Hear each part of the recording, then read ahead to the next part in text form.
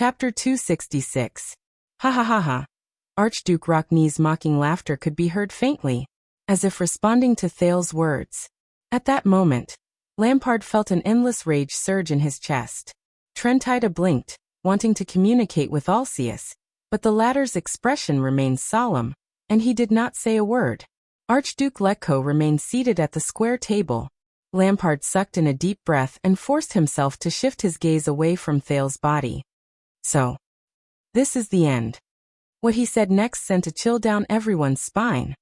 I'll ask you one last time, Archdukes, the Archduke of Black Sand Region said coldly. Is this your final choice? Are you going to give up on our alliance and choose that child's nonsense? As soon as he said that, the atmosphere in the hall became tense. Trentida frowned. Why isn't Prime Minister Leespan here yet? Could it be? Thales looked at Lampard's expression and suddenly felt uneasy. Last time? Archduke Rockney chuckled. You're really daring to say that.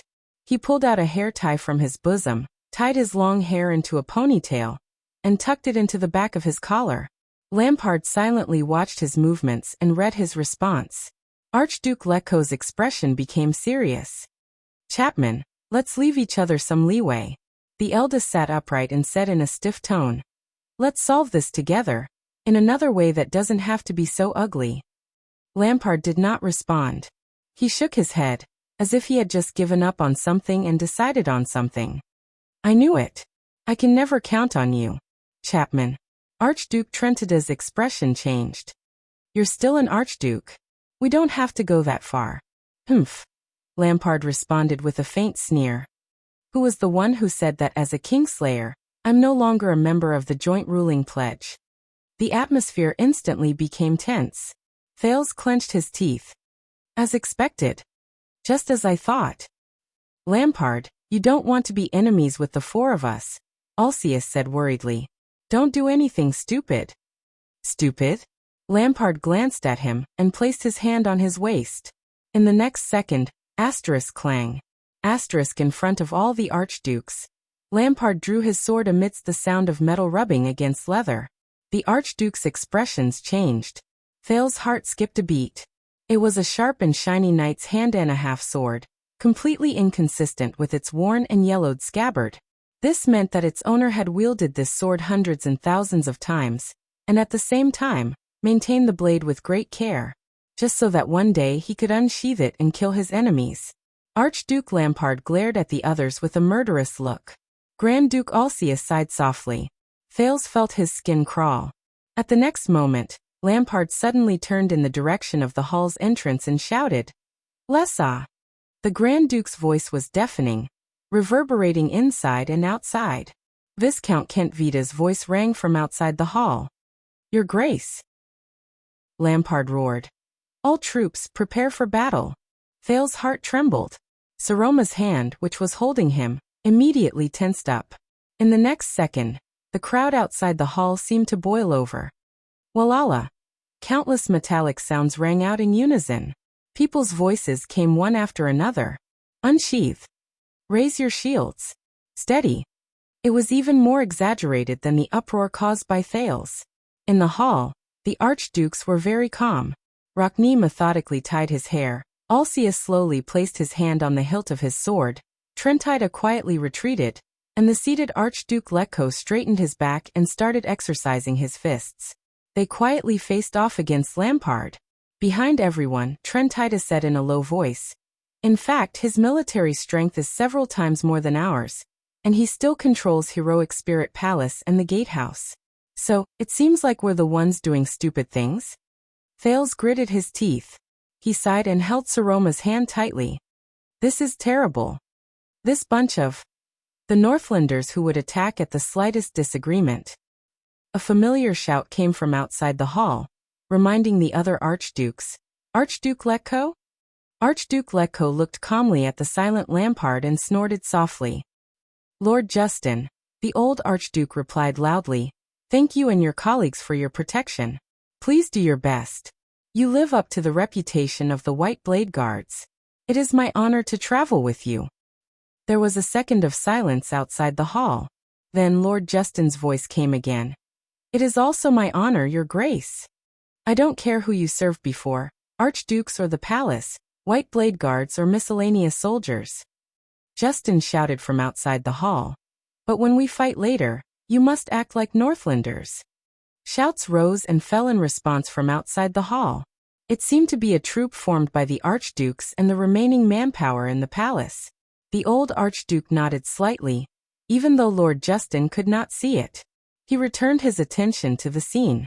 You might as well reconsider, child, Letko said flatly to Lampard. We could have worked together to open up a future for Ekstedt, Lampard said coldly.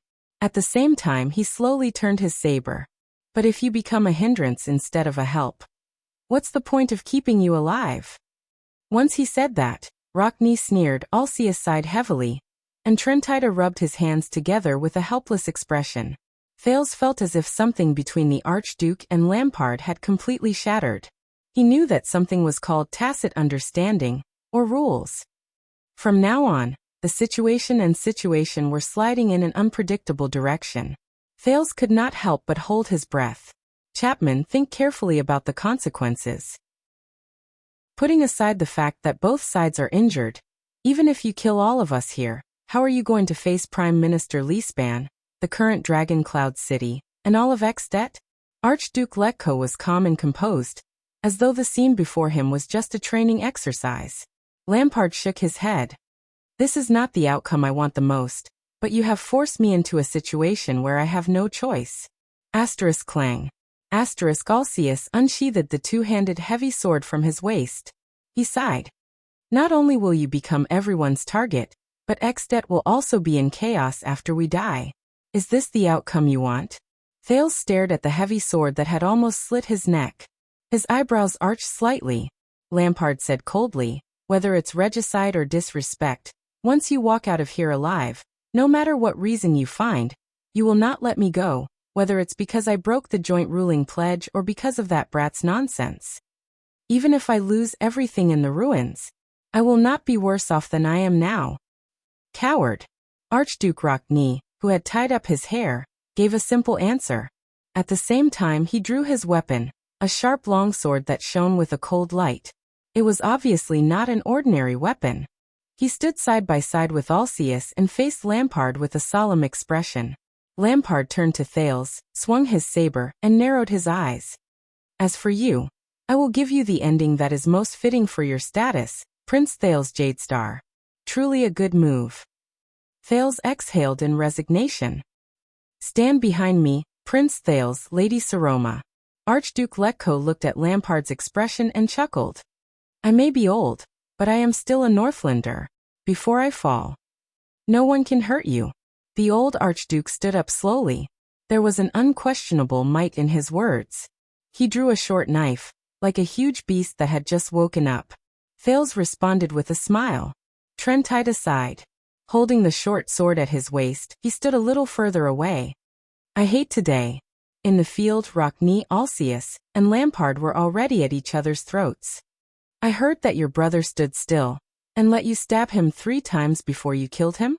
Rockney swung the saber in his hand disdainfully, provoking Lampard without the slightest scruple. But we will not wait to be captured. Rockney snorted. 1 against 2. Are you prepared to die here, Chapman? Alcius held his sword with both hands. His expression was solemn, and he did not say a word. Are you joking? Lampard did not seem to be affected by the words at all. He was abnormally calm when he entered battle mode. Since that day 12 years ago, I have been prepared for every second. The tips of their swords were pointed at each other. Like the most sincere Northlanders, they showed no mercy. At that moment, Thales subconsciously glanced at Saroma. The girl's face was pale, but she was no longer as timid and panicky as before. She only looked at him calmly with a questioning gaze. It was as if the words she said in front of the archdukes had given her a lot of courage. Looking at her expression, Thales suddenly felt a lot less nervous. At this moment, Asda's voice rang in Thales' ears. Do you need me now? I will only ask one last time. The Soul Slayer Pike has discovered me. I must leave immediately. With a heart full of frustration, Thales also let out a long sigh.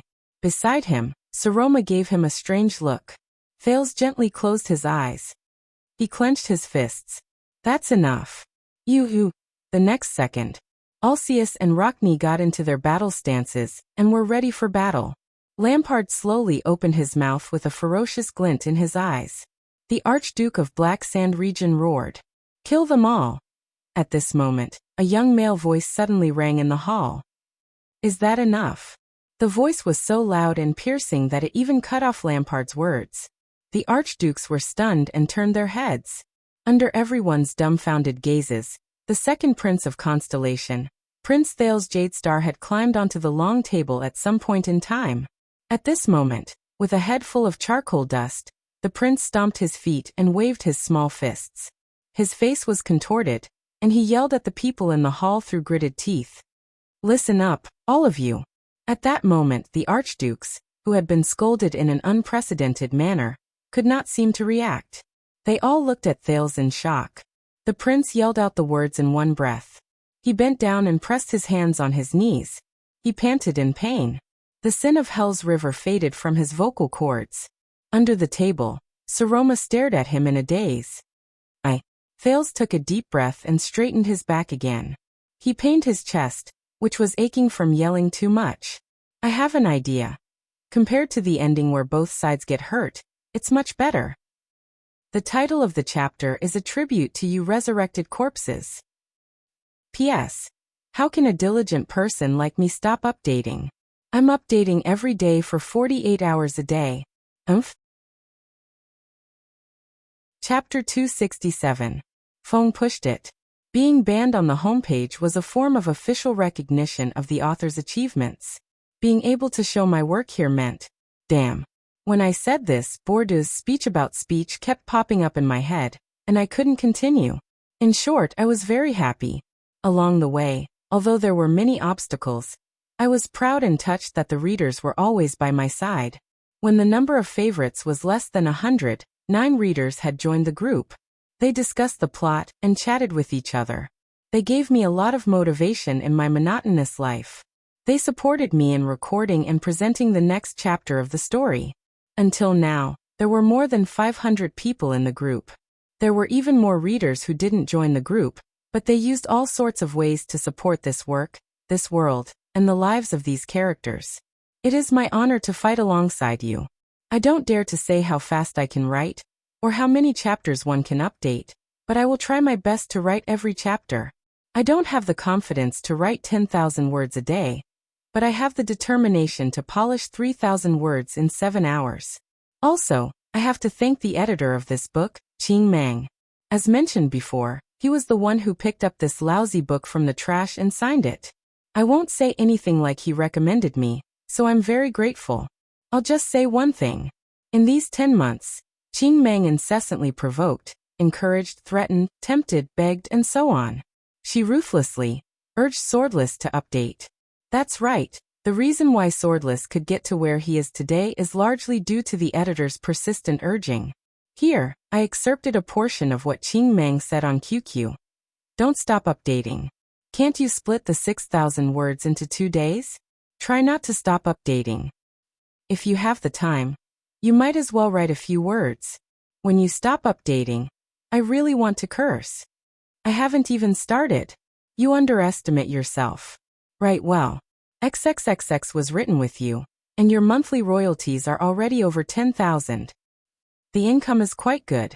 You can focus on writing, don't stop updating. Let me calculate for you. You've updated 270,000 words in 2 months. That's an average of 4,000 words a day. You can definitely update steadily. Lousy sword. You can at least try updating for a week. Why don't you just become a eunuch for me? I get annoyed just looking at you. Can't you just write 3,000 words a day? If you think like this, I can't even recommend you. I didn't give up on you even when you fell like a dog. We've known each other for a long time. If you don't update, I won't get anything out of it. I just feel that it's such a waste for a book. You're finally updating steadily. I'm so touched. What should I do? They all cried. Master, you're the author. Update more. This book of yours has a lot of potential. Why do I care more about my work than you do? You're currently ranked 11th in the monthly votes. Go. Burst the chrysanthemum of 10th. I'll change the name of the book to Broken Root Bloodline. My only request is that you don't stop updating during the blocking period, or else I'll really block you. It's up to you now. The above was enough to explain everything. My gratitude to Qing Mang is expressed in words. Swordless doesn't often expose his private thoughts on the internet, but he has been writing for a year now, and he has a deep relationship with his fellow readers. It's time to say something from the bottom of his heart. The birth of Kingdom Bloodline came from a long time ago, but it was an accident that it was published. Many years ago in high school, Swordless was at the peak of his passion for fantasy novels. 3 of my friends and I excitedly agreed to write a fantasy novel after graduation. I was probably one of the most enthusiastic people, and I even prepared a historical timeline and a draft of a map. That's right, it's the crude and childish hand-drawn map on Weibo. However, after the college entrance examination, the 4 of us only had a hurried meeting at McDonald's and laughed together for an afternoon before leaving it at that. Later on, the 4 of us went our separate ways and had our own lives. One of us even passed away. Although we kept in touch, no one mentioned this matter again.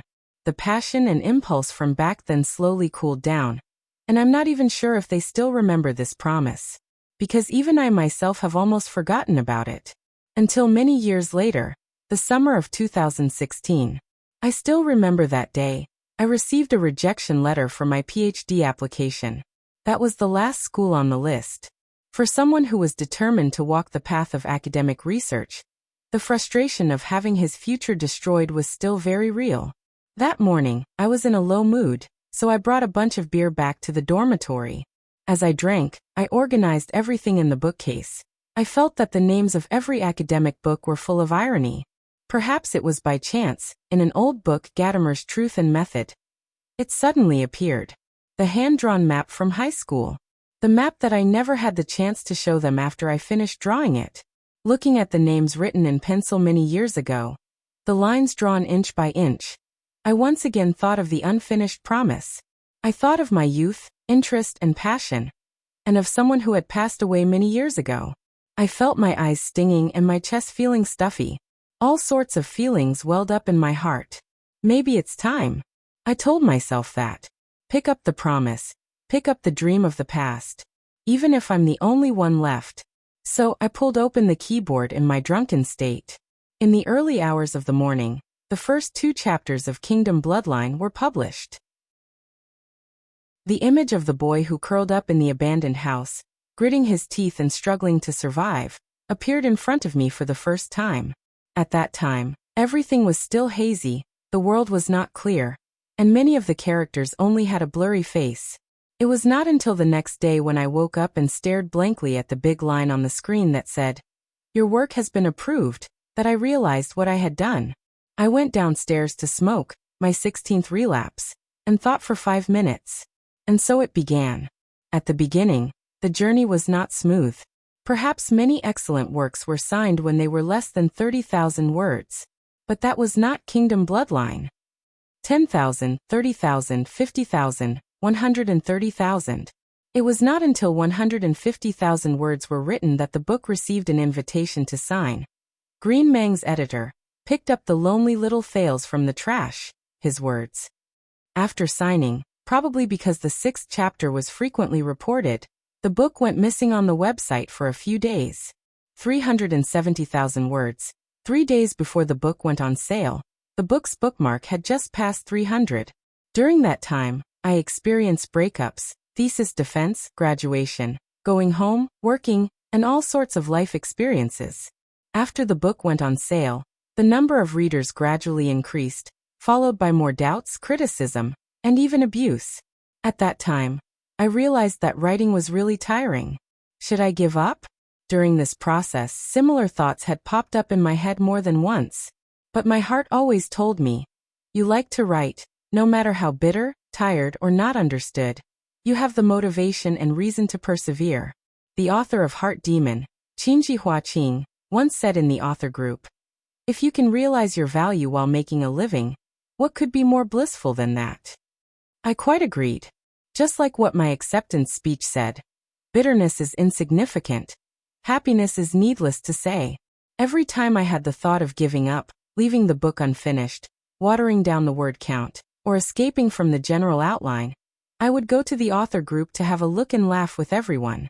At the same time, I would convince myself, look, these pronunciations are all gathered here because of that fantastical and magnificent world, and they are full of hope for that world's future.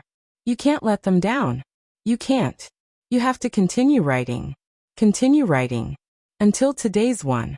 3 million words. Back to the main topic. As the first work of a newbie, once Kingdom Bloodline was long, Wu Jian's writing strength was not enough, and the poor rhythm was obvious.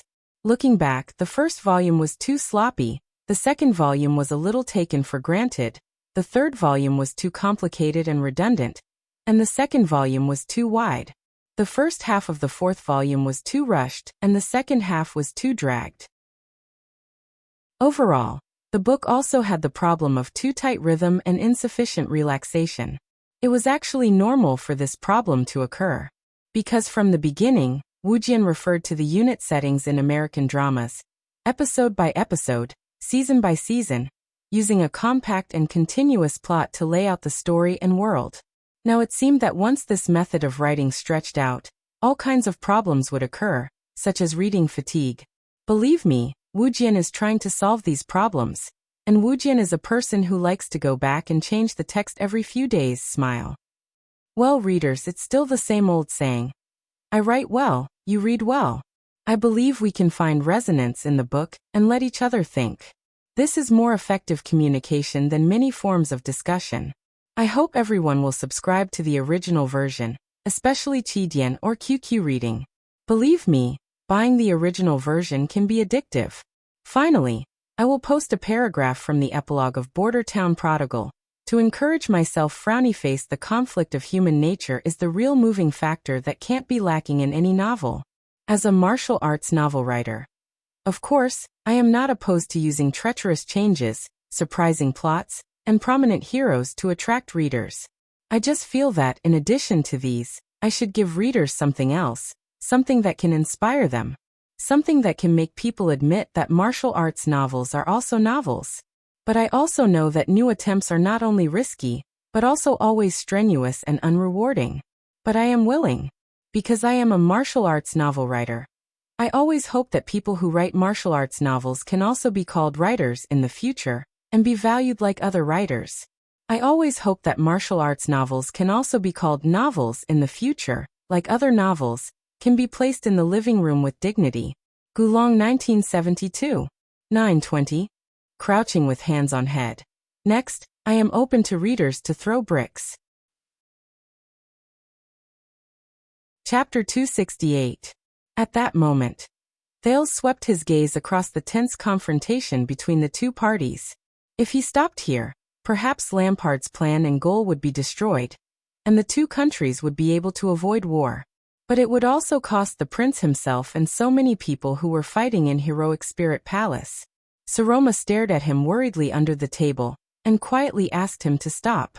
But Thales clenched his fist lightly. His battle was not over yet. There was still one last step left. During Constellation's national conference, when Thales fiercely rebuked the guardian duke of the Land of Cliffs, the one-eyed dragon Koster, Gilbert praised him, but also sighed and told him that the carefree counterattack that forced the opponent to a dead end was actually not a brilliant way of governing. Later on, Thales understood through his many experiences that in the game of power, only inexperienced newbies and hot-headed fools would act like the main characters in popular night novels who would seek revenge for the smallest grievance. They would be greedy for temporary benefits and use fierce, ruthless attacks to attack their political enemies. Take Thales as an example. At that time, he seemed to be winning, but in the end he forced Koster to become his sworn enemy. The prince's merciless style also made many of the vassals who were watching by the side feel sympathetic.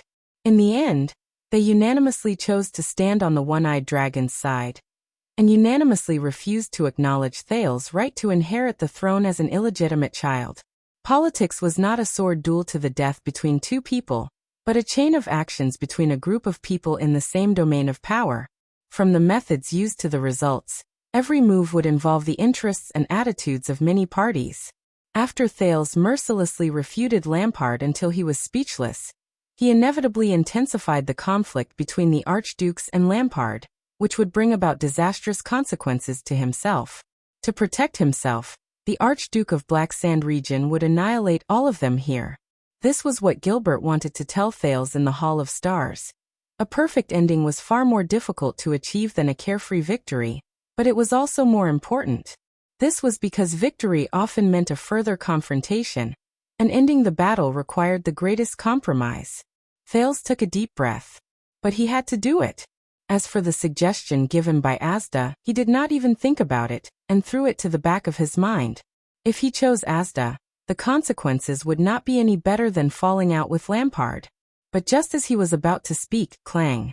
The ear-piercing sound of metal resounded. No one knew who made the first move, but Lampard's half-sword had already collided with Ronnie's sword. The sounds of a fierce battle could be heard from outside the hall. Stop them. Deal with the light armor first. In the hall, which was equally dangerous, Lampard and Ronnie had exchanged two sword strikes in an instant. Both of them had fierce expressions on their faces as they paced back and forth, ready for battle. Thales, who was standing on the square table, widened his eyes and almost vomited blood. F***ck. This bunch of northerners. Don't you listen to me? Thales glanced anxiously at the gate. Even though he could not see anything, he knew that Lampard had an overwhelming advantage in terms of military strength. Even if they could make Black Sand region pay the price, they would still die. No. He did not care about the others' gazes. When Rockne and Lampard clashed their swords for the second time, Thales raised his head and roared again. Chapman Lampard, are you going to give up on your ideals and the chance to save Ekstedt just like that? Are you going to let Ekstedt sink into chaos, and let Constellation overshadow all of you? How ironic. At that moment, Thales, whose heart was beating rapidly, ridiculed himself. A few minutes ago, he was still talking about the dangers of Lampard's ideology in front of the disdainful archdukes. A few minutes later, he was actually trying his best to encourage the desperate Lampard to pick up his ideals again. Lampard frowned slightly. He took 2 steps back and parried Alcius' heavy slash that came from the side. You told me that what you want is a little more than self-preservation, revenge, and the destruction of King Nuvan and Dragoncloud City. Thales took the opportunity when they were temporarily separated to shout with all his might. For that little, you have sacrificed so much, snatching the last chance of survival from a hopeless situation that has long been beyond redemption. Due to the unusual movements in the hall, the sounds of fighting outside the hall were still incessant. In the chaos, Thales shouted at the top of his lungs. Then why don't you take another risk and see if you can snatch a new chance of survival? Think about your brother and father. Lampard raised his head abruptly, his face contorted. Brat! I've had enough of your nagging. The Archduke of Black Sand region gritted his teeth and returned the blow to Alcius. You just want to save your own life, don't you? Get lost. F***ck. A surge of anger surged in Thales' heart. In the next second, Thales. As Saroma cried out in alarm, Thales took a deep breath and resolutely jumped off the table. Amidst the sounds of fighting outside the hall, the prince recklessly stomped on his aching feet. Under everyone's shocked gazes, he crossed his arms over his head and rushed forward. He rushed straight into the battle between Lampard, Rockne, and Alcius. Saroma's outstretched hand could only brush past his sleeve. Letko and Archduke Trentida widened their eyes in disbelief as they watched the prince's suicidal move. Rockne's pupils shrank. Just as he was about to stab, he abruptly stopped in midair. Even Alcius, who was beside him, stopped moving. Lampard opened his mouth in surprise and did not move forward. Thud. The agitated Thales came to a halt. He stopped in the middle of the 3 people. Suppressing his pounding heart, he raised his arms at the same time towards the 3 sword-wielding men on both sides. Like the most valiant and fearless warrior, he stood firmly in the middle.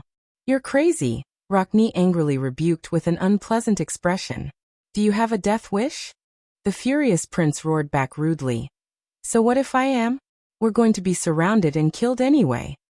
Thales felt the cold blades on both sides. He turned his head and shook his hoarse voice. He felt tears and snot coming out of his eyes. Lampard, if you have the chance to return to the starting point, to the position where you started, to gamble with us again, to try to rebuild your ex-debt again, instead of accepting your current failure, why don't you give it a try? You still want to save this country? Lampard stared at him in disbelief. He gritted his teeth, and the tip of his sword trembled slightly. My fellow archdukes. The prince, who could not care less about panting, turned his head. He first swept his gaze over the dissatisfied Alcius and Rockne, then fixed his gaze on the astonished Archduke Letko behind the table, and Trentida, who had slipped away at some point. He swung his fist fiercely. I swear on my life that we have a way to save ourselves. We don't have to die in vain here. Rockne and Alcius looked at each other. Their bulging muscles were still tense. The sounds of fighting outside the hall were still intense. No one knew how many casualties there were. The short confrontation was immediately broken by Lampard. The Archduke of Black Sand region suppressed his emotions. His chest rose and fell as he shouted, "What the F***ck are you planning to do?" Thales took a deep breath. Like you said, I want to save your life. The prince racked his brains with all his might. And save the lives of the rest of us. Prince Thales, we all have a deep impression of you. Archduke Letko's voice was filled with displeasure. But from now on, this is ex-debt's internal affair. He was obviously dissatisfied with the prince's claim of saving lives.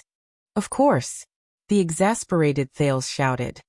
So, I am only responsible for making suggestions and trying to convince all of you. Thales said loudly. The choice is up to all of you. Can't we kill each other 2 minutes later? Northlander.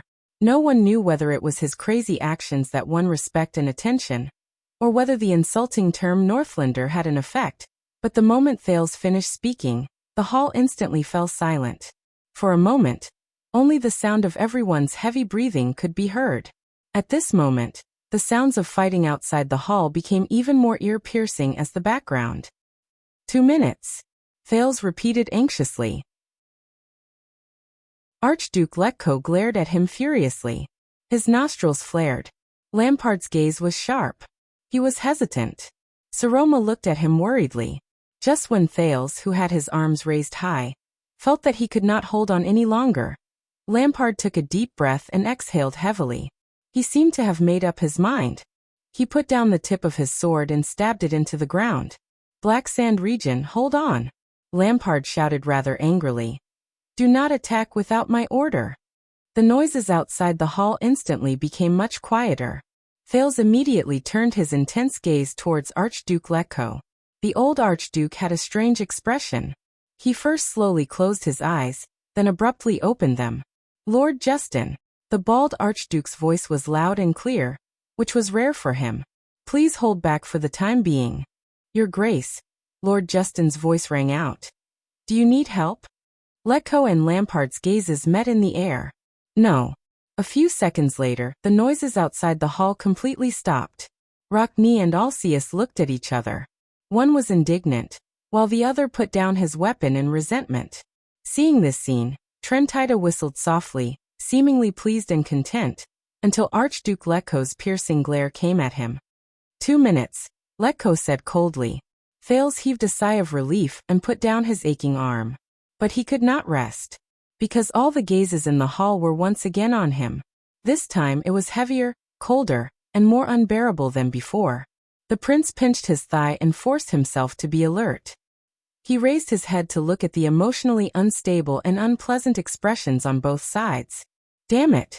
One side wants to break the system of the joint ruling pledge, end the division of archdukes, and rebuild the centralized ex-debt. The other side wants to maintain the framework of the joint ruling pledge, eliminate the abnormalities and traitors among them, and protect their own interests. 2 minutes. And he only had 2 minutes to convince the two sides whose fundamental goals and basic interests greatly conflicted, to shake hands and make peace. And he was the one who pointed out this huge divergence and contradiction. Facing the murderous gazes from both sides, Thales sincerely felt at that moment. Compared to this, The seemingly unreasonable Giza and Asda were like docile kittens and puppies, obedient and easy to coax. But he had no choice. He and Saroma were still here, and his other companions were still struggling hard. He did not know how many people had already fallen. He had to succeed. In the next second, without waiting for the others to speak, Thales straightened his chest and spoke anxiously. "Lampard," he quickly said. "You are worried that after you leave this place, the archdukes will join forces to deal with you, harm you, or even destroy you. Am I right?" Leaning on his sword, Archduke Lampard pursed his lips tightly. His gaze was cold, and he did not speak. But Thales did not have time to consider his response. The prince turned his head abruptly to look at the other four people. "My fellow archdukes, your most urgent wish now is to walk out of Heroic Spirit Palace, which is tightly controlled by Lampard, alive from his oppressive encirclement, return to your territories, and protect your families. Am I right?" The four of them looked at each other. Dissatisfied and angry, they did not say a word. Saroma stared at Thales in a daze, worried about his situation between the two sides. Thales shook his head and blew out a breath to make himself more clear-headed. He gritted his teeth and raised his head, staring at the stone carving of the cloud dragon spear at the top. "So one side wants to live in the present, and the other side wants to live in the future. For this, you have to come to a consensus here. Cover up the true cause of King Nuvan's death." Thales felt a tightness in his chest, but he still forced the words out of his throat. "The archdukes will ensure that Lampard will not walk out of Heroic Spirit Palace with the crime of being a kingslayer, and give up any plans to harm him in the future." Archduke Letko snorted coldly. "At this moment, Lampard will spare our lives and let us leave this place alive," the prince said coldly. "We will use the present to exchange for the future." Lampard grinned, baring his teeth. "It's useless." The Archduke of Black Sand Region shook his head in disdain. "Thanks to you, they are now wary of me, afraid of me, and will not let me go." Lampard glanced at the archdukes coldly. "Even if it's not the crime of being a kingslayer, sooner or later, for one reason or another, they will lead their troops to attack me and destroy me." Rockne pointed at the blade of his sword in a timely manner. "Smart." At that moment, Thales had never hated the tactless Rockne so much. "Damn it. I need to get straight to the point as soon as possible." Thales raised his head abruptly and spoke to Lampard. He spoke faster. "That's right, they will not let you go, because you are the one who trampled on the joint ruling pledge by killing the king, and even tried to destroy the pledge with a revolution. To protect the joint ruling pledge, and for their own interests, the four archdukes will definitely join forces to destroy you." Looking at Lampard's increasingly hostile gaze, Thales' expression became solemn, and he changed the topic.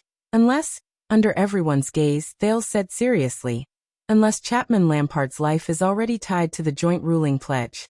Destroying you is equivalent to destroying the joint ruling pledge." As soon as he said that, "What?"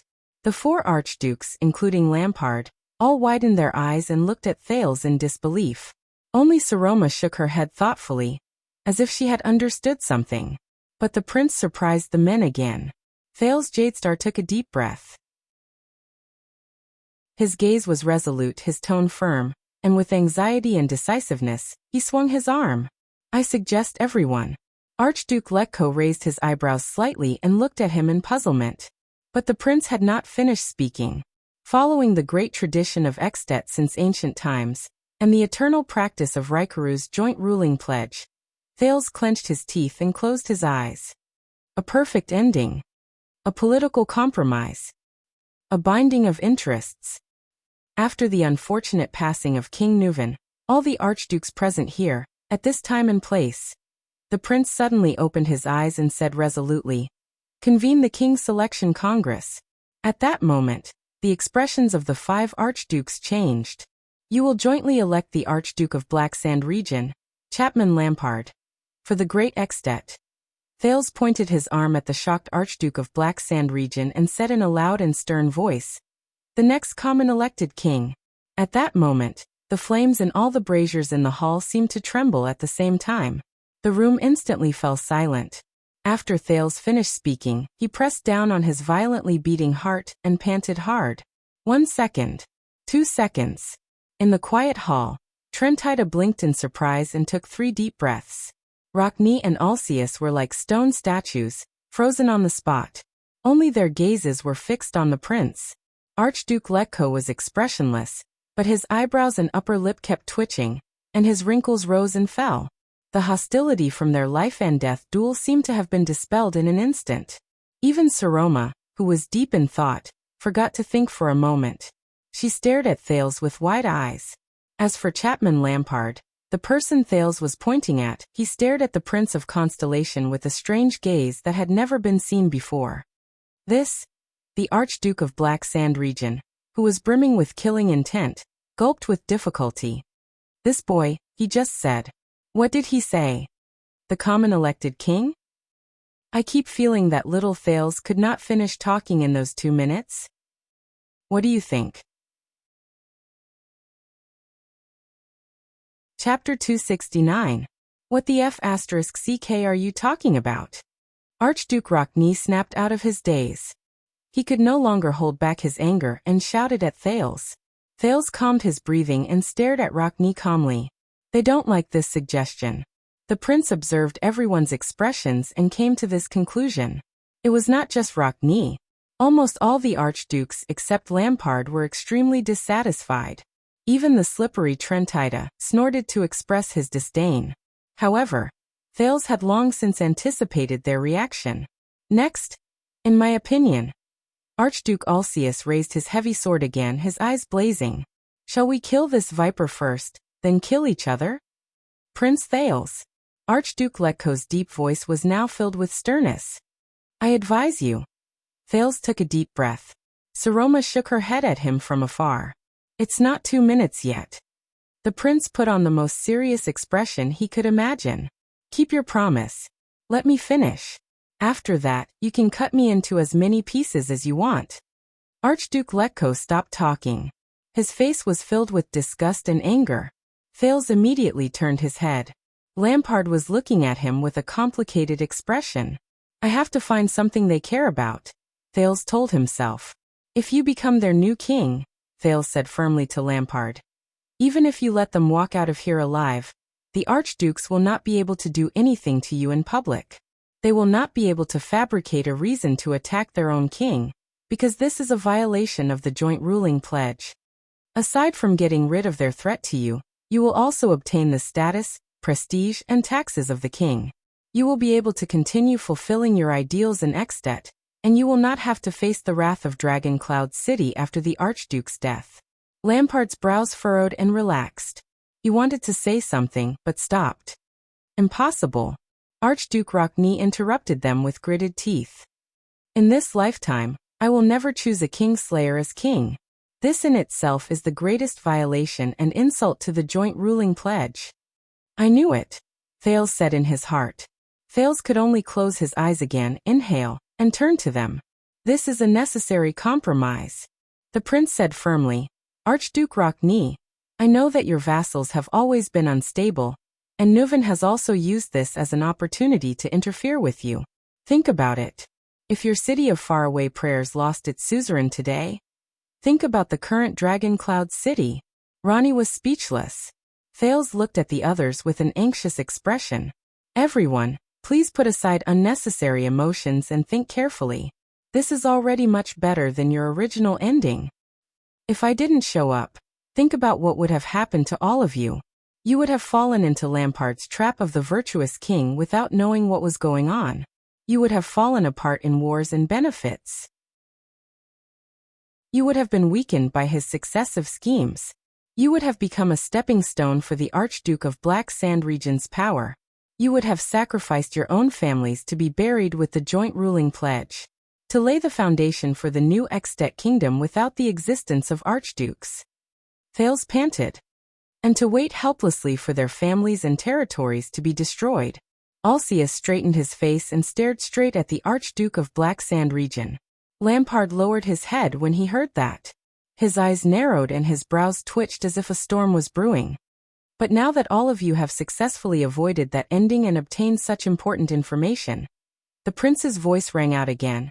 Are you going to die in vain in heroic Spirit Palace, leaving behind an extet with an unknown future, and plunge your families and territories into turmoil? If you accept my suggestion, at least all of you will be able to return to your territories and your families safely. You will be able to see your siblings, your wives, your children, your relatives, and your friends. You will be able to arrange everything in an orderly manner and stand together again to fight against your new king. Be wary of the new threat lurking in the dark. Archduke Trentida snapped his fingers in a baffling manner. His expression was subtle. Thales eagerly waited for the Archduke's response. You mean? Archduke Lecco steadied his emotions and enunciated the essence of the prince's suggestion word by word. You want us to bestow the Kingslayer with the power and status of a king, and hand the initiative and shield of the battle to this traitor's hands in exchange for our own ignoble existence. Archduke Lecco steadied his emotions and enunciated the essence of the prince's suggestion. The bald old Archduke's tone changed. His gaze was as sharp as a knife. And then wait for him, as the king, to crush us one by one? Build his own kingdom?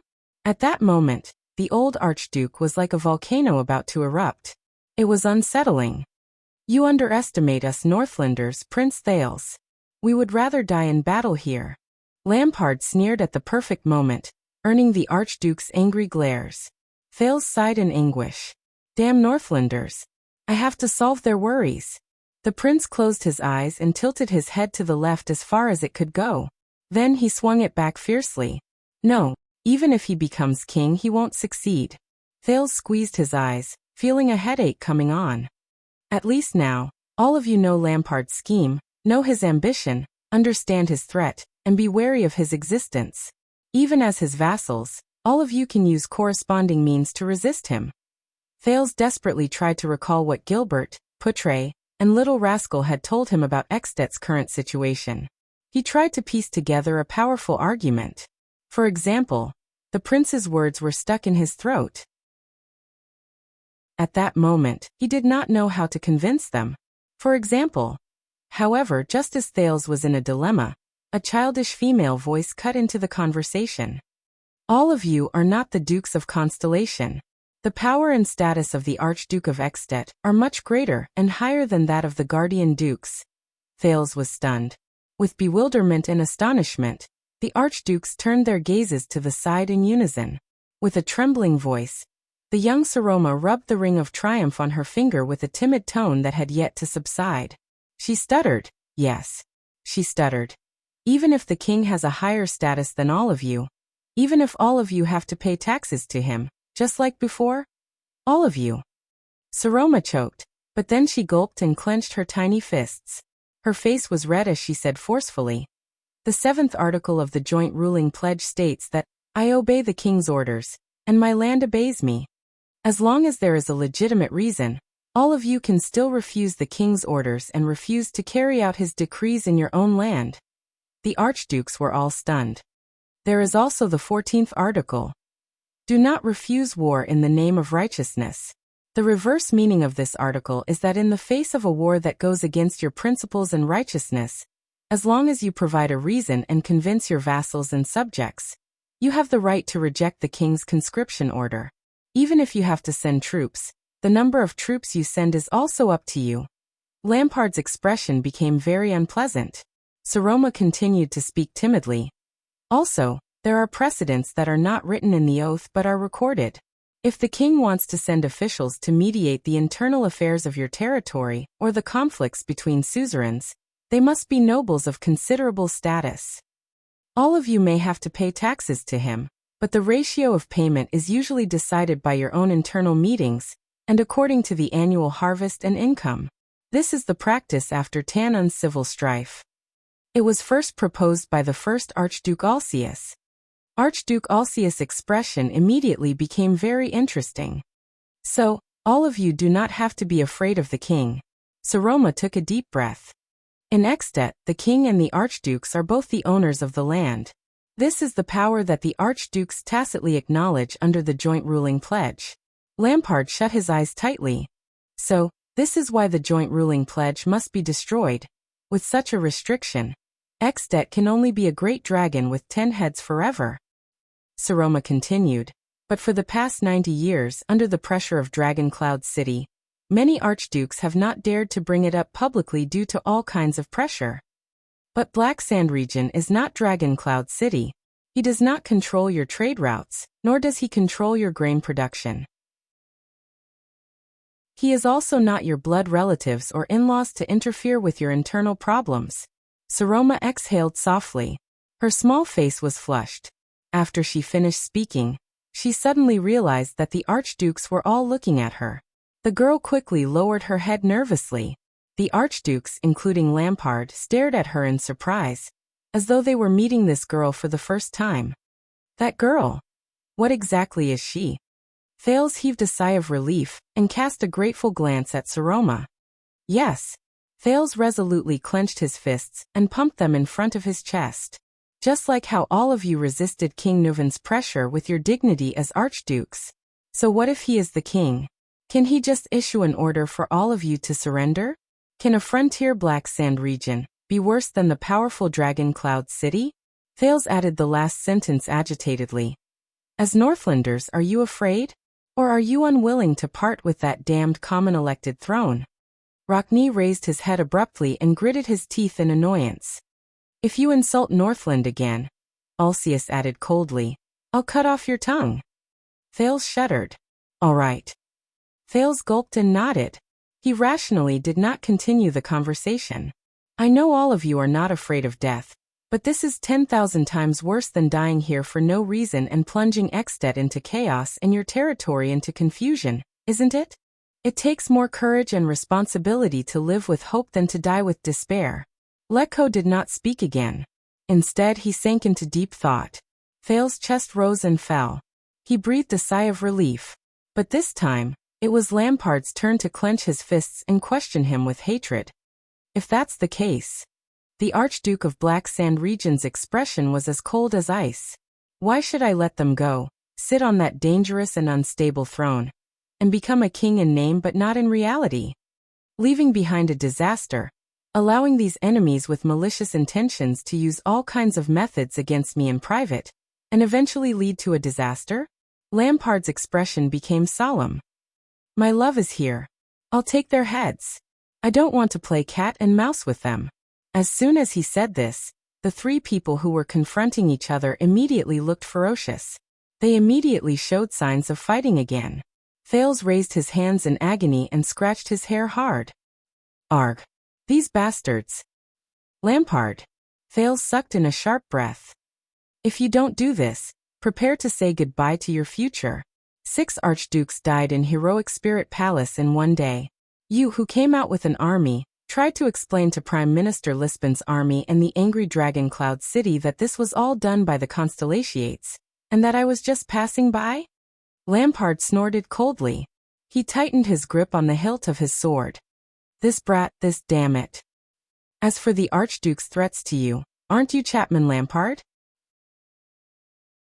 Thales suppressed his inexplicable anger and said in a low voice, Renaissance Palace, Broken Dragon Fortress, Shield District, and now, we've fought against each other so many times. You who never yielded, always managed to fight for hope in a hopeless situation.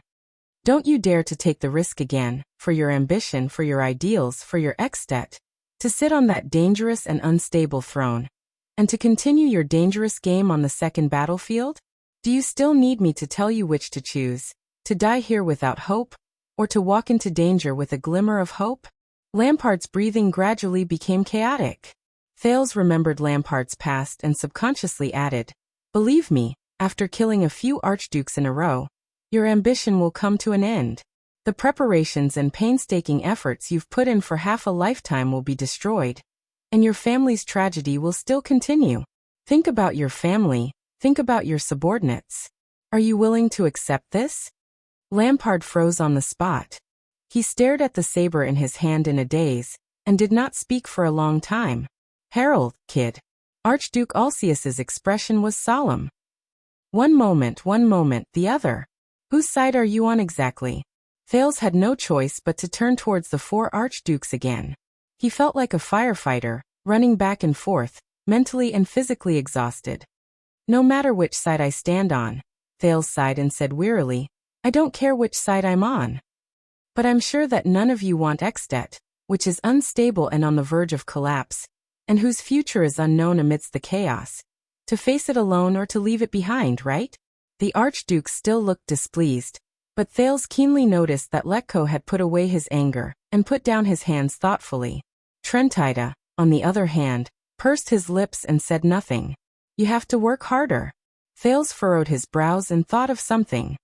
You may not understand, but I can guarantee that my father, King Kessel, will definitely be very, very happy to see such a scene. Thales pictured the cold image of the Iron Hand King in his heart, and tried hard to find the angle that was most in line with the Archduke's thinking.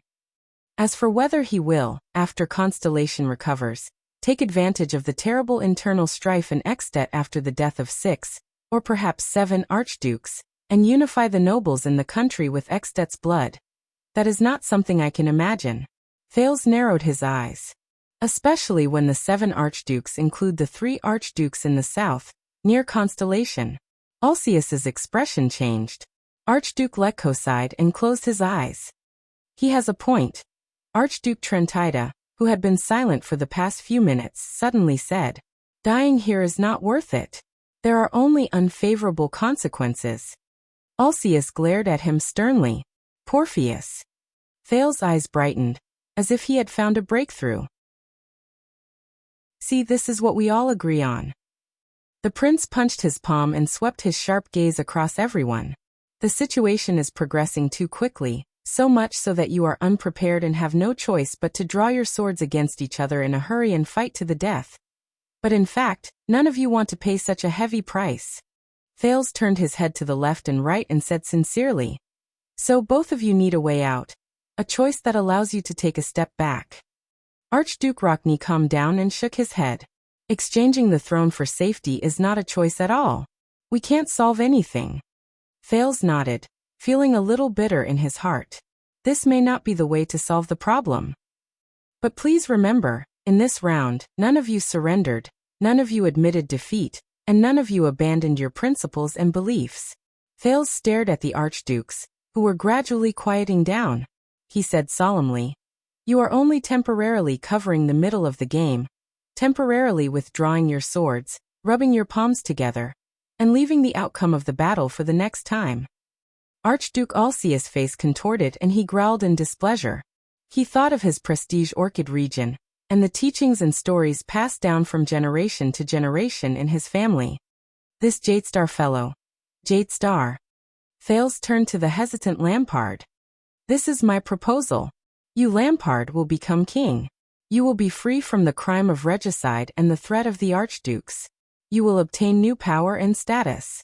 Although the road ahead will be full of difficulties, you will still be able to restart your dream. You will not be trapped in the dangerous Dragon Cloud City. Lampard did not speak. Thales looked at the archdukes again. You archdukes will survive in a situation of certain death. At the same time, you will learn where the real threat lies. You will form an alliance again, return to your territories to protect your families, maintain the integrity of the joint ruling pledge, and avoid Extet's precarious fate. Thales panted, praying in his heart for the Archduke's reaction. Archduke Letko slowly opened his eyes. He looked at Trentida, who flashed an ugly smile. Alcius stared at Lampard, who was in front of him, and said through gritted teeth, Choosing a king like this is child's play? This is not child's play, this is politics. Unexpectedly, the one who interrupted him was Trentida. The cunning man narrowed his eyes. This is a necessary compromise and exchange of benefits. Thales seemed to have found a life-saving straw. He nodded gratefully. You're right, this is another way of fighting. And when you know that there is a better choice, you still blindly charge forward and sacrifice your soldiers. That is the behavior of a fool. Rockney turned to their traitor, Trentida. His expression was unpleasant. So you're on his side. If we are all killed by Black Sand region here, then we don't have to take sides anymore, Trentida said gloomily. It's the same for Chapman. He will kill us, and then Lee Span will kill him. Archduke Rockney growled, seeming rather indignant. going against our wishes, bowing to a regicide and choosing him as king. The Archduke with his long hair tied up clenched his teeth. His expression was gloomy and covering up his shameful act of regicide. Can you imagine anything worse than this, an act that tramples on the joint ruling pledge? The Archduke's expressions darkened. They looked at each other. The atmosphere was very heavy. Thales could only bite the bullet and speak again. Weren't you prepared to do the same when you took the oath? Thales steadied his breathing and felt his palms sweating. When you were facing the threat of Constellation, you made a painful but necessary decision. I can understand. Now when you are facing Lampard's threat, you also have to make a painful but necessary decision. This is the responsibility of a suzerain. Thales felt like he was about to collapse from exhaustion. His brain was not enough to process it. This is what you have to bear when you stand in this position. Thales shook his head helplessly and said something that even he found ironic. For Ekstedt. Hearing this, Lampard exhaled and looked elsewhere. A soundless, mocking smile appeared on his face. After Thales said the last sentence, he felt sweat all over his body. He was about to collapse. He had tried his best. If this was still not enough, then what next? It has been far more than 2 minutes. Archduke Letko, who had not moved for a long time, opened his tired eyes, as though he had gone through an intense duel. Prince Thales, Alcius and Rockne subconsciously raised their swords and looked at Lampard, who had also become vigilant. I'm sorry. Thales swallowed painfully. His mouth was dry. Perhaps my flow of time is different from yours. Chapter 270. But none of you interrupted him, did you? Trentida put away his dagger and crossed his arms. He sighed and said, Look, sometimes even though his mouth is stubborn, his body will always reveal his inner thoughts. He raised his gaze. What do you think? Alcius frowned. His gaze moved back and forth between Lampard and Thales. Ronnie, on the other hand, observed Alcius' expression. Lampard only raised his sword expressionlessly. No one could guess what he was thinking. Just as Thales was getting anxious, Archduke Letko broke the silence again. The old Archduke's voice was hoarse. You know, the King's Selection Convention needs the High Priestess of the Temple to bear witness. Thales shuddered and spoke almost instinctively. High Priestess Holm is now outside the gatehouse. She will be waiting for your summons within a 5-minute journey. Her status is extraordinary. Even Prime Minister Leespan can't stop her. The Archdukes frowned. You planned this beforehand? Archduke Letko asked in surprise. Thales shrugged. He was drenched in sweat. There was silence. Archduke Letko and Trentida looked at each other. 2 seconds later, the old Archduke closed his eyes and let out a bleak laugh. Trentida glanced at Thales and also laughed involuntarily. Thales was baffled by what he saw. Rockne and Alcius looked at each other, seemingly shocked by their companion's decision. Lampard sighed. That's impossible. Archduke Rockne clenched his teeth and shook his head fiercely.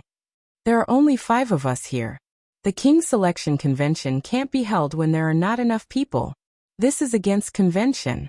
He looked at Alcius, as if trying to seek support. However, that familiar female voice rang again. Actually, the King's Selection Convention can be held when there are not enough people. The Archdukes moved and turned their attention back to Saroma. The dirty girl said carefully. In year 346 of the calendar of eradication, the King of Wrath died in the Nightwing King's army. Dragon Cloud City fell into the enemy's hands. Without a leader, the war-ravaged Ekstedt could not gather the Archdukes to choose a king. Saroma's words gradually became smoother. Her voice was clear and pleasant. Therefore, the Grand Dukes of the Sentry region, the Grand Duke of the Glacier Sea, and the Grand Duke of the Defense City all gathered together and cast their votes. At the same time, they informed the remaining 6 territories to send in their choices using messenger crows. Saroma lowered her head and stole a glance at Archduke Rockne. That was how Rockne got 4 votes and sat on the throne during the war, the girl said softly. And he is one of your ancestors, Archduke Rockne. Ronnie was tongue-tied and at a loss for words. As he listened to Saroma's timid explanation, Thales felt as if he had met his savior. However, there were still people who raised objections. Archduke Alcius shook his head. That was just an exception. Besides, we don't even have the time to wait for the other archduke's votes. Once Leespan takes over the gatehouse, the illusion of peace you've created will be shattered. In the end, we'll still end up fighting to the death. Lampard looked up. My men are stronger than you think. They can hold on for long enough. For example, after my army kills all of you. Alcius and Lampard's gazes met in midair, and it seemed like sparks of hatred and anger were about to erupt. Thales quickly raised his hand. We don't have to inform the other archdukes, he said anxiously. As long as we can ensure that all of you have an overwhelming number of votes, and that the other archdukes' choices won't affect the outcome, we can decide on the common elected king. Overwhelming number of votes? The bearded Alcius shook his head in disdain and pointed at Lampard. Including him, there are only 5 of us archdukes here. Even if all 5 of us choose Lampard to be the king, we still lack. When he said this, he suddenly froze. The other archdukes, including Lampard, were also stunned. In the next second, they turned their heads in unison. They looked at the same person. That's right, everyone. Thales felt as if a huge burden had been lifted from his heart. His arms trembled. We need 6 votes among the 10 archdukes to decide on the next common elected king without any objections in the absence of the other archdukes. His pupil shrank slightly. Only 6 votes. Under all the archdukes' disbelieving gazes, Thales took a few steps forward and walked to the side of the girl who was at a loss for what to do and did not even know where to put her hands. Allow me to introduce her again. Thales grabbed the girl's hand and solemnly raised the triumph on her finger. Saroma, Alex Soria Walton. The archdukes looked at each other. She is the legitimate descendant of the Dragon Spear family, and the next of Dragon Cloud City. Thales gritted his teeth and paused for a second before he slowly opened his mouth. Archduchess. The hall was greeted with a silence that lasted longer than any other moment. Saroma was dumbfounded as she met the Archduke's shocked and puzzled gazes. What? How could this be? The girl only felt fear in her heart. She subconsciously turned to the prince beside her. But, Thales grabbed a handful of her hand and stopped her words in her mouth. The second-last brazier slowly extinguished in the silence. No. Alcius stared in shock at Saroma, who was about to cry. He shook his head in disbelief. She is a girl. There has never been such a precedent in Ekstedt, no, in all of Northland. Have all of you not broken enough precedents today? Thales exhaled. Plotting to assassinate the king, covering up the truth, dividing up territories, archdukes drawing swords against each other in the Hall of Heroes. In comparison, the appearance of an archduchess is simply too conservative. Lampard stared at Saroma, with a strange expression. He seemed to have thought of something and actually flashed a bitter smile. Archduke Letko sized up Saroma with difficulty. He wanted to say something, but stopped himself. A woman. Archduke Rockne narrowed his eyes. Neither the commoners nor the nobles of Ekstedt will acknowledge an archduchess. Thales said seriously. So she needs all of your support. She needs the acknowledgement and affirmation of the 5 archdukes of Ekstedt in the kingdom to secure her position and suppress opposition and dissent. And her status as an archduchess will ensure that we. Thales stopped in time and changed the way he addressed the archdukes. Ensure that your king selection is successful, and we can solve the dilemma of both sides. Whether all of you die in the chaotic battle or Lampard dies under the Prime Minister's sword, we can avoid both. At the same time, we can compensate for Dragon Cloud City's loss and fill the vacancy left by King Nuvin's death. Trentida glanced at Saroma with interest. He stroked his beard and clicked his tongue. I have placed the choice and its consequences in front of all of you, everyone. Thales wiped the sweat on his forehead and wiped off a large amount of charcoal ash, but he did not notice it. He said solemnly, I only implore all of you to maintain your rationality to the greatest extent. No one spoke. Letko seemed to have aged a few years. The wrinkles on his face became more terrifying. Alcius pursed his lips. Rockne continued to stare at Lampard. Even though the latter did not move at all, Thales held Saroma's hand closer and closer. He knew that the archdukes were struggling and hesitating. King Nuvan's death. Alceus looked at Saroma with a bitter gaze. Can she accept it? Thales quickly poked Saroma. Ah. The girl seemed to have snapped out of her daze. I can compromise.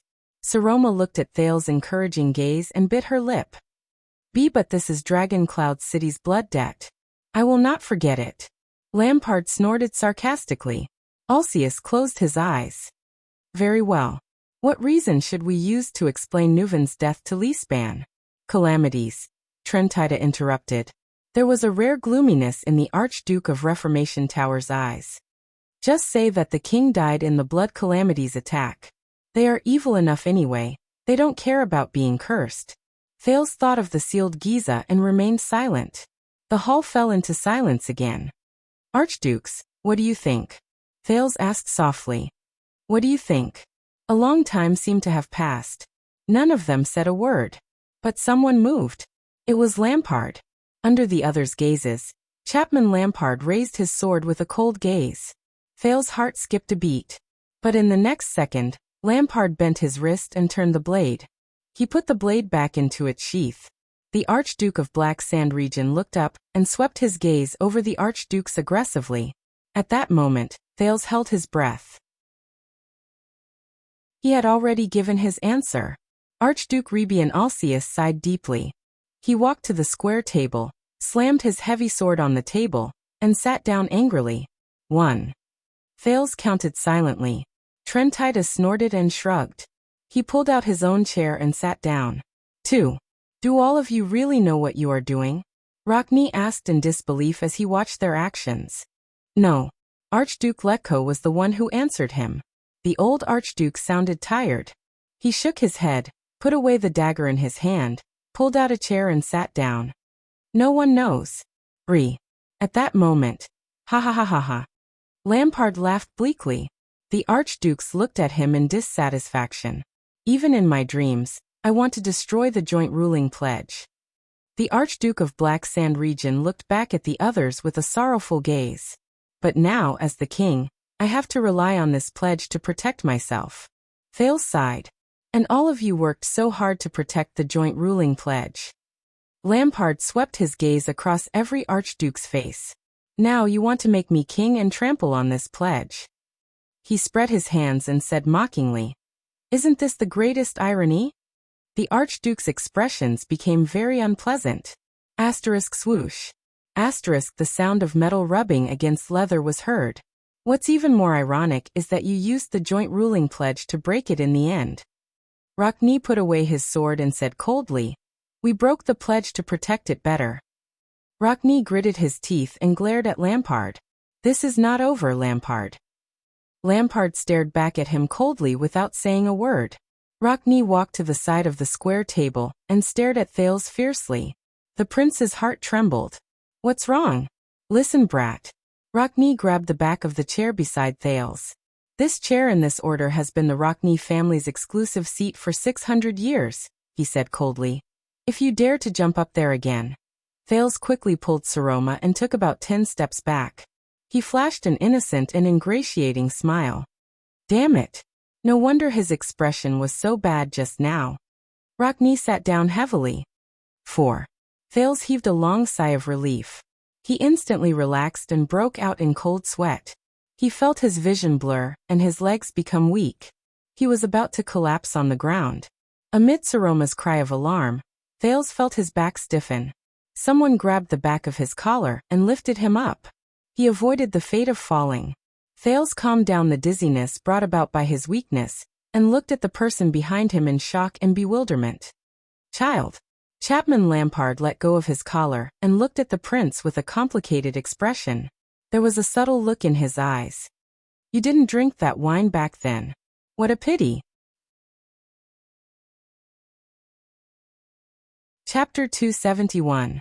It was a fantasy book, but with a sci-fi style. The title of the book might not stand out, Swordless Heart. What a stupid title. But when it came to the author, many fantasy readers might remember him.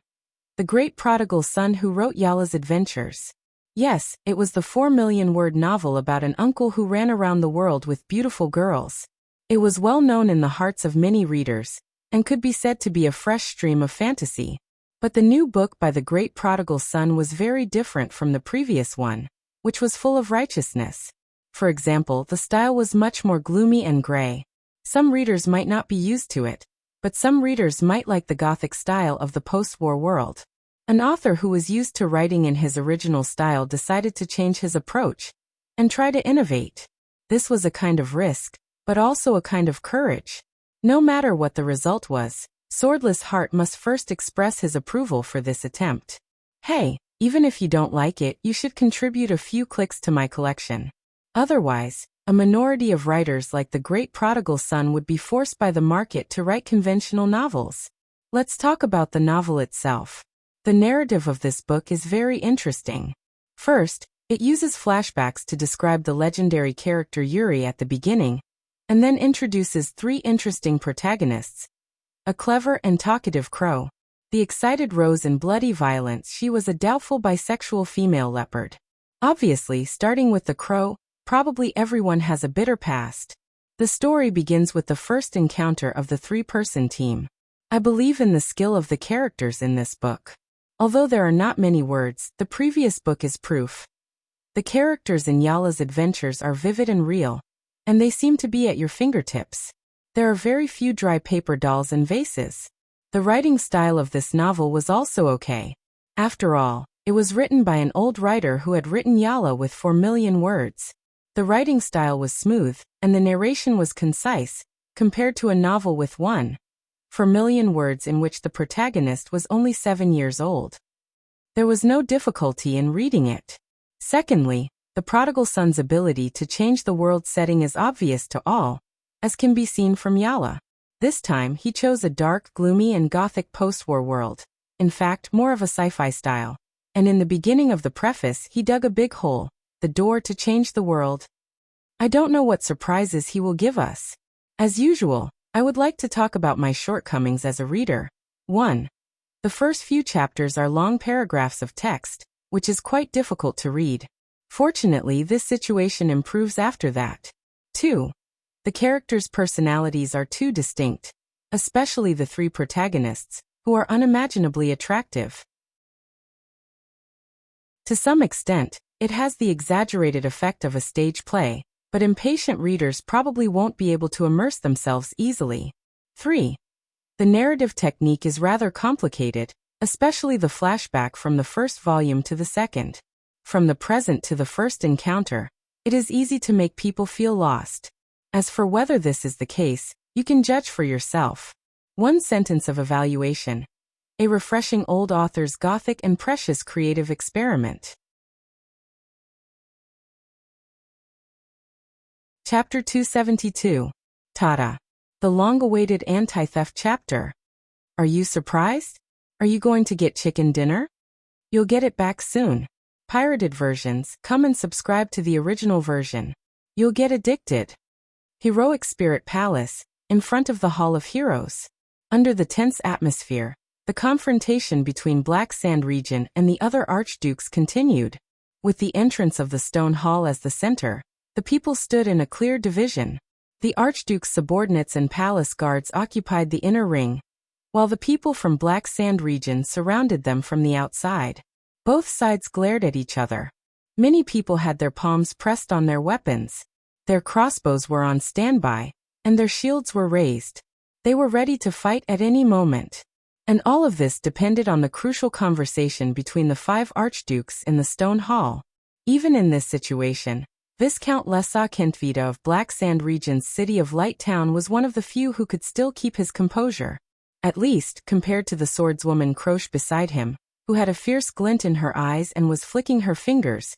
Viscount Kentvita appeared calm and not nervous at all.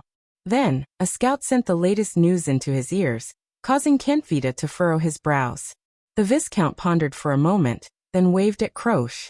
With a solemn expression, he walked to a corner and sent someone to summon the Fire Knight, Tolja. The 3 of them gathered together. Kentvita took a deep breath and carefully told them what he heard.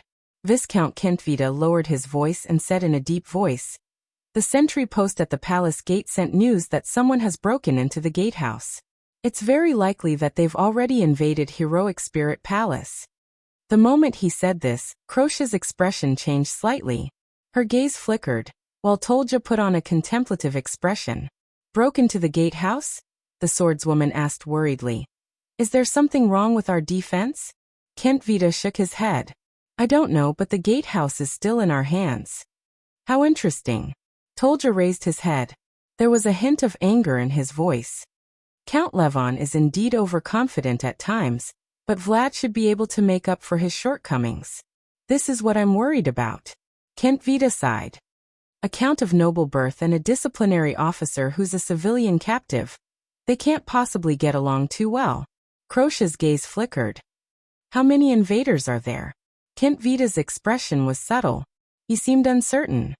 Not many. I heard that there are no more than a dozen of them, or even fewer. The other two were stunned. So few? Croce furrowed her brows. What do they want? Kentvita shook his head to show that he did not know. The Fire Knight snorted coldly. We have a large group in the palace. There are nearly 500 of them. Most of them are heavy infantrymen and heavy axemen. There is no need to worry. The Lord narrowed his eyes. The identity of the intruder? Location? The moment this question was asked, Viscount Kentvita took a deep breath. He put on his most polite smile and spoke cautiously. He seemed embarrassed by the question. According to the sentry's description, it's very likely that they are the remaining White Blade Guards outside. Perhaps there are also the Star Killer, or even those Constellatiates. The Viscount shrugged and casually said, I guess they came back after kidnapping the prince. As expected, after the words White Blade Guards and Star Killer slipped out of his mouth, Tolja's expression became extremely terrifying. It was as if he had heard a great humiliation. Kentvita observed his expression and said carefully, as for their location, they disappeared not long after they broke in. They only left a carriage at the palace gate. There was silence. Even Croce did not say a word after Kentvita signaled her with his gaze. Finally, Lord Tolja took a deep breath. I'll go look for them. Give me a guard. Even just 4 squads, 100 men. At this moment, the Fire Knight's eyes seemed to be really ablaze. This time, I will wipe them all out. When Kentvita heard this, he could not help but sigh deeply. Croce raised an eyebrow. Tolja quietly waited for his answer. The Viscount crossed his arms, turned around, and glanced at the entrance of the hall. Look at these people in front of us, Kentvita said softly. Following his gaze, Tolja turned towards the hall and saw countless soldiers from both sides confronting each other nervously. He furrowed his brows. Kentvita said calmly and in a manner that allowed no room for doubt. The palace guards, White Blade Guards, and the Archduke's attendants add up to more than 200 people. These are not like the leaderless warriors outside. They know very well what they have to protect. If the situation changes, they will fight with their lives on the line. And His Grace is right here. Kentvita paused for a few seconds. Tolja did not say a word. He seemed to be thinking. In this game of chess, the Archduke's location is the key. Kentvita looked at Tolja's expression and nodded. We must maintain an absolute advantage in the Hall of Heroes. 500 people against 200 people is already very difficult. We cannot take the risk of splitting our forces. And those 4 archdukes are not fools. Any of our actions will reveal unnecessary information to them, which will then hinder His Grace's plan. Tolja took a deep breath and closed his eyes. The Viscount continued to speak. As long as we have a large number of soldiers and control the hall, neither the invaders nor these people will have a chance to take advantage of us. On the other side, the swordswoman Croce narrowed her eyes and spoke in a timely manner. Why can't we bring more people here? Perhaps it would be easier to fight? Kentvita threw her a look of approval. The more people you mentioned are regular soldiers and not recruits, my lady. Kentvita turned to her and said politely, Besides, we did not come here to defend the palace in the first place, nor do we plan to take down the gatehouse. It's only because of an accident that we have no choice but to stand here. He lifted his gaze and glanced at Tolja, intentionally or otherwise. Our only mission is to protect His Grace. Tolja snorted coldly. Croce curled up the corners of her lips and stared at the Viscount with a subtle look in her eyes. Then are we just going to watch and let those dozen flies run amok in the palace? Kent Vita shook his head. His grace is fighting alone inside, and I am very confident in him. He nodded. What we need to do is to stand behind him and prevent any accidents from happening. As soon as he finished speaking, Kent Vita and Croce looked at Tolja. A few seconds passed. Tolja finally opened his eyes and heaved a long sigh. You are the temporary commander appointed by His Grace, and your rank is also higher than mine, the Fire Knight said coldly. You decide what to do.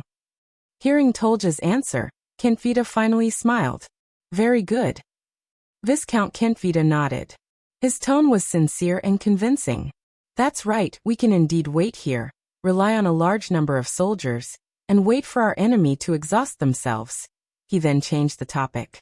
Kent Vita exhaled and said with a faint smile. But I think that if the opponent is that Lord of Constellation, he won't be so foolish as to fight the weak against the strong and come here with a weak military force to die. Croce stared at him and smiled. Your lordship, honorable lady, and even that person. Kent Vita's gaze flickered slightly, and his words were profound. If you stay in the army with combat power like yours, you will not be much more useful than a few ordinary class warriors who work well together in a chaotic battle. So, the Viscount's tone was thick with mockery. Are you ready? Tolja's eyes brightened, while Croce narrowed her eyes. No matter what those people want to do, be it a desperate assassination, a reckless attempt to stir up trouble, or even a sneaky sneak attack. Kent Vita looked at the corridor, at the path illuminated by the braziers, and smiled faintly. We have to keep them busy. No time to split. No place to hide. No way to get close. In another part of Heroic Spirit Palace, Thales and the others waited cautiously in a remote corner. The remaining White Blade guards were anxiously cleaning up their wounds from the chaotic battle, while the Constellatiate soldiers spread out to report the movements in front of them. Nicholas is just standing there? Thales leaned against the wall and frowned, recalling the unbelievable scene just now. Holding back those hundreds of enemies? Merc looked up. If he wants to maintain the effects of the Severing Soul's blade, yes.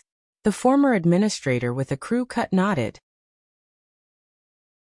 His expression was solemn, and his tone was somber. The conditions for that legendary anti-mystic equipment are very harsh. On the other side, Potre sighed. I think we've lost a supreme class fighter. The only supreme class fighter. Thales furrowed his brows. Beside him, Little Rascal said dejectedly, he'll be fine. After the chaotic battle just now, Nicholas turned around and ordered them to continue forward with a fierce look. He continued to stay in the circle of yellow light, resisting Black Sand Region's pursuit.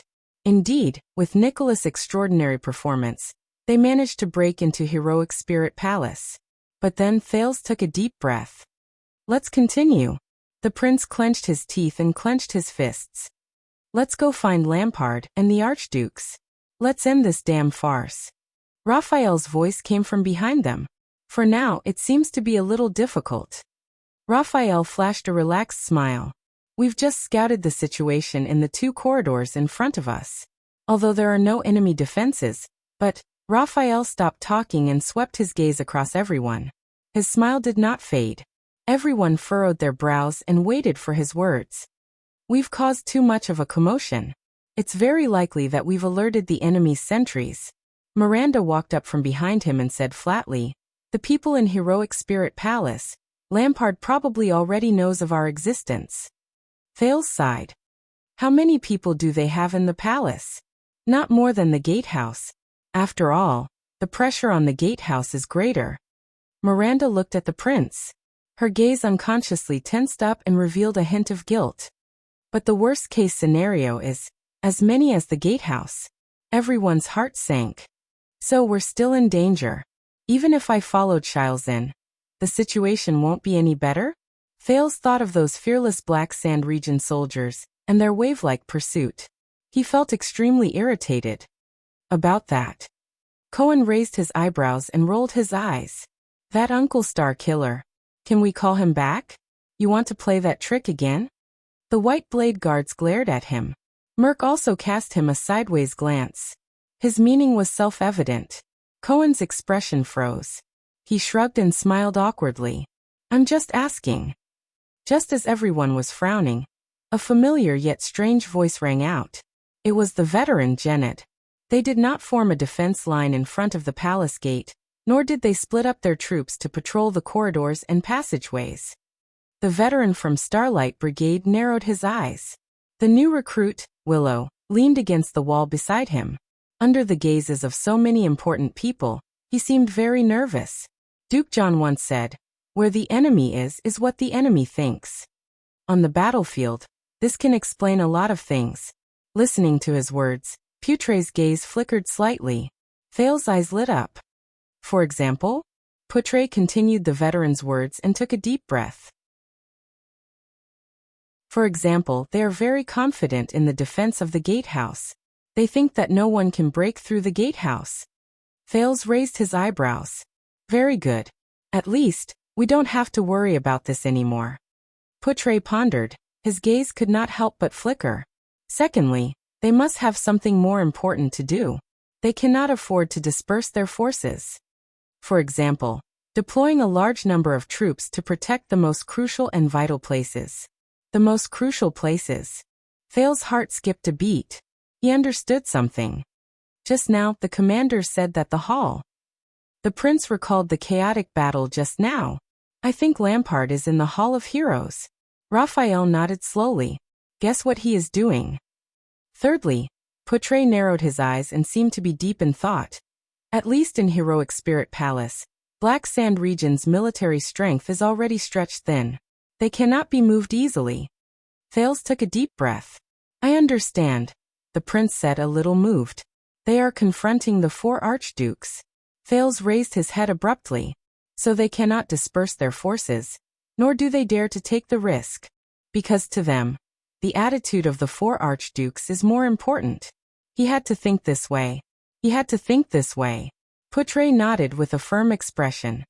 So while our current situation may seem bad, the vice diplomat said softly, but compared to just now, it's a world of difference. We have indeed caught their vital point.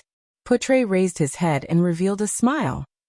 From now on, even though we are few in number, as the third party who suddenly entered the battlefield, we have the initiative. Chapter 273. Outside the corridor, the atmosphere was still tense. Faint voices could be heard from the Hall of Heroes, but they could not be heard clearly outside the hall. Thales was so tired that he did not even have the strength to activate the Sin of Hell's River. Nicholas let go of Merc's hand and let him rest on his own.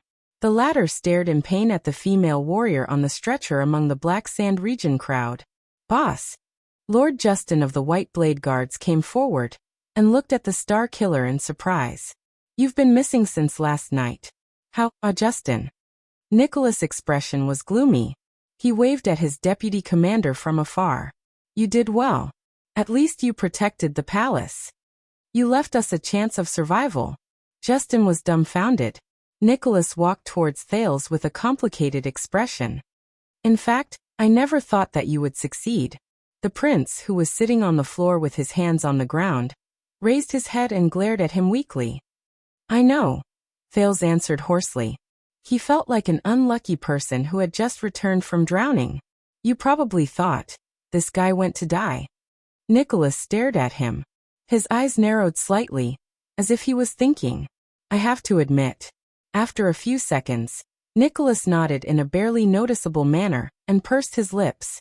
You do have some tricks up your sleeve. Young prince. Once he finished speaking, the Star Killer turned around and walked towards Prime Minister Leespan. Thales exhaled and rolled his eyes. Would saying thank you kill you? He said impatiently behind the Star Killer. Nicholas extended his hand to the back of his head and waved it nonchalantly. What an awkward guy. Thales criticized in his heart. Under the strange gazes of the 2 groups of people in front of the hall, their people returned one by one. Wyatt felt ashamed and guilty. He apologized for not being able to fight by His Highness' side. Ralph took off a prosthetic limb and revealed a knee that was bleeding from the abrasion. He gestured at Thales that it was really bad. Cohen excitedly and happily told him that he was honored to fight with him. Thales could only smile at them over and over again. On the other side of the wall, Raphael helped the weak Miranda sit down slowly. But Miranda grabbed Raphael's hand. The swordswoman raised her head weakly. Enduring the pain in her abdomen, she looked at the expressionless Raphael. A second later, Miranda, whose eyes were slightly red, reached out and wrapped her arms around the man's neck. She exerted a little force, trying to pull him toward her. Raphael was slightly shocked and his heart tightened. No. He subconsciously held Miranda down and shook his head with an ugly expression. We are still in the enemy's territory. The weak Miranda did not say a word. She just stared at him quietly. This idiot. The next moment, Miranda suddenly tightened her grip on the man's neck. Raphael was slightly startled and was pulled forward by Miranda. The two of them were only a few inches apart. The swordswoman looked at him solemnly. Those eyes, just like many years ago. The girl who told him seriously in the snow, smile. Listen to me word by word, Miranda said to him softly but sternly, as if lecturing her own recruits. I almost died there today. I almost couldn't make it back. Did you hear me clearly? Miranda's gaze pierced straight into Raphael's eyes. It made his heart ache, and he did not know how to react. Raphael sighed. He looked at Miranda's stern expression with mixed feelings. That girl in the snow has grown up. The two of them stared at each other quietly. So, she said resolutely, when I want to kiss you, Raphael Lindbergh. The young man from the Secret Intelligence Department stared at Miranda in a daze. He watched her face get closer and closer, and the black hair on her forehead that was wet from her sweat. Miranda slowly smiled. Then I want to kiss you. The next second, the swordswoman raised her head and kissed his lips without hesitation. She completely ignored the gazes around them. At that moment, Raphael's heart trembled.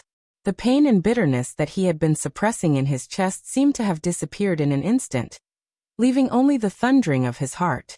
It drowned out the other throbbing in his crippled body. Even the things in his body had unknowingly quietened down. On Black Sand Region's side, Viscount Kentvita came to a stretcher with a frown and looked at the injured person on it. How is it, Esh? The Viscount asked faintly. Ankle. On the stretcher, Croche withdrew her gaze from Miranda and Raphael, who were kissing each other. She then glanced at the dejected Merc and the gratified Cohen and smiled coldly. You'll have to lie in bed for a few months. At the last moment, both she and Miranda held back. Perhaps both of them knew that this would never be their ending. The next second, Croche's face twitched as she endured the intense pain. Also, don't call me Esh. That title doesn't belong to you. All right, Esh. Kentvita nodded in realization. Do you want some medicine to relieve the pain? Croche furrowed her brows. She stared at Viscount Kentvita in annoyance and snorted coldly. The Viscount stared back at her without a hint of guilt. A few seconds later, Croche tilted her head and said bluntly, You should stop mentioning medicine. I've had enough of your medicine. Kentvita could not help but laugh. You're still holding a grudge, huh? Kentvita rolled his eyes and curled up the corners of his lips. About me drugging you?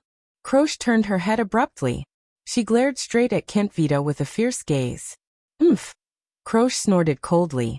Kentvita patted his head in resignation. That night, I might have drunk too much, but other than taking off a few of your clothes, I didn't do anything else, did I?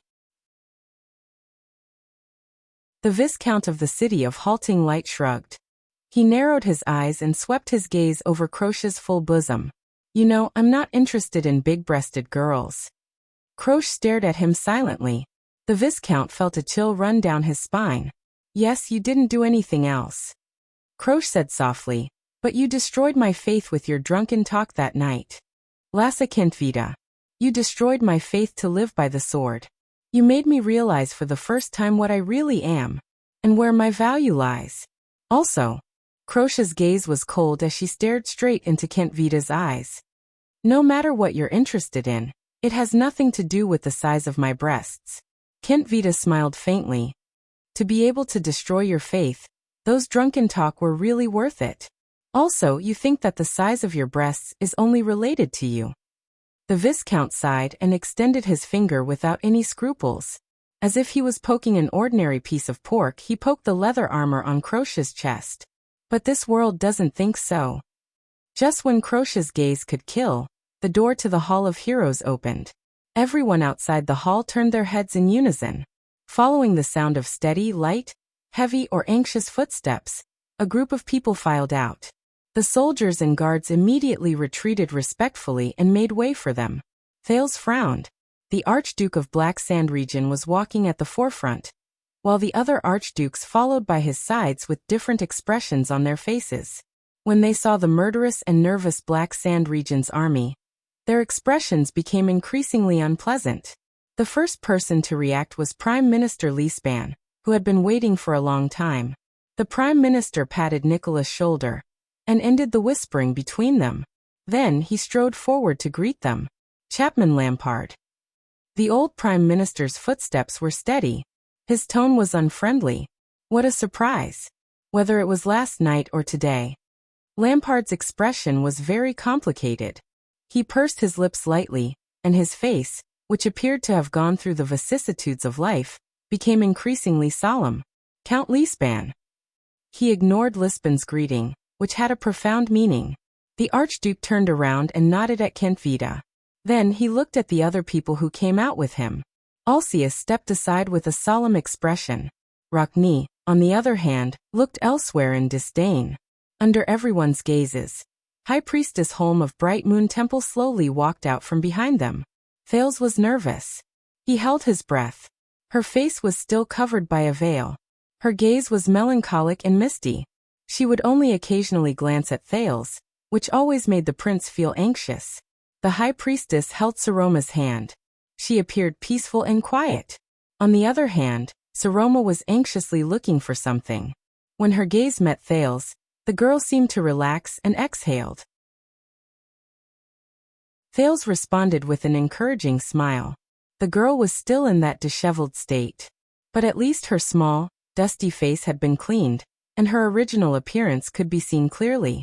As a vassal of Dragon Cloud City, Count Lispan's solemn gaze was focused on Saroma. He seemed to be thinking about something. Lampard slowly raised his hands. The whispering crowd instantly quietened down. Lampard said flatly, "I hereby announce to all of Ekstedt. Last night, under the invasion of the Calamity, our respected king, King Nuvan VII, unfortunately passed away." His voice was not loud, but it was abnormally forceful. It echoed in the corridor with quite an imposing manner. At that moment, Thales clearly saw that other than the expressionless Letko, the other archduke's expressions were very unpleasant. Count Leespan, on the other hand, fixed his gaze on Lampard's face. There was silence. Even though they had been prepared for a long time, even though the rumor had spread like wildfire, even though the king's delayed return had already proved something. But the moment they heard the news, everyone's breathing still trembled. The expressions of Nicholas and the other White Blade guards were even more unpleasant than before. In an instant, the warriors of Black Sand region and the palace were in an uproar. They whispered to each other. At first it was just whispers. Then it turned into an increasingly loud uproar, as if an inexplicable panic was spreading. Then Lampard raised his hand again. Silence. With a complicated expression, Lampard lowered his head and said faintly, "As his granddaughter and blood relative, Saroma Alex Soria Walton will inherit his position." Following the Archduke's gesture, everyone saw the bewildered, bespectacled little girl next to the High Priestess. Become the next Dragon Cloud City, Archduchess. This time, compared to the gradual panic caused by the king's death, the entire hall was instantly in an uproar. That girl. Archduchess? Be it the soldiers of Black Sand region, the Archduke's subordinates, or even the palace guards who were originally loyal to King Nuvan and Dragon Cloud City, they were all shocked and looked at each other.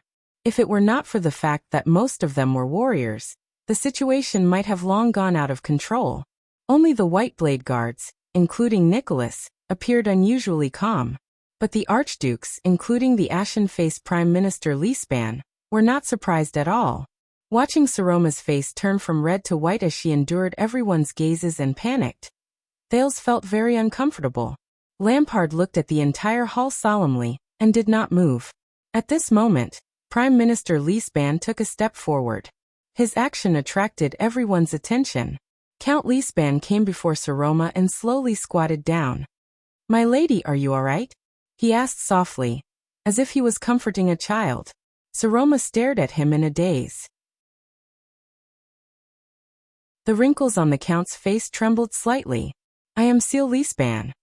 I was your grandfather's vassal and his kingdom's prime minister." "Greetings," Saroma answered timidly, perhaps because of the high priestess's signal. "Your Grace," Liesband shook his head. His gaze was filled with love and sorrow. "No, please remember," the count said sternly. "I am your vassal. I am loyal to you." Saroma was stunned. She stared at the count's stern expression. In the noisy corridor, Saroma nodded and pursed her lips. "Greetings." The girl tried hard to put on a firm expression. "Seal." It was only then that a smile appeared on Liesband's wrinkled face. He slowly stood up. In the restless crowd, Croche, who was half sitting on a stretcher, shook her head mockingly. "Heh, in the end it was our enemy who brought out an archduchess. How ironic." Viscount Kentvita turned his head around. "Do you really think so?" Croche still had a disdainful look on her face. "Am I not?" Kentvita chuckled and quickly poked her head. "No, no, Esh." Under Croche's murderous gaze, the Viscount nimbly withdrew his right hand before the female warrior broke his finger. "Listen carefully with that cute little head of yours." Kentvita's sharp gaze shifted to Saroma, then to the Archduke's silhouettes. He stared at their ashen, calm, or insuppressible expressions. He sighed and said, "The reason why Northland had its first archduchess was not a coincidence or some other reason. It was precisely because we swung the hammer for the first time. The first time we smashed the iron rules that have haunted Northland for 1,000 years. Croche paused for a moment. "Because we swung the hammer," the Viscount said meaningfully, the corners of his lips curling up slightly. Amidst the debris and chaos, the Northlanders and Northlanders, who were caught off guard, were able to accept the first archduchess. Perhaps it's not just the archduchess. There's something else." Kentvita's eyes burned with a strange flame. He enunciated each word clearly. "Those who do not work do not reap." Croche lowered her eyes and seemed to be deep in thought. At this moment, High Priestess Holm put down the girl's hand and slowly walked forward. Archduke Lampard stepped back gracefully and made way for her. The High Priestess spoke faintly. The commotion outside the hall had clearly not subsided, and her voice was not loud either. But unexpectedly, the High Priestess' words rang clearly and directly in everyone's ears. "As the spokesperson of the Bright Moon, I hereby solemnly announce to the entire Extet Kingdom." Everyone instantly became solemn. The 35th common elected king of Extet, the Archduke of Dragoncloud City, Nuvan Rikaru Khan Walton. He has passed away today. There was still silence, but the atmosphere was no longer as oppressive as before, because everyone knew what was going to happen next. High Priestess Holmes said faintly, "According to Rikaru's joint ruling pledge 662 years ago, since the old king has passed away, a new king shall be elected. The Bright Moon bears witness. Under the sacred effect of Rikaru's joint ruling pledge, in the Great and Solemn King Selection Congress, one person has obtained the highest number of votes and has been elected as the next common elected king." At that moment, everyone's gaze swept towards the few archdukes present. Almost all of the archdukes had ugly expressions on their faces. Rockne even turned his head away in disdain. In the stifling atmosphere, the expressionless Chapman Lampard flung his cloak and walked forward slowly. He stood under everyone's scrutinizing gaze. 2 more chapters and he would reach the end of the paper. Yesterday he was writing and deleting at the same time. Even when it was very late, there was still no result, so he didn't update. The last part is a bit more difficult to write. It is a link between the previous part and the next part. I still need to rewrite the outline of the next volume to continue the previous part. Therefore, it will take a bit more time. The next chapter will be published after 12 o'clock.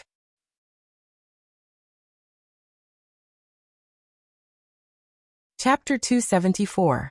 Quite a number of people frowned. The breathing of the White Blade Guards and the Palace Guards gradually grew heavier, and they even clenched their fists. In response, the warriors of Black Sand region pressed down on their weapons, and their gazes were cold as a warning. The two groups of people were ready to fight again. Their nerves were taut, and the atmosphere in the hall became very oppressive. As the people involved, Lampard and the other archdukes remained calm, as though they did not see this frightening scene. Only people like Nicholas and Tolja kept warning their subordinates with their gazes. It's really full of Northland characteristics. In the corridor outside the hall, there are not enough nobles to attend the ceremony, and no foreign guests are invited. There are only two groups of soldiers who can't wait to kill each other, and schemers with ulterior motives. In a remote corner, Putre sighed and whispered into Thales's ear. This is probably the most I've seen in my life. The simplest, most time-saving, and most soul-stirring coronation ceremony. Thales's eyebrows twitched. You can't say that. There are 6 archdukes present, and us the foreign guests. As for the simplest, most time-saving, and most thrilling? The prince repeated the vice diplomat's words. Recalling everything that happened today, he could not help but shake his head. All right, I suspect that no one will be able to break this record in the future. Fortunately, the conflict that many people were worried about did not happen. Lampard stood in front of High Priestess Holm, and nodded slightly at the priestess. The priestess' emotionless voice rang in everyone's ears again. I, Joel Holm of Bright Moon Temple, am here to inquire on behalf of the gods, on behalf of the Dragon Queen, and on behalf of all previous kings. Everyone immediately became serious. Thales was no exception. Due to the several strange encounters with the representatives of the gods, he was even more anxious than the others. As the suzerain of Black Sand region, one of the 10 glorious and majestic extant archdukes, and the candidate of the King's Selection Congress, Chapman Solon Holm Lampard. The high priestess' voice was indistinct but clear. Her voice was solemn, and her gaze was solemn. Lampard stared at her eyes through the veil solemnly. High Priestess Holm said calmly, "Are you willing to swear on your honor and life?" All the Northlanders pressed their palms against their hearts in unison. Their expressions were respectful and solemn. Just when Thales looked around, wondering whether he should imitate them, Putre shook his head and dismissed the idea. The priest's words were solemn and steady, but they seemed to be filled with an indescribable power that struck everyone's heart. As a Northlander, bear this heavy responsibility. As the king of the entire territory, rely on your wisdom and breadth of mind to stand at the forefront of the kingdom. I swear to defend Extet and Northland with my life. The glorious and noble spirit of defending the kingdom will not be buried. To ensure that the legitimate and natural rights of the vassals are not violated. To protect the lives and property of the Northlanders from being harmed. From now until the end of your life. The officiator's voice fell. All the Northlanders held their breaths and turned their gazes towards the Archduke, who was dressed in military attire and who did not smile. Lampard took a deep breath and closed his eyes. No one knew what he was thinking. At that moment, as he listened to the oath, Thales suddenly remembered the Archduke of Black Sand region's ideals and wishes. He hasn't given up, Thales told himself with certainty as he looked at the Archduke's expression. No matter how many restrictions there are, how great the obstacles are, how difficult the road ahead is, he will stick to it and never regret it. For his Extet. In the next second, Lampard suddenly opened his eyes. His gaze was like steel. The Archduke's palm, which was pressed against his heart, suddenly clenched and pressed his fist against it. I, Chapman Solon Holt Lampard of the Lampard family. The Archduke of Black Sand region's voice was majestic, and his expression was firm. I swear on my honor and life. He spoke resolutely, enunciating each word. It was shocking.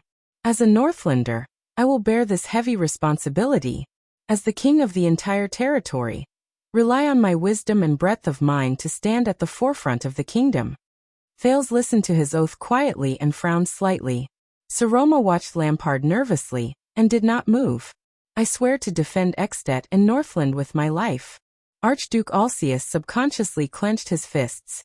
I will uphold the glorious and noble spirit of defending the kingdom will not be buried.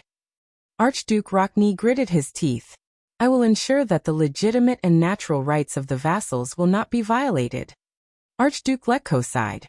I will protect the safety of the Northlanders' lives and property, and will not be harmed. Archduke Trentida rolled his eyes and seemed to be deep in thought. From this moment until the end of my life. After Lampard said the last word, he raised his head resolutely and looked around. He was like the leader of a pride of lions. Wherever his gaze landed, everyone averted their gazes to avoid eye contact. When his gaze swept past Thales, the prince did not know if it was an illusion, but he only saw the Archduke's eyes widen slightly. High Priestess Holm nodded slightly. She turned around again and faced the Archduke's. As one of the 10 glorious and majestic extant archdukes, the co-candidate of the King's Selection Congress, the priestess read out each person's name in alphabetical order, causing all the archdukes to become serious. Archduke of Prestige Orchid, Rabian Alcius. Archduke of Defense City, Rogers Letko. Archduke of the City of Faraway Prayers, Kulgan Rockney. Archduke of Reformation Tower, Porpheus Trentida. Under everyone's gaze, High Priestess Holm turned to the last person. The bespectacled little girl wanted to pout, but in the end, she clenched her fists, puffed out her small chest, and withstood everyone's gazes stiffly but resolutely. Lampard looked at the girl from afar, and could not help but narrow his eyes. In the next second, the priestess softly uttered a title that had never appeared in the past 600 years. Archduchess of Dragon Cloud City. Saroma Walton. There was still a small commotion in the crowd. But the Star Killer and the Fire Knight walked into the crowd together, and suppressed their objections with murderous gazes. Are you willing to swear on your honor and life? As a Northlander, accept this oath. As the king's vassals, offer your treasured swords and shields, and stand by the king's side. Swear to defend Ekstedt and Northland to the death. Uphold the glorious and noble spirit of the kingdom, and not be buried. Ensure that the legitimate and natural rights of the vassals are not violated. Protect the safety of the Northlanders' lives and property, and not be harmed. From this moment onwards, until the end of your lives? Thales mulled over the Archduke's oaths in his heart. He suddenly realized that other than the first sentence, it was almost the same as the king's oath. This made him suddenly realize that the joint ruling pledge, at least the people who made it valued it since the beginning, was not a contract between the king and his vassals. Instead, it was a sacred contract between the rulers and this land. I am willing to swear on my honor and life. Alcius paused for a moment and furrowed his brows tightly before he said, I am willing to swear on my honor and life. I am willing to swear on my honor and life. Archduke Letko's expression was calm, as if this was just a small wave in the long river of his life. I am willing to swear on my honor and life. Archduke Rockney gritted his words. His expression was unhappy, but he still finished speaking while suppressing his anger. I am willing to swear on my honor and life. Trentida appeared much more relaxed. He swept his gaze over his colleagues before he said in a composed manner, I am willing to swear on my honor and life. I am willing to swear on my honor and life. Mimicking him, Saroma stuttered in the beginning. Thales could not help but worry for her. But the girl still finished the oath fluently. Recalling the words and the promise he made with the girl, Thales sighed silently in his heart. As a Northlander, I will accept this oath. As the king's vassal, I will offer my sword and shield, and stand by the king's side. The 4 archdukes and an archduchess pressed their right hands on their chests. Although their expressions were different, they still repeated the oath just now respectfully. Everyone waited for the priestess' reaction anxiously and expectantly. A few seconds later, the high priestess nodded slightly. She turned around and stood beside Lampard, facing the crowd. Tolja's tall figure moved past the crowd and arrived beside the priestess. He was extremely respectful, holding something with both hands at his chest. Everyone's gazes were focused on that item. Their gazes froze. Thales stared fixedly at Tolja's hands. He recognized it. It was a hollow iron crown with a dark golden luster. It looked inconspicuous and even plain and shabby. There was only a dark red gem embedded in the forehead. That was the crown King Nuvan wore before he died. Wait a minute. Thales was slightly startled. His gaze focused on the dark red gem. He felt that it was unusually familiar. In the crowd, Nicholas snorted softly. Under Viscount Kentvita's threatening gaze, he slowly walked forward, removed the severing soul's blade from his back, and stood side by side with the Fire Knight. Two of the 5 war generals turned their heads and looked at each other at the same time. It was as if lightning flashed in the air. High Priestess Holm nodded slightly. She reached out to take the crown from Tolja's hands and turned to look at Lampard. The other archdukes also looked at him with different expressions. Lampard took a deep breath and knelt on one knee, while facing the outside of Heroic Spirit Palace. His gaze was firm. Thales took a deep breath. He could not help but notice that there was an irregular black mark on one side of the crown in the priestess' hands. Thales' heart sank. It was the blood splattered on King Nuvan when he was assassinated. After a few hours, it had already dried and could not be wiped off. Under everyone's breathless gazes, the high priestess raised the crown high. In accordance with this, in the name of the bright moon, I bear the light of the holy sun, Errol. And in accordance with Rikaru's joint ruling pledge, High Priestess Holm moved gently towards Lampard and held out the bloodstained crown. I crown you the Archduke of Black Sand Region, the descendant of the Rebellion King, Quisso Lampard, Chapman Lampard, for the first Chapman in the genealogy of the common elected kings, for the heir of the King of Dragon Knights and the hero Rikaru, for the common ruler of the Northlanders in the Western Peninsula, for the sentinel of the Glacier Defense Line, for the defenders of the humans in the north. With each title that was mentioned, the Northlanders' expressions became a little more solemn. For the kingdom of Ekstedt and Queeker Glacier. Finally, the high priestess finished saying the 4 customary titles, and gently placed the crown on Lampard's head. She then said the last title, which was also the most important one, the 36th common elected king. Everyone's eyes were glued to this scene. The man under the crown slowly raised his head. High Priestess Holm took the severing soul's blade from Nicholas' hand and handed it to him. As the symbol of the king's authority and status, may the dragon scale crown remind you of your identity, and the severing soul's blade remind you of your duty. The bright moon bears witness here. May the light of Errol bless Ekstedt forever. High Priestess Holm performed the bright moon goddess salute and retreated gently. Your Majesty Chapman. Hence, in the most oppressive and solemn atmosphere, Ekstedt's new king, Chapman I, slowly stood up with the blood-stained crown on his head and the severing soul's blade in his hand. His gaze, which was as sharp as a blade, swept across the entire hall again. It was even more imposing under the crown. He was like a great dragon who had slowly awakened from a long slumber in a cave, and opened his eyes. This thought flashed in Thales' mind, and he gave himself a shock. King Chapman turned around and looked at the 4 archdukes and 1 archduchess. With different expressions on their faces, starting from Archduke Letko, the archdukes bowed their bodies one after another and bowed their heads in greeting. At the same time, Viscount Kentvita looked around and spoke in a timely manner. The old king has passed away. He slowly bent his body and knelt on one knee. Solemnly and loudly he said, "Long live the king! Long live King Chapman!" His voice echoed in the palace. In the next second, with Tolja as the leader, the Black Sand Region warriors in the corridor knelt on one knee in unison.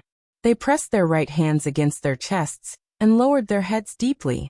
Heroic Spirit Palace instantly erupted with the ferocious and orderly roars of countless warriors. Long live the king! Long live King Chapman! Amid the repeated shouts, even those who were willing or unwilling, such as Nicholas, Justin, Merk, the White Blade Guards, and the Archduchess Guards, had no choice but to kneel on one knee and salute the new king. King Chapman only stood coldly in the middle of the crowd. His expression did not change as he listened to their shouts. Long live the king! Long live King Chapman! Among the people who saluted the king, the 4 archdukes stood out the most. They only pressed their hands against their chests and bowed slightly. No, my lady. Count Leesban stopped Archduchess Walton, who was about to kneel subconsciously. His expression was solemn and his tone was fierce. Remember, you are not us. You only need to bow. As an archduke who also rules Northland, you will never have to kneel to the king. Saroma stared at him in a daze and nodded. Then, she imitated the archdukes and bowed to King Chapman. They were not the only ones who were special. In the corner of the corridor, the people of Constellation stood on the spot with their backs against the wall. They watched the Northlanders who knelt on one knee around them with complicated emotions. They watched this special coronation ceremony with great sorrow. "Tell me, my prince." Putre stared at the overbearing King Chapman and sighed softly. "When you first saw him, did you imagine this scene?" "No," the prince answered without hesitation. "But when I was captured by him for the second time." Thale's gaze stopped on King Chapman amid the shouts that filled his eardrums, and he frowned slightly. "I suddenly thought, perhaps this man." Thales remembered the scene when King Chapman, who was still an archduke, stood outside the carriage and spoke to Stake of Shadow Shield with anger and dignity. This man's face was as calm as water, but his eyes burned with raging flames. The prince said absent-mindedly, "He is the most suitable king of Extet." Putre narrowed his eyes. "What a pity," the vice diplomat said faintly. "Yes." Thales nodded with complicated emotions. "I'm starting to regret it a little." At this moment, while the people saluted and shouted, King Chapman's gaze suddenly swept towards him. It startled Thales. King Chapman slowly raised his left hand. Some people noticed the new king's gesture. They gradually stopped shouting and saluting, and stood up one after another. More than 10 seconds later, the corridor became quiet again. Chapman I looked around and said coldly, "As your new king, I hereby issue my first order."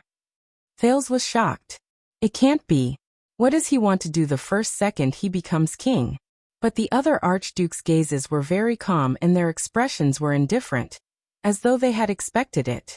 Only Saroma looked at Thales worriedly. This made the prince feel uneasy. Everyone was solemn as they waited for the king's words. Extet's new common-elected king, Chapman I, slowly turned to the corner of the Constellations and said coldly, "In the name of Extet's common-elected king, I hereby invite the Honorable Second Prince of Constellation, Thales Jadestar, as a witness to the friendship and relationship between the two kingdoms, to live permanently in Dragon Cloud City." At that moment, Thales felt as though he was struck by lightning. The Constellations looked at King Chapman in shock, then at the prince. "Live permanently? Dragon Cloud City?" Just as Thales was about to speak subconsciously, King Chapman said in an unquestionable tone, "And he will accept this kind offer. He will live together with the people of Extet in Northland and bathe in the snow and ice. Until this honorable prince." At that second, Chapman Lampard stared at Thales with a cold gaze. "To be crowned king." Thales stared blankly at the aloof King Chapman. His emotions were in turmoil. A few seconds later, the prince lowered his head subconsciously and sighed softly.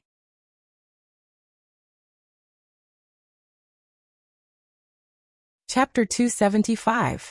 King Chapman and his subordinates regrouped under the surprised gazes of the others. The king came before the prime minister, the former prime minister. Count Leespan stood up from beside the archduchess, and met the new king's gaze without showing any signs of weakness.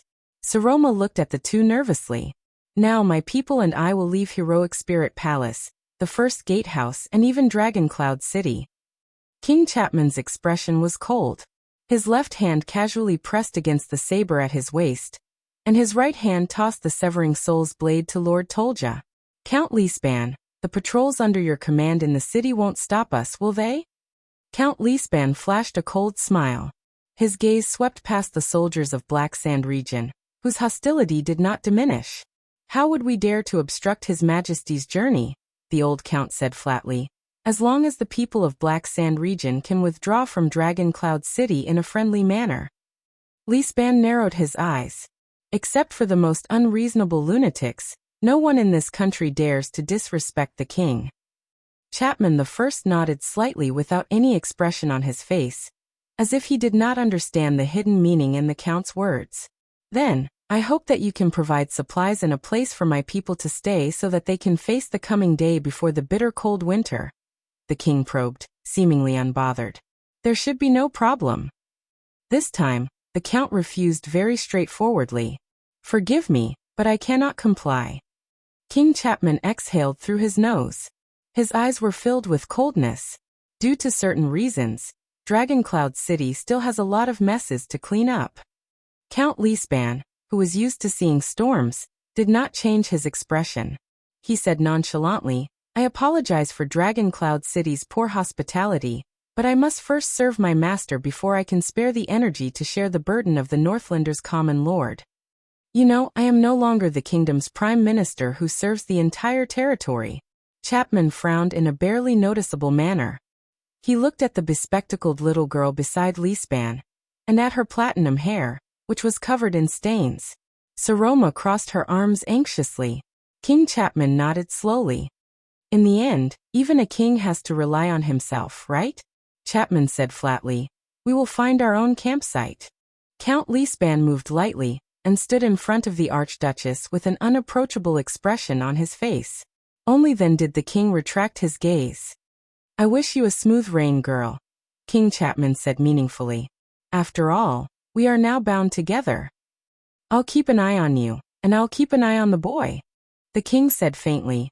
Please remember, he is our bargaining chip against Constellation. And remember your vow to defend Ekstedt and Northland to the death. Saroma's face instantly turned pale. Without waiting for their response, King Chapman, who was wearing the blood-red crown, turned around and walked out of the palace while surrounded by his soldiers. The White Blade Guards and the palace guards watched them leave coldly, but their fingers never left their blades. In the crowd, the Fire Knight Tolja held the Severing Soul's blade and walked past the former commander of the White Blade Guards. His gaze was subtle. Take good care of it. Nicholas bandaged the wound on his arm and said without raising his head, one slash to death. This is a great weapon that saved the Western Peninsula. The Fire Knight furrowed his eyebrows slightly. He stopped and scrutinized the Severing Soul's blade in his hand. I'll send someone to deliver the legend of the White Blade Guards to Black Sand region. Of course, you'll have to pay for the creation of the White Blades. There was no emotion in Nicholas' words, as though he was doing the most boring and rigid job. From now on, the spirit of the White Blade Guards will be passed on by all of you. Don't bring shame to its name. How King ironic. The Star Killer thought coldly in his heart. Tolja stroked the strange arc on the Severing Soul's blade. White Blade Guards. He raised his head. The Fire Knight's words were rather aggressive and provocative. Without this blade, what else can you do? Star Killer? Nicholas stopped what he was doing. His expression changed as well. Let me think. Nicholas clenched his fists tightly and his gaze was cold. For example, suddenly appearing from some unknown dark corner and beheading a Kingslayer? Tolja stared at him quietly. You know, among those in Supreme Class, the most effective identity is not that of a warrior, Nicholas said softly. It's that of an assassin. Tolja stared at him silently and allowed his subordinates to leave in droves behind him. His expression was as cold as ice. Nicholas did not seem to notice it. He continued to stare at his enemy without showing any signs of weakness. A few seconds later, the Fire Knight laughed coldly. Ha ha ha ha. Tolja hung the sheathless Severing Soul's blade on his waist and sized up the pale Star Killer with great interest. Nicholas stared at him coldly. But what happened next was beyond the Star Killer's expectations. Without hesitation, Tolja grabbed the other weapon on his waist, pulled it out along with its sheath, and threw it forcefully. Nicholas was shocked and instinctively stretched out his hand.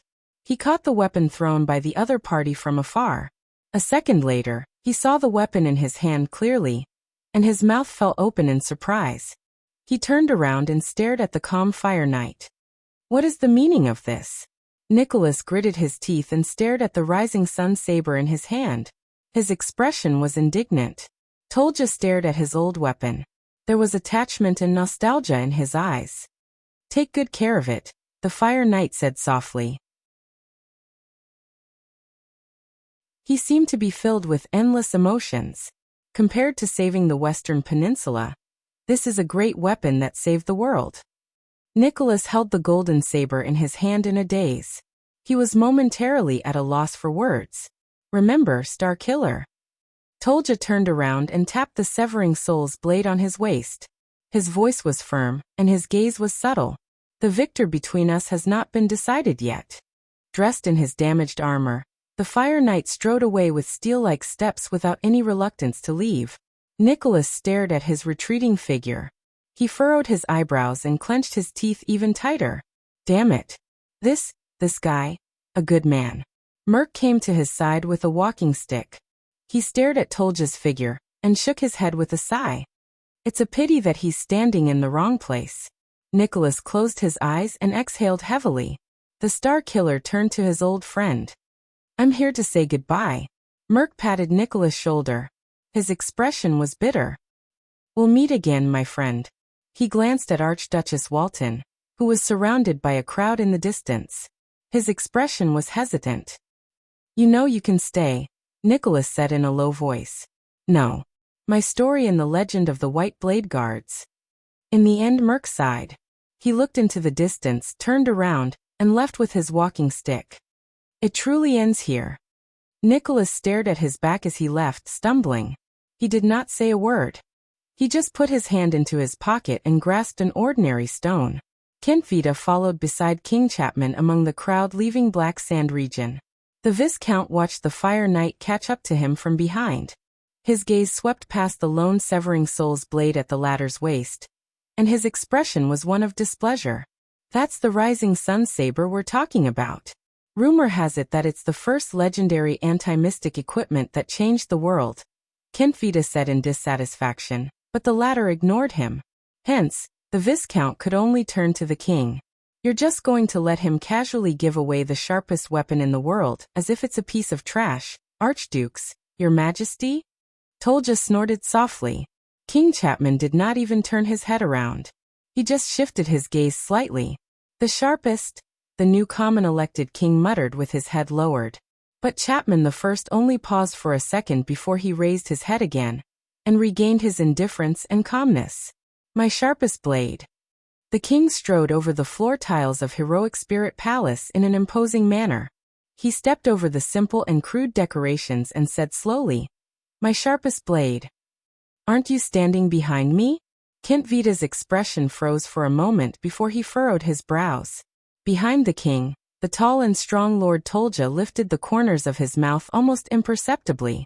The Viscount slowed down his footsteps and allowed the others to overtake him. When Tolja passed by him, he nodded slightly at him. What a wastrel! Viscount Kentvita stared at the king and the lord's backs. He closed his eyes and sighed softly. But it's precisely because of this that I'm willing to follow him and serve him as my king. Until the end of my life. He crossed his arms. His expression was indifferent, but his gaze was sharp. The corners of his mouth curled up into an amused arc. You deliberately posed for me when I came, then threw out such a cool sentence. Krosh happened to be carried past Kentvita on the stretcher. The female warrior snorted coldly in disdain. Isn't this too old-fashioned? Kentvita furrowed his brows. At least cooperate with me a little, and say something along the lines of, that's the reason we fight. The Viscount strode forward again and followed Krosh's stretcher in dissatisfaction. Stop it. Krosh interrupted him coldly. Because of that boy, the joint ruling pledge became even more stable. In the end, we're still back where we started. Nothing has changed. Toiling without gaining anything. Viscount Kentvita raised his eyebrows and put on an amused expression. Toiling without gaining anything? Returning to where we started? Nothing has changed? The Viscount looked as if he had heard something funny. He turned around and stared at the archdukes who were discussing something in low voices in the distance. Only those who live in the past and are unwilling to wake up would think that way. Krosh stared at him, puzzled. Kentvita turned his head again and chuckled softly. In fact, everyone, including King Chapman, the archdukes, and that prince, they have changed everything. The female warrior stared at Kentvita's profound expression, and suddenly felt that this man had become a little scary. Believe me, from today onwards, the harsh cold will arrive. Kentvita sneered. His gaze swept past the countless decorations and furnishings in the palace that had a long history. He gently stepped on the floor tiles under his feet, which were unknown how many years old. Extet. We can no longer return to where we started. Archduke Lekko stood in front of the Prince of Constellation and stared at the listless boy. He sighed and said, "Rejoice, Prince Thales. If it wasn't for that young lady's insistence, you would have been staying in Black Sand City for a long time. Always being by the king's side, what a wonderful experience." Thales' expression changed slightly. He turned around and stared at Saroma, who was talking to Leespan in the distance. The prince took a deep breath and turned around again. King Chapman raised this order during the King's Selection Congress as one of his conditions? Oh no. Archduke Letko shook his head. His murky eyes shone with interest. It wasn't him who raised the condition. It was all of us who thought that this would be safer. Your Honorable Highness. Thales, who was preoccupied, was instantly rendered speechless. A second later, the prince lowered his head as if he had deflated. All of you. Is that so? He closed his eyes. His mood was gloomy. Yes. After I did that, regardless of the consequences. Archduke Letko stared at him quietly. You know, Prince Thales, after today, aside from the threat of Constellation that Chapman mentioned, there will also be many people who will be wary of you, just like how they are wary of the Jadestar family, which has produced many talented people over the years and has never declined. Of course, it's not just talented people who have produced many talented people, Archduke Letko added silently in his heart. And lunatics. The old Archduke's eyes brightened. His expression became lively. But I am also looking forward to you. Thales opened his eyes. Looking forward to me? Archduke Letko nodded quietly. I don't know how Chapman became like this. The old Archduke watched the king's back slowly being drowned by the soldiers. He said solemnly, but we can all feel that he is becoming more and more dangerous. The day before the bitter cold winter is coming, he sighed. Thales pondered over this sentence. Perhaps one day, we will need to borrow your strength to fight against him. Archduke Letko stared at Thales sternly. Just like today. Thales, whose emotions were in turmoil, did not know how to respond. Is it over? Archduke Alcius walked forward coldly and glanced at Thales. I've had enough. I don't want to stay in this damned place for even a moment longer, and put my life in someone else's hands. In the distance, Archduke Rockney and Trentida watched them quietly. One was silent, and the other was grinning mischievously. Letko looked at the gradually departing Black Sand Region army, and exhaled. We shall meet again. Take care of yourself, Prince Thales.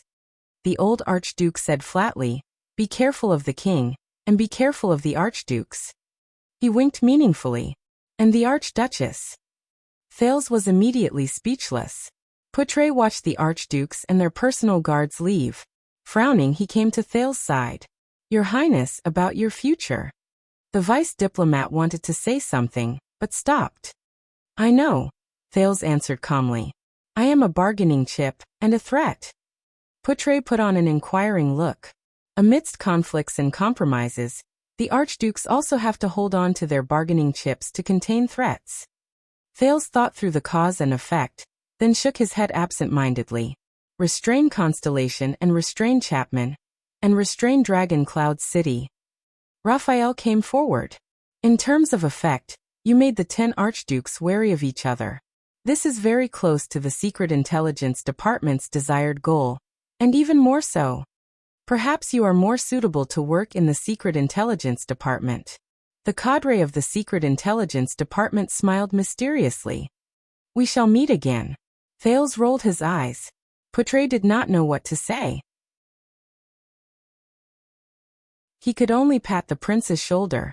I will report to the kingdom as soon as possible and come up with a countermeasure. He turned to the weak Raphael. You know what to do, right? The cadre of the Secret Intelligence Department nodded lightly. His Majesty and Lord Hanson will know everything that happened here in the shortest time possible. Thales watched them distribute the work. He thought of what would happen to him in the next few years and felt depressed. There's one more thing. Poutre came before Cohen and Miranda with a stern expression. Both of you, even though your injuries are not light, you must immediately hide your identities and leave Extet before the enemy intercepts you. Cohen opened his mouth, while Miranda was deep in thought. As noble dependents of two great families, especially Lady Arund, who holds the right to inherit the guardian duke of the Northern Territory, your value to Lampard, to King Chapman is immeasurable. This is Dragon Cloud City, and he has just been crowned, so he cannot act out directly. But once you leave Dragon Cloud City, he will definitely not let you go. The deputy concluded with a few sentences. Raphael's expression darkened as well. I will take them away immediately, while Nicholas' people are still friendly to us. Raphael coughed and said, I know a secret passage from the pine forest back to the kingdom. We can hide it from Black Sand Region's eyes and ears. Poutre nodded at him. Go. Hence, under Cohen's resentful sighs and Miranda's troubled expression, they left with Raphael. When they passed by Thales, Miranda glanced at him. Take care, Your Highness. The swordswoman's expression was a little conflicted. She frowned slightly. Don't give up. She endured the pain and said meaningfully, You are a good prince unlike the others. Poutre turned his head and pretended not to hear her. Thales scratched his head. He was so embarrassed that he could only respond with a smile. The others? Cohen, whose face was bruised, moved closer to Thales. Your Highness. The police officer's robe was burned to the shoulder, and there was a terrible burn mark on his neck. Although he had used the power of eradication to treat it, it still looked very hideous. He seemed to be a little hesitant at first. I just want to say. Cohen's mouth opened and closed many times. After a few seconds, he pursed his lips and nodded heavily. Thank you. Thales, who was feeling complicated, forced a smile. I should be the one thanking you, Cohen Caribbean. Thank you for fighting endlessly. The police officer blinked. No, Your Highness, we only fought a few times with our lives on the line. Cohen curled up the corners of his mouth and scratched his head. He seemed a little embarrassed. But he seemed to be unable to find the right words for a moment. After a while Cohen, who was scratching his ears and cheeks, put on a straight face and said sincerely, You saved the world. You're exaggerating. Thales burst out laughing. He was a little embarrassed. I only tried my best to mediate a conflict. It's not my turn to save the world. Cohen paused for a moment. His gaze flickered slightly. He lowered his head. Cohen's face darkened. Believe me, Your Highness. The police officer seemed to have thought of something. He said with some emotion, For those who will be affected by the war. Thales cast a questioning look at him. The police officer took a deep breath and revealed a row of shiny teeth and a bright smile again. He bowed slightly at Thales. You have indeed saved the world. It was my honor to fight alongside you. Thales looked at him strangely. He nodded subconsciously and watched him leave. Raphael nodded at him gently. Well done, Your Highness. After sending off batch after batch of people, coupled with the fact that he was going to be placed under house arrest in Dragon Cloud City, Thales suddenly felt a sense of melancholy. Forget it. He comforted himself. At least the outcome isn't too bad. At least they're still alive. Hey, did I forget someone? In a certain corner of Dragon Cloud City, a short and small figure burped and sneezed loudly. At this moment, I'm sorry I dragged you into this. The girl's voice came from behind him. They insisted on keeping you here. Thales turned around and looked at Saroma, who had an apologetic look on her face. No, this is their benefit and scheme. It has nothing to do with you. The prince let go of the gloom in his heart and shook his head in relief. And, the people who were dragged into this, the people who should apologize, Thales shrugged dejectedly. For King Chapman, the fact that I am under house arrest here, and the Archduchess of Dragon Cloud City has a close relationship with an enemy kingdom's prince will weaken your prestige and reputation. To the Archdukes, they would rather have me stay in the weakened Dragon Cloud City than let Black Sand Region control this bargaining chip.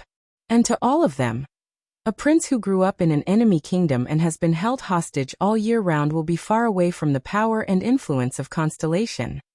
The prince shook his head. If I return to the country one day to be crowned, I will definitely be a new king with unstable rule.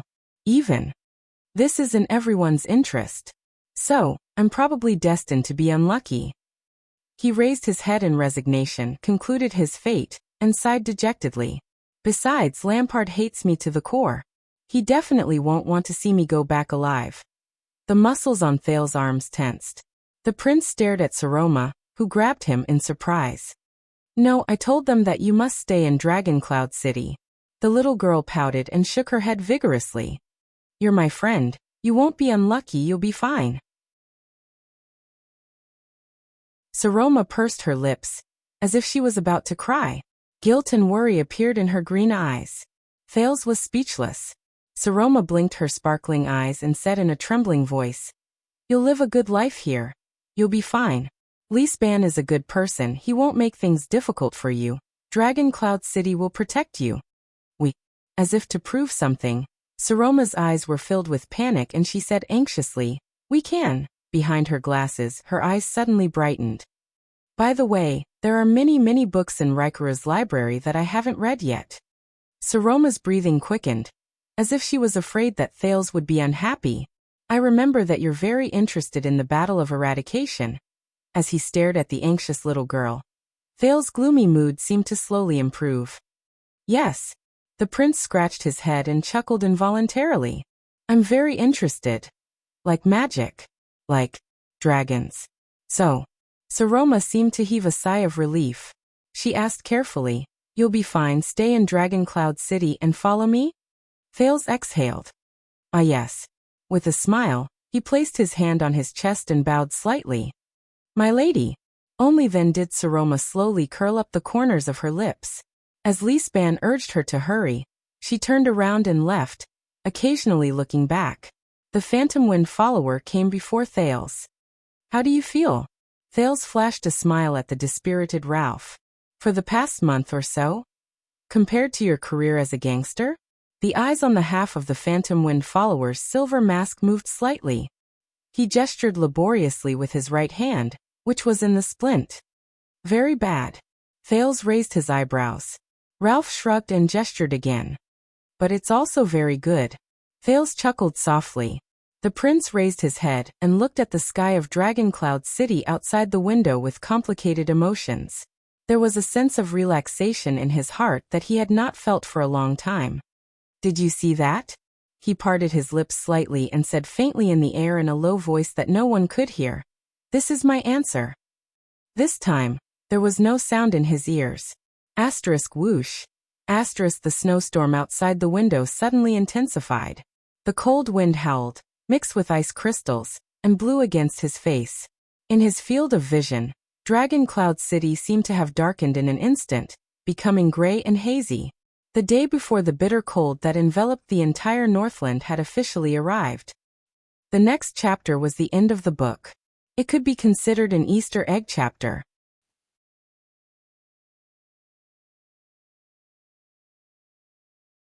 Chapter 276. Dragon Cloud City, Spear District. Old Brook extinguished the everlasting lamp he had lit to attract customers. He lamented about another bad day without any business. Spear District was an interesting place. It was not as poor and backward as Shield District and Hammer District, nor was it as honorable as Axe District and Arrow District. In fact, it was not as lively as Bow District, Sword District, and Armor District. However, the slope of Dragon Cloud City was relatively high. Most of the people who lived here were the family members of the king's loyal servants who held official positions but could not get their titles, or the commoner merchants who were rich but could not live in the nobles' district. Hence, Spear District became an awkward place. But Old Brook, who was the owner of the inn, was one of the few who made use of this awkward situation to make a living. He saw a business opportunity hidden in it. Old Brook's inn was clean and tidy. The decorations were not too bad. Although it was not as expensive, it always attracted customers who were neither high nor low in status. For example, wealthy merchants or craftsmen, or declining nobles who did not want to lose their dignity despite not being rich, or tourists who came from afar and did not understand the local market. These people were usually people who came from other places, and were waiting to meet the important people. They did not have the right to stay in Axe District and Arrow District for too long, and they did not want to lower their status in the messy Sword District and Bow District either. Of course, the lowly Shield District and Hammer District were out of the question. Hence, they usually chose to stay in Spear District, which was Old Brook's Inn, which was orderly and not shabby. After countless hardships, Old Brook and his family settled down in Spear District. Unfortunately, ever since Prince Mariah was assassinated, the relationship between the two kingdoms in the Western Peninsula suddenly became tense. Rumors of conscription, tax increase, war, and a shortage of goods spread. The tense atmosphere in the city caused Old Brook's business to plummet for the past month or so. Recently, he only had one guest staying in the inn. He could only sigh at his bad luck. Then, as usual, he cut costs from the purchase of alcohol and the wages of the odd job workers to maintain the inn's survival. When news of the Prince of Constellation's arrival arrived, he thought that the crisis was over. Then last night, Old Brook woke up from his sleep with a start. The moon had pity on him. Why were there countless patrols hurrying through the streets at night? What were those terrifying loud noises last night? What were those thunderous booms in the latter half of the night?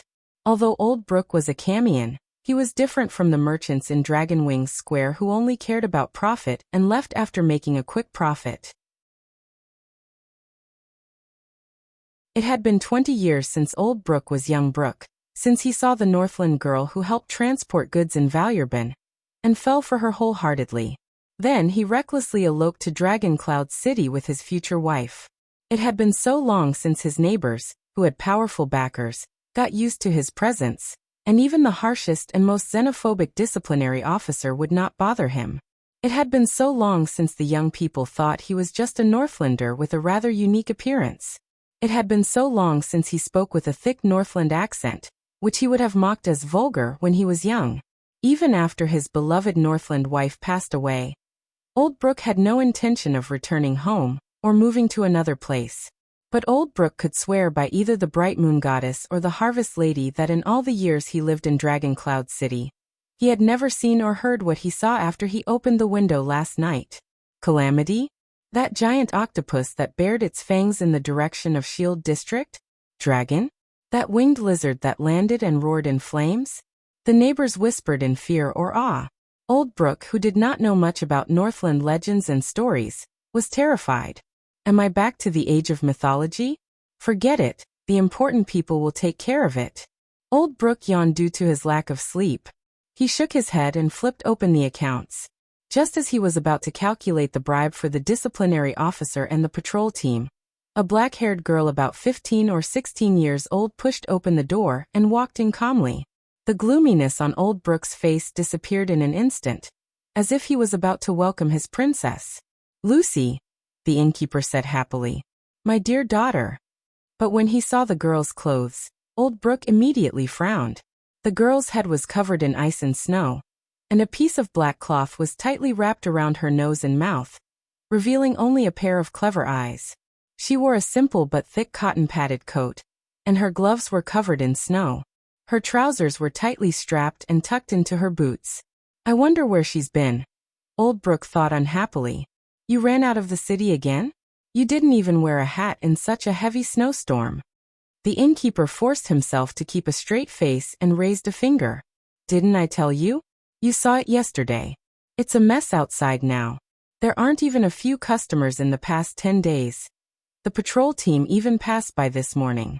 There are rumors everywhere, saying that the districts below have been destroyed. Those country bumpkins from the poor districts." Old Brook looked at his daughter worriedly. "You are a girl, Lucy. You have to be more careful of your own safety." The girl with her face covered stomped on the ground to rub off the snow on her feet. Then she patted her ice crystal-encrusted gloves and pulled her fair hands out. Only then did she pull down the black cloth covering her face, revealing a cheeks that were rosy in the cold, playful and adorable. The girl turned to the innkeeper and flashed a bright smile that stopped Old Brook's heart-wrenching lecture. "Yes, yes, yes, my dear father." The girl giggled and waved her hand, holding on to the handle of the wooden ladder. "I understand. If there's nothing else, I'll go upstairs." The girl tilted her head and made a funny face. Then she skipped away from Old Brook's sight. All that was left was the sound of her footsteps going up the stairs. Old Brook was immediately exasperated. "You, Lucy."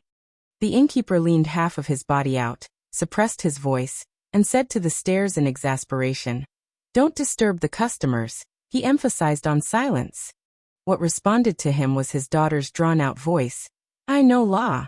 There were also a few mutterings from above. Most of them seemed to be long-winded old man. Old Brooke retracted his head from the bottom of the stairs and heaved a long sigh. The people of the empire, calamities, dragons, curfew, and a daughter who is as troublesome as her mother. The innkeeper walked back to his seat in resignation. He took a sip of his late wife's favorite ale and shook his head. God knows what's waiting for me. But, Old Brooke rolled his eyes and curled up the corners of his mouth. As long as Lucy is fine, as long as Lucy is happy, life isn't too bad. Old Brooke's originally gloomy mood instantly brightened. But what he did not know was that the moment his daughter disappeared from his sight, the girl's youthful and playful expression suddenly turned cold. It was as if frost had suddenly descended. A faint chill emanated from the bottom of her body. Her light and happy footsteps immediately became silent, like a black cat walking on tiptoes. The girl pushed open the wooden door of a room and coldly walked into the narrow, dark room that smelled of medicine. On the wooden bed in the room, a man sitting against the wall slowly opened his deep eyes. His expression was gloomy. He was wrapped in a close-fitting and tight gray robe, which did not make him feel cold in the cold weather. His sleeves were pulled up to his upper arms, and his left arm and right shoulder were wrapped in thick bandages. The girl closed the door and slowly curled up the corners of her mouth, revealing a cold smile that was completely different from the playful one just now. She spoke softly to the man and respectfully and patiently called out a strange form of address. Father. The man in gray did not respond. He only looked out the window, which was slightly ajar. The city has begun to lift the martial law. The young girl seemed to be used to the other's silence. She sat down on a stool at the side, grabbed a short knife on the table, and said to herself, "It's probably because the important people in the palace have reached an agreement. When are we leaving?" The man in gray still did not respond, but in the next second, he suddenly raised his head. The emptiness in his eyes turned into wariness. The man in gray raised his hand gently. A short knife jumped up from the table 2 meters away in a strange manner, and flew into his hand. He said calmly, "We have a guest." The girl's pupils moved. She stood up and instinctively moved.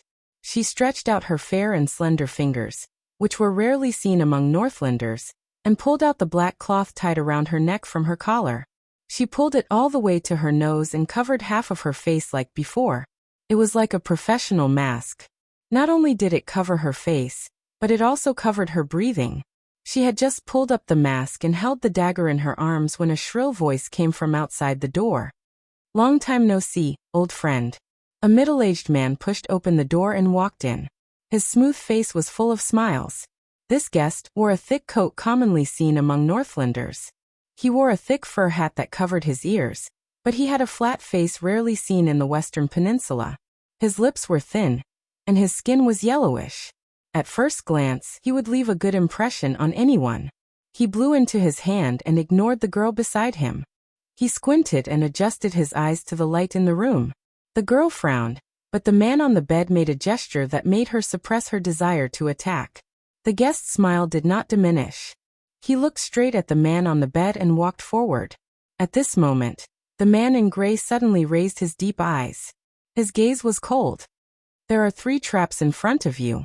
The guest's smile froze on his face, just like the right foot he had just lifted. The man in gray's words were direct and emotionless. 2 of them are fatal." The guest with the flat face took a deep breath, blinked, and shrugged. He seemed to have no choice but to put his raised right foot back on the spot. The girl beside him curled up the corner of her mouth and sneered in her heart. But the guest's smile seemed to be plastered on his face. It glowed again amidst the awkwardness. "Now you are truly a regicide family." The guest smiled obsequiously and rubbed his hands together. His accent in the lingua franca was strangely accented.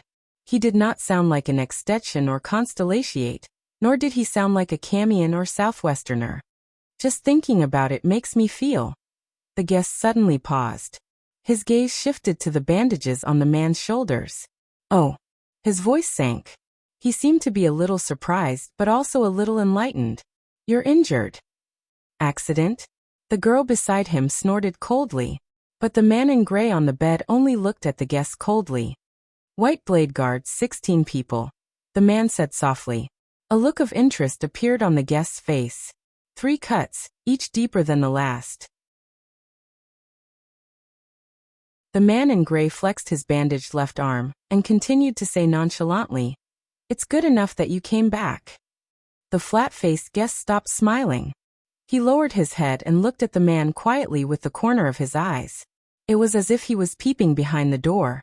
"Where's your brother?" The guest grinned and asked softly, "He let you do it alone for such a difficult task." "He has his own place to go," the man said quietly. The silence lasted for a few seconds. The guest stared at the ground under his feet. He stretched his hands out from behind his back and silently rubbed them in front of him. "How's your injury?" The girl, who felt that something was wrong, frowned. The man in gray's gaze was still calm. He stared at the guest from afar. The man slowly curled up the corners of his mouth and flexed his shoulders. "If you want to kill me, now is a good time." "Well, I can't wield my saber with either of my arms." The guest raised his eyebrows slightly. He leaned his head forward and did not move. He stared straight at the man in front of him. His gaze was gentle and strange. The atmosphere suddenly became strange. The man responded quietly, calm and composed. Finally, just as the girl was about to lose her patience, the guest suddenly grinned. "Ha ha ha ha." The guest narrowed his eyes and tilted his head back. He was overjoyed, as if he had encountered something very funny. He raised his finger to eye level and pointed at the man. He had a playful expression on his face that said, "I've caught you, haven't I? You're getting more and more humorous, Bennett." He laughed, his index finger shaking in the air faster and faster. His tone was exaggerated. "I like this about you." The man in gray called Bennett just looked at him coldly, and did not say a word for a long time. But the guest did not feel left out at all. He put away his smile and finger and turned to the girl with interest. "Oh girl, you must be the talented Lucy." The guest bowed politely and continued to smile strangely. He said in his strange accent, "My subordinates are indebted to you for your help, as expected of your fathers." But he was obviously not welcome. "Stay away from me," the masked girl said with disgust. "Eccentric Far Easterner." "Oh, that's really cold." The guest from the Far East replied patiently, not at all offended. "You break my heart." The gray-robed Bennett snorted coldly and interrupted the guest. "You never put yourself in danger," he said coldly. "But you're still here." Hearing this, the guest from the Far East closed his mouth awkwardly and sighed in a seemingly helpless manner. The client this time was not easy to deal with. "If I didn't come, the young ones would have screwed up." He shrugged. "And," the guest from the Far East sighed softly, "more importantly, the boy who represents Renaissance Palace." But the man was not moved at all. "Why did you come to me?" The guest exhaled and chuckled. "My friend got some news about Constellation." The guest blinked as if he was about to take out a big treasure. "You know, it's not easy for us to get news about that place now." The voice of the man in gray turned cold. "Get to the point. You might be interested." The guest from the Far East quickly changed the topic, making what should have been a very stiff turn very smooth. A few population gathering points at the border encountered invaders. Bennett snorted loudly again. "Get to the point." Without any hesitation, the Far Easterner said his next sentence. "It's very similar to the Charlton family style, whether it's the style of the blade or the figure." At that moment, the girl beside him held her breath. It was as if she remembered something. The guest from the Far East raised his eyebrows and observed Bennett's expression.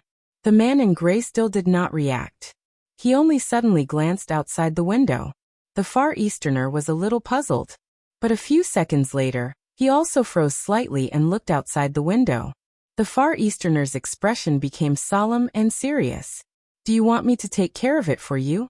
the man in gray said flatly. The guest from the Far East sighed softly, but immediately put on a cheerful smile again. "I wouldn't dare." He bowed slightly. "This is my personal matter." "Very well then." The man in gray nodded slightly. "Farewell." As soon as he finished speaking, the man named Bennett flipped off the bed. The moment his feet landed on the ground, The 5 short knives on the table jumped up as if they were alive and flew towards Bonnet at the same time. Then they obediently inserted themselves into different scabbards all over his body. Seeing this unbelievable scene, the Far Easterner could not help but frown slightly. The trap is removed. The man in gray put on a loose robe and covered the bandages on his body. As he walked past the Far Easterner, he said softly, "You can come in without worry." The guest from the Far East bowed politely. The girl snorted softly and glanced at the Far Easterner with a sly smile. Then, she followed her father out of the room. The moment the two of them left behind him, the guest from the Far East raised his head. His gaze became extremely cold. He gently closed the door, looked outside the window and sighed.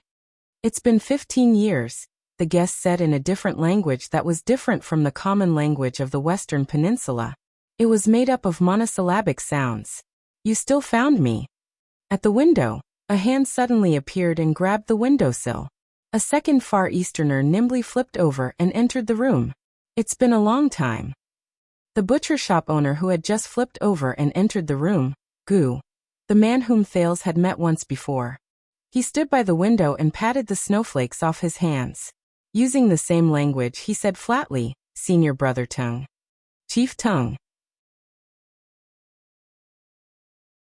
On the stairs outside the room, the man in gray and the masked girl quietly went downstairs.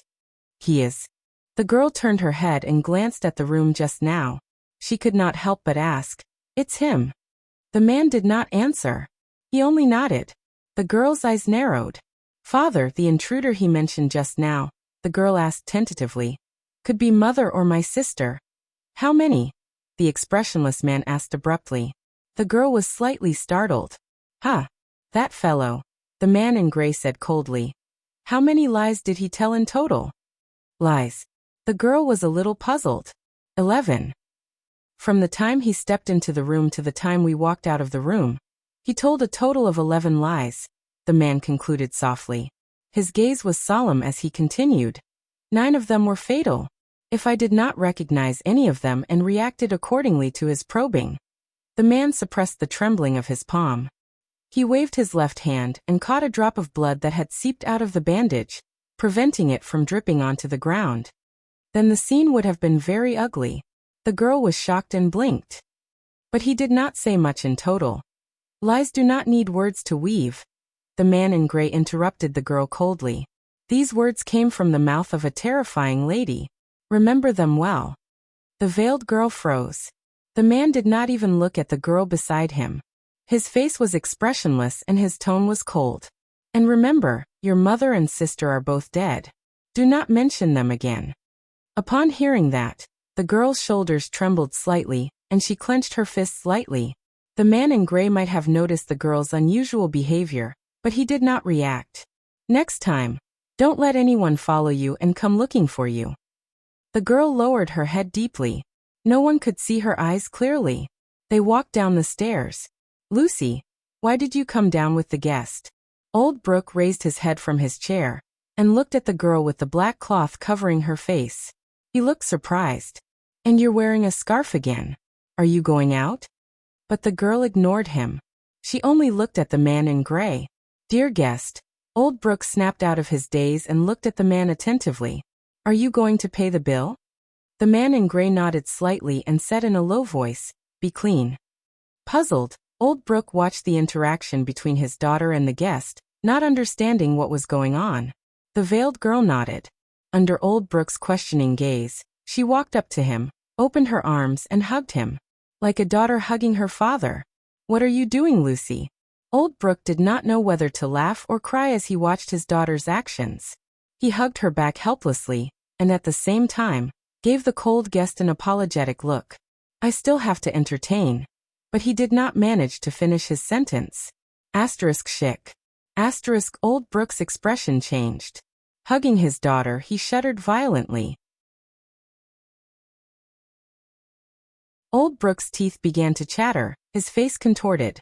With great difficulty and shock, he lowered his head and looked at his daughter in his arms. "Lucy, you." Old Brooke's trembling grew stronger, as though he was enduring great pain. But nothing could compare to the disbelief, pain, and despair in his eyes. Asterisk puff. Puff. Puff.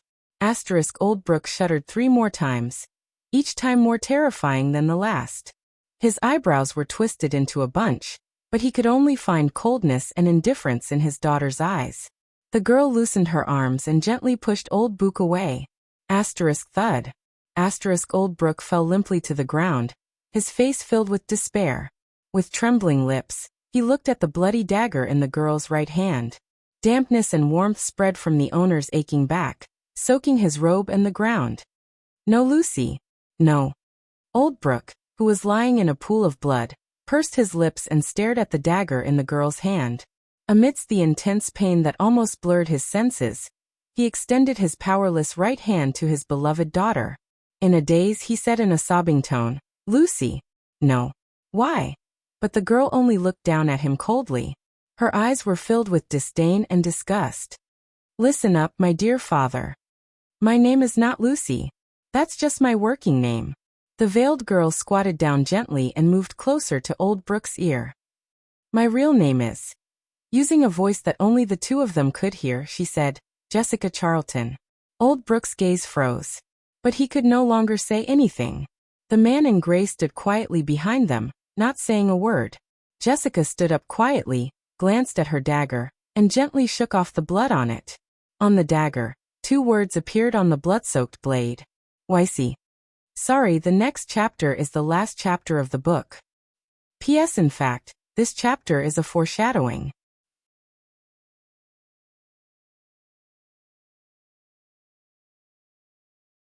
Chapter 277.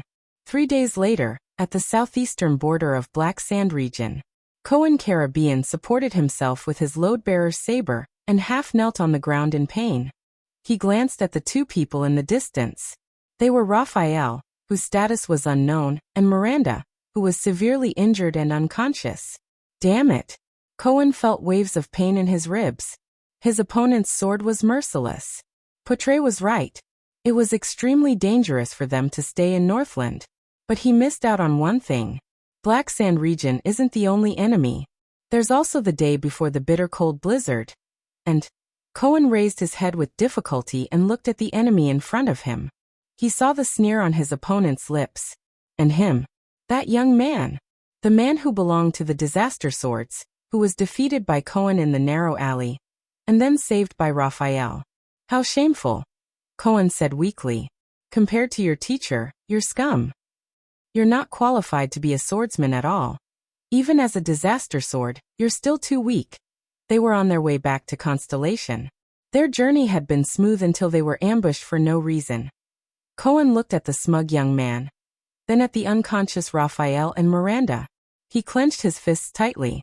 In the distance, a horse that had lost its footing was whining in the snow. "Ah, who asked me to run into you? And you're both heavily injured." The young Northlander narrowed his eyes. Just like in the alley, he waved the weapon in his hand. "Just admit that you're unlucky.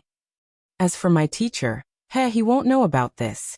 Cohen stood up with difficulty, but the injury on his hand in Heroic Spirit Palace was far from healed.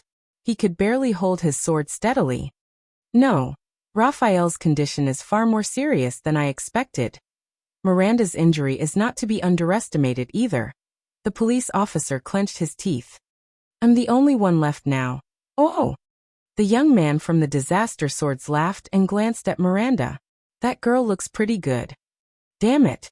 Cohen punched the snow so hard that he almost crushed his teeth. "Ah!" In the next second, the police officer roared furiously and activated the remaining glory of the stars, once again launching a series of continuous attacks. In the snow, the young man's and the police officer's shadows separated as soon as they met. Clang! Cohen spat out another mouthful of blood and slumped to the ground. His sword slipped out of his hand. He had reached his limit. This was especially true for his back. Whether it was Caslin's ruthless attack or Tolja's heavy throw, the damage done to him was far more terrifying than expected. He was powerless to retaliate. "No. Where is your prestige in Dragon Cloud City, big guy? Where's the sudden stab that you're so proud of? I forgot to thank you." The young man glanced at the torn sleeve on his hand and laughed out loud. "As a reward for giving me so many gifts in the city."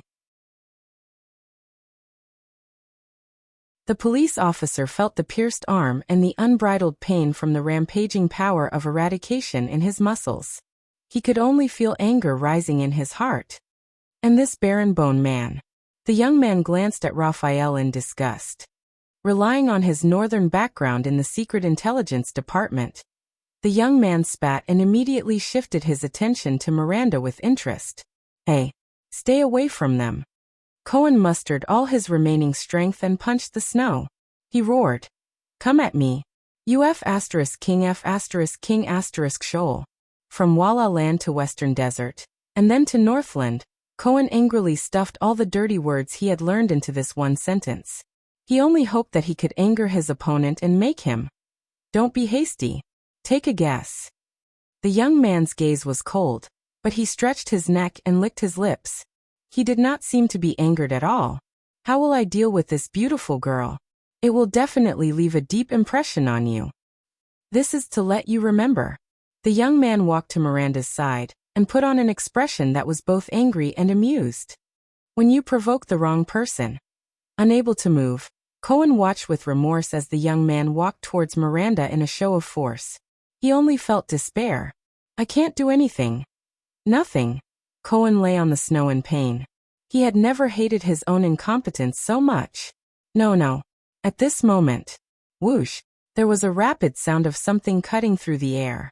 The young man's expression changed. He suddenly turned around, and a sword light exploded in front of him. Ding! His hand and half-sword struck a weapon in the air, making a sharp sound of metal colliding. The flying weapon was easily deflected by the young man, and fell weakly to the ground. It was a dagger with a strange curve. Cohen, who was lying on the ground, stared at the dagger in a daze. For a moment he forgot to react. That dagger. A clumsy sneak attack. Is it your helper? The young man curled the corner of his mouth and looked around, searching for the sneak attacker. What the hell? This level of sneak attack is too simple. But in the next second, the young man's expression changed. From the blade he used to deflect the dagger, a strange tremor suddenly came. The tremor penetrated deep into his body, causing half of his body to instantly go numb. The young man wanted to raise his right arm, but found that his right hand could no longer move. He panicked. No, this tremor. What is it? He had no chance to regret. Whoosh! The wind whistled. A graceful figure moved at an astonishing pace, broke through the wind and snow, and instantly appeared in front of him. In the vast expanse of white snow, the sword light suddenly appeared. In the strange numbness, the young man mustered all his strength to shift the blade of his sword to the position where the enemy was coming from. But it was useless. The nimble enemy only tilted his body slightly in the air and dodged the sword. Then he slashed with the dagger. Cheek. The defenseless young man opened his eyes wide in disbelief as he watched the enemy's dagger slash into his neck. Although we are both holding swords, but in comparison, the enemy said in a pleasant voice, pushed his body and pulled out the blade. You are really tasteless. You can't even compare to Ching Pai. Scum. Warm arterial blood gushed out from the young man's neck. In endless fear, the young man's eyes focused. At that moment, the panic-stricken him saw the dagger in his opponent's hand again. It was a dagger from the tip to the hilt. The angle was crooked, like a dog's leg. That kind of dagger. If I can react. If I can display my strength. But there are no ifs. He fell limply, and his lifeless eyes met Cohen's shocked expression. The police officer stared blankly as the graceful figure squatted down in the snow and inserted the two daggers into her boots. Then, step by step, she walked towards him. Puff. A pair of thick snow boots appeared in front of him. Looking up, he saw a pair of long legs that were also wrapped in thick clothing. Cohen raised his head in a daze. The other party slowly squatted down. She took off her thick fur hat, revealing a head of neat brown hair. Cohen could not say anything. He only blinked, as if he could not believe what he saw. Huh. The other party fanned herself with the fur hat in her hand, and exhaled a breath of hot air. The girl in front of him pushed her goggles up to her forehead, leaving red marks around her eyes from the weight of the glasses. A few strands of hair stuck to her forehead, making her look a little mischievous. Her nose and face were dotted with tiny beads of sweat. Her face was ruddy, and she looked rather healthy. Cohen did not know why this thought popped up in his head. The old man is completely wrong. It's not that cold in the north. I'm already sweating after running a few rounds. While she complained to someone in a bad mood, she curiously stared at the dying Cohen with her big, bright eyes, as if she was sizing up a puppy by the roadside.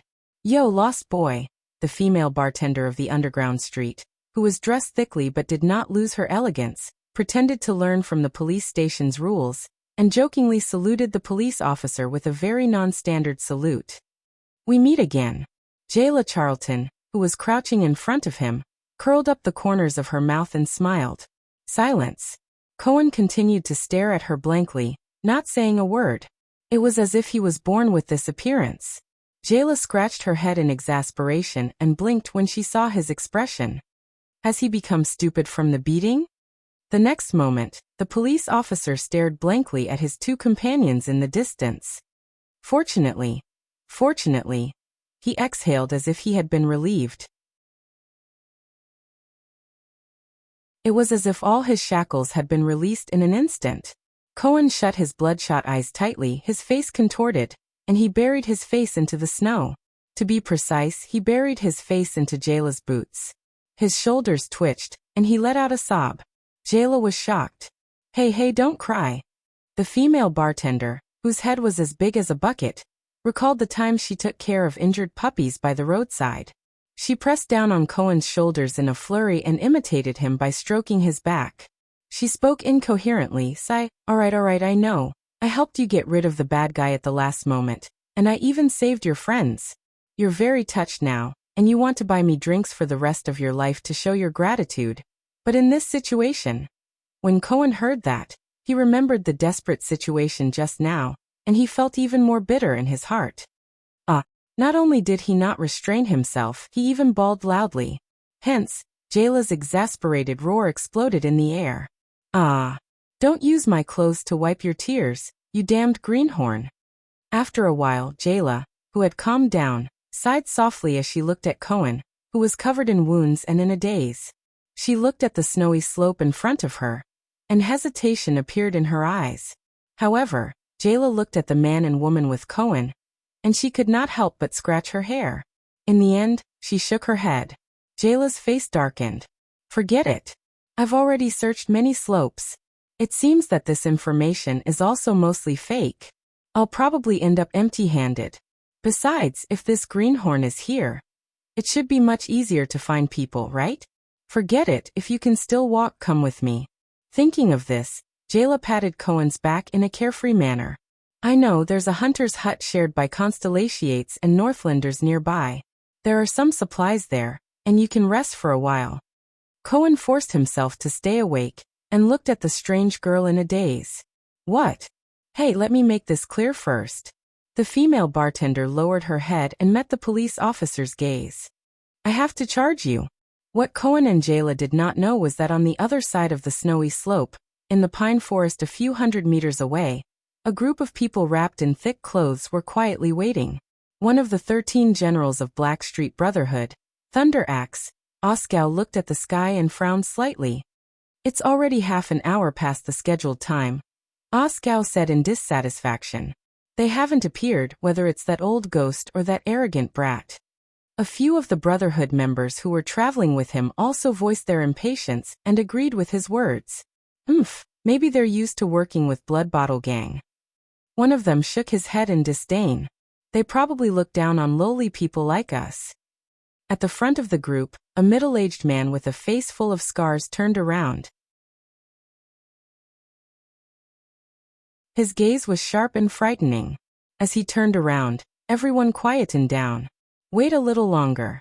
This is one of the secret passages that Prince Horus purposely opened in the pine forest to launch a sneak attack on Extet. Ironheart Shandaroda, the Brotherhood's leader in arms smuggling, said coldly, Now it's the day before the bitter cold in Northland.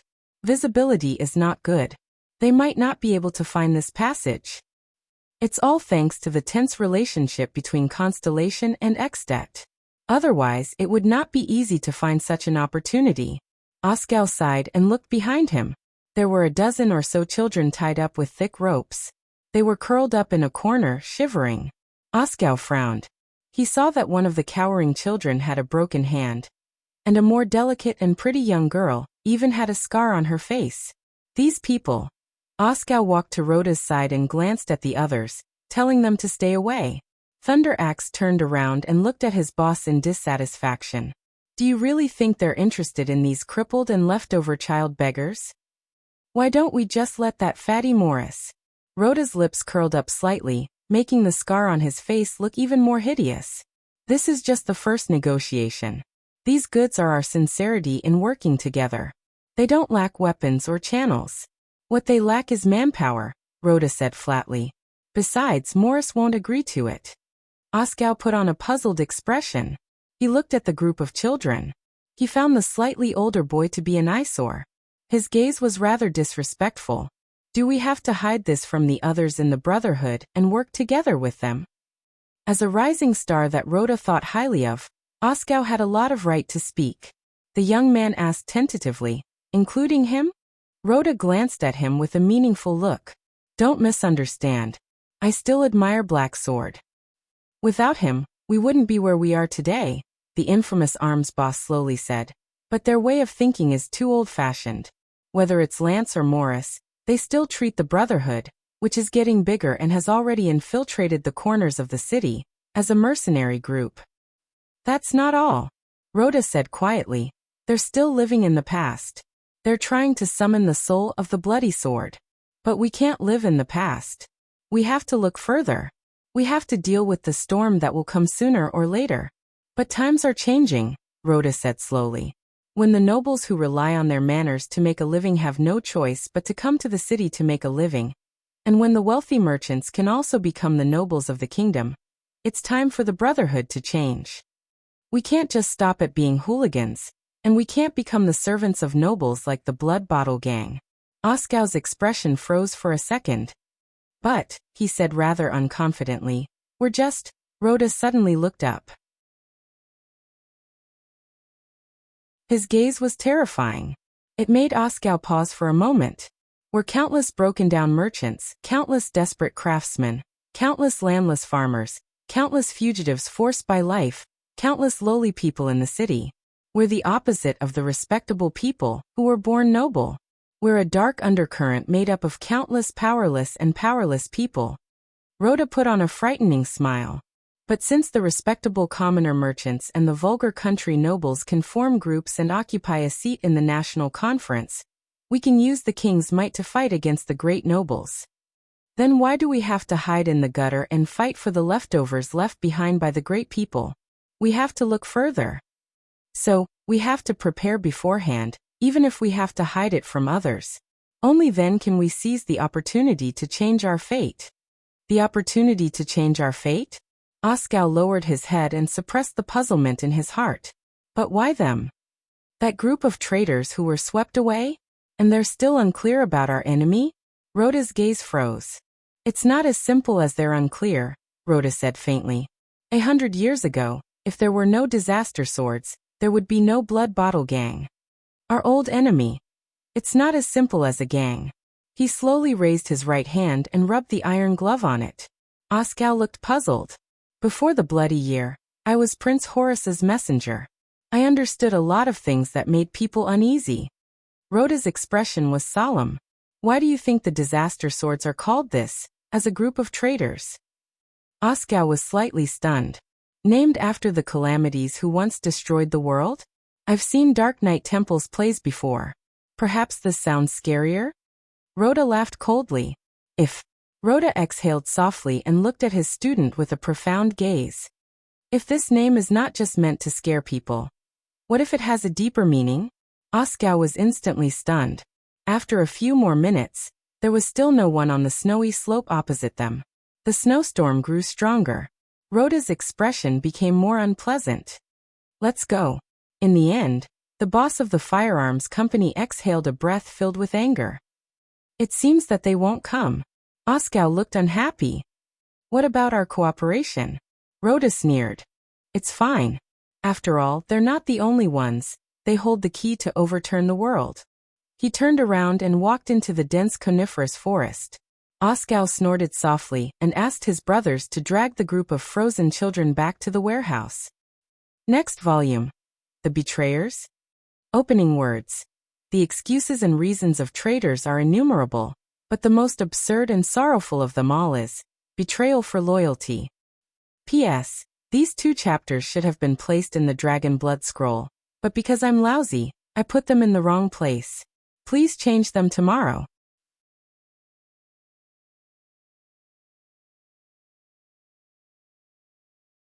Chapter 278. The sun shone brightly. A group of knights arrived at their destination at the South City Gate of Dragon Cloud City. When the thin man stepped into this famous Northland city again, and looked at the bustling crowd at the city gate, his heart was filled with endless emotions. Even after going through that disaster, Dragon Cloud City still appeared dignified, grand, boorish, and shocking. Even the quarrels of the passers-by had a sonorous tone to them. Those days.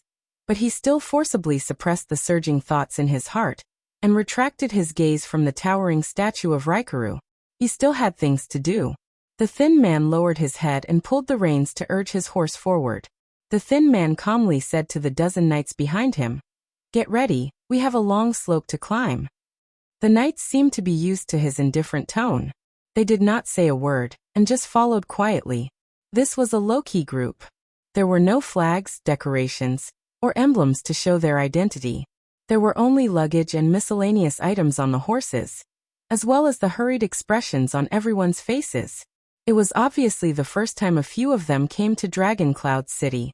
They looked around in surprise. "This is Dragon Cloud City?" a young attendant asked, puzzled. "Didn't they say that it was almost destroyed by the calamity? Why is it so complete?" What destroyed Dragon Cloud City was a rumor, not a calamity. The thin man replied in a relaxed manner. "Wash your brain, Mark." A few minutes later, a Northland noble with a military aura came up to welcome them with a few cavaliers. After a brief meeting, he led them away from the queue to enter the city. They walked past the empty space in front of the city gate, and began to ascend the slope. "I'm flattered that the chief garrison officer personally came to welcome us." The thin man greeted them faintly. "Viscount Lysden." "Unfortunately, the Archduchess is in the Hall of Heroes. Today is the day of her council hearing. Regent Leespan is also inside." The Northland noble named Lysden appeared to be very capable and courageous. With a few gestures from him, the patrol team began to operate in an orderly manner. He nodded slightly at the thin man on his horse. Lord Putre Nemain, who came all the way from Constellation Kingdom.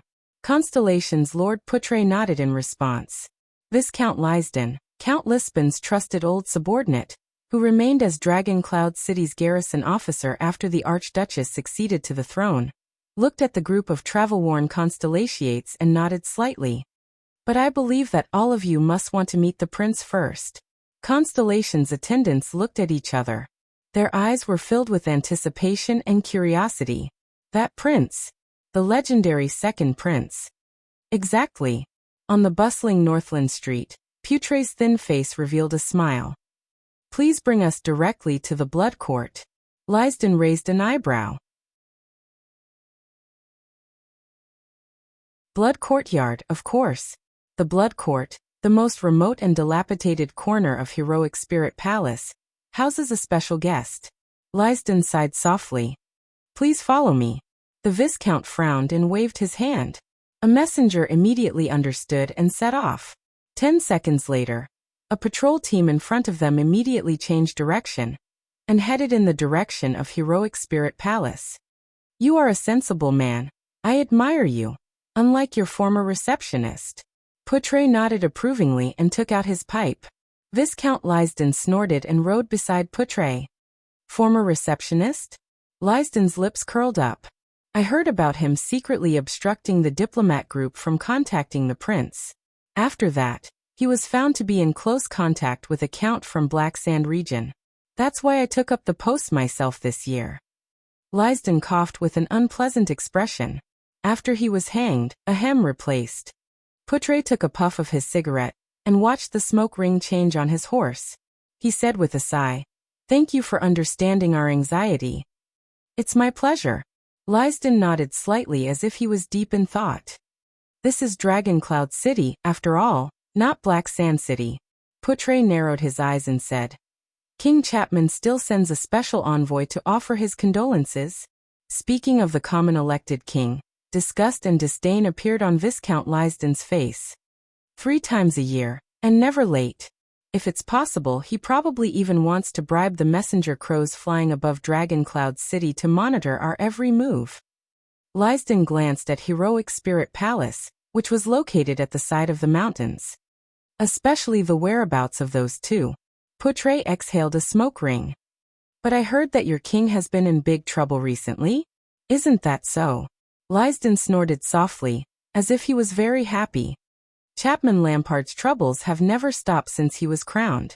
Hearing that name, the faces of the Constellatiate attendants tensed up. They immediately pricked up their ears and paid attention to the new king who had not ruled for long in Extet. Half a month ago, led by the 4 archdukes in the north and west, they launched a boycott against the king's persecution of the nobles in the region. In the name of the joint ruling pledge, they called for tax resistance in solidarity with the old nobles of Black Sand region, who were stripped of their titles. They also called for others to join them and oppose the king's atrocities. Viscount Lysden's lips curled up. Of course. He could boldly and confidently save a sum of money, and he could also see the king in a terrible predicament. Why not? I suspect that Dragon Cloud City will soon receive an invitation to sign their joint condemnation letter. Lysden exhaled softly. You know, the reputation of the kinslayer is already bad enough. Chapman the kinslayer. Putre whistled. It's really harsh to call your own king that. I heard that it was Rockney the Longhair from the city of Faraway Prayers who first called him that. The garrison officer laughed happily. It's the worst nickname for a king in Extet's history. You know, even Jacob I, who married his own aunt and became his queen, was only called the Degenerate. Putre chuckled and did not comment. Bad reputation. But it doesn't mean that his methods are bad. I heard that Constellation isn't stable either. I heard that the plague in the southwest, which was finally quelled, is showing signs of relapse. Viscount Lysden naturally changed the topic. And King Kessel has already sent 3 waves of regular soldiers to Blade Edge Hill? Putre narrowed his eyes slightly. The old wounds are too deep. It won't be easy to heal them. Just like you. Lysden and Putre looked at each other. The dragon and Constellation duo nodded with their own thoughts in mind.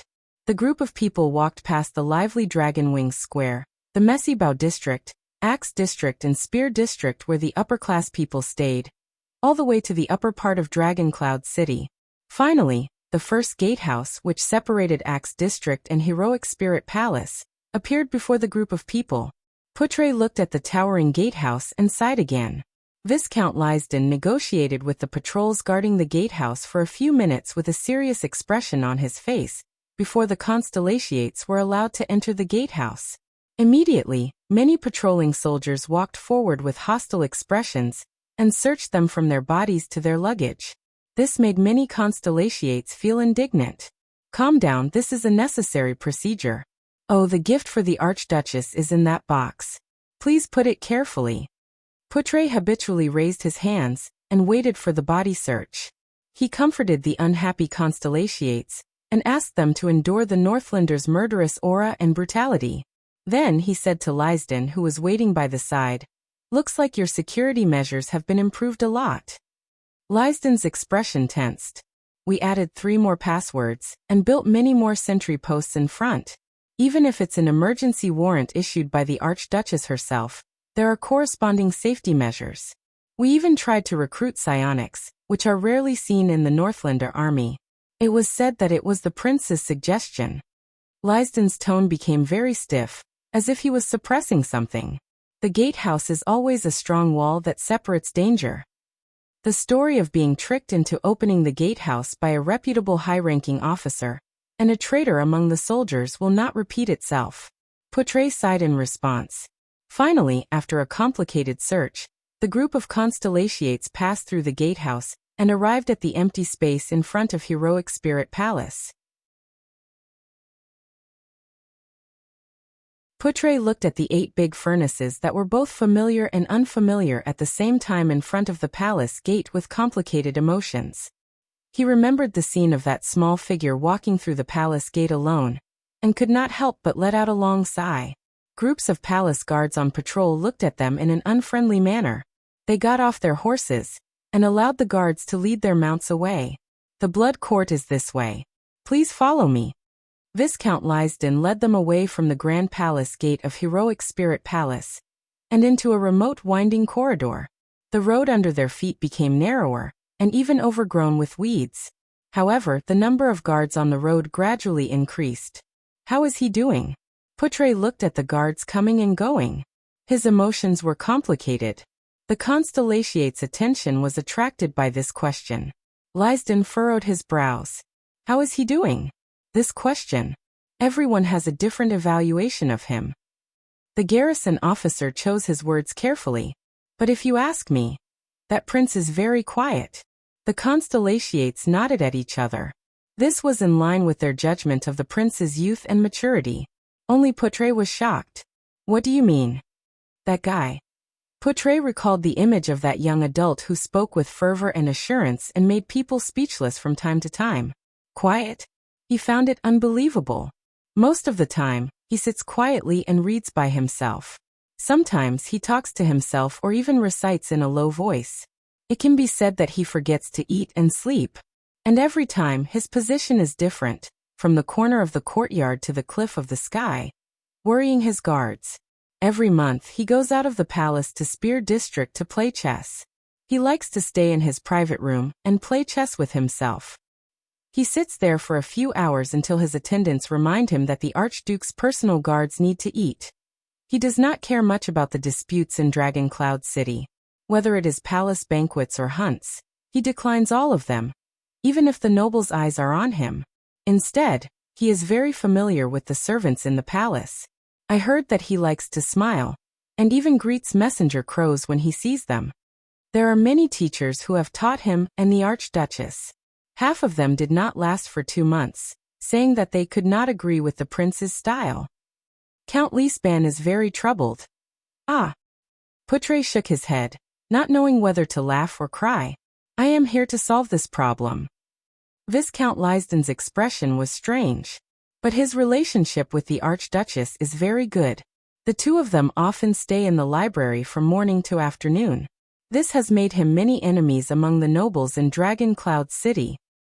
When he said this, Lysden lowered his voice and said, "Count Lysden is very dissatisfied with him because of this. That's not all. It has also attracted a lot of dissatisfaction and protests from the Archduchess." Lysden said quietly. Putre knew what was going on and nodded slightly. After passing through countless porches and layers of guards, they finally arrived in front of a dilapidated and old 3-story building that almost didn't have a hall. There were still many palace guards standing there, scanning them with vigilant and fierce gazes. It's like being in a prison. You know, there are prison guards everywhere. A Constellation attendant whispered to his companion. A man who was obviously the leader of the palace guards walked out. He was tall and had a sharp gaze. At his waist was a longsword. Viscount Lysden greeted the captain of the guards. "Lord Justin." The Viscount nodded politely. He extended his hand to the Constellations behind him and introduced, "This is the former deputy commander of the White Blade Guards, Lord Justin, who once defended the palace under Black Sand Region's attack," nodded with a calm expression.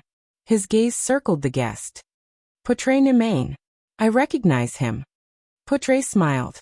"It's a pleasure to meet you. However, Lord Justin obviously did not like to talk too much. He remained expressionless and cut straight to the point. "I know why you're here. He is in the backyard. Follow me." Putre smiled slightly, thanking him for his understanding. "I will wait for you here." Lysden put his hands behind his back and stood on the spot. He pursed his lips and nodded. The Archduchess' hearing will take a while. With anticipation, the Constellation attendants looked at each other, and followed Putre through the first floor of the building to the backyard. Even under the sun, the backyard, which was shrouded by a canopy of trees, still looked gloomy and dilapidated. as if no one had lived there for a long time. The tiles were uneven, and the ground was covered in broken tree roots. The pale tree trunks and the cracked walls of the courtyard were almost one. The walls were desolate, and shadows were everywhere. There was an ominous atmosphere in the air, making people feel gloomy at first sight. More than 10 Constellatiate soldiers stood in the dilapidated courtyard, guarding the entrance and exit. A young Constellatiate man in his 20s saw them from afar.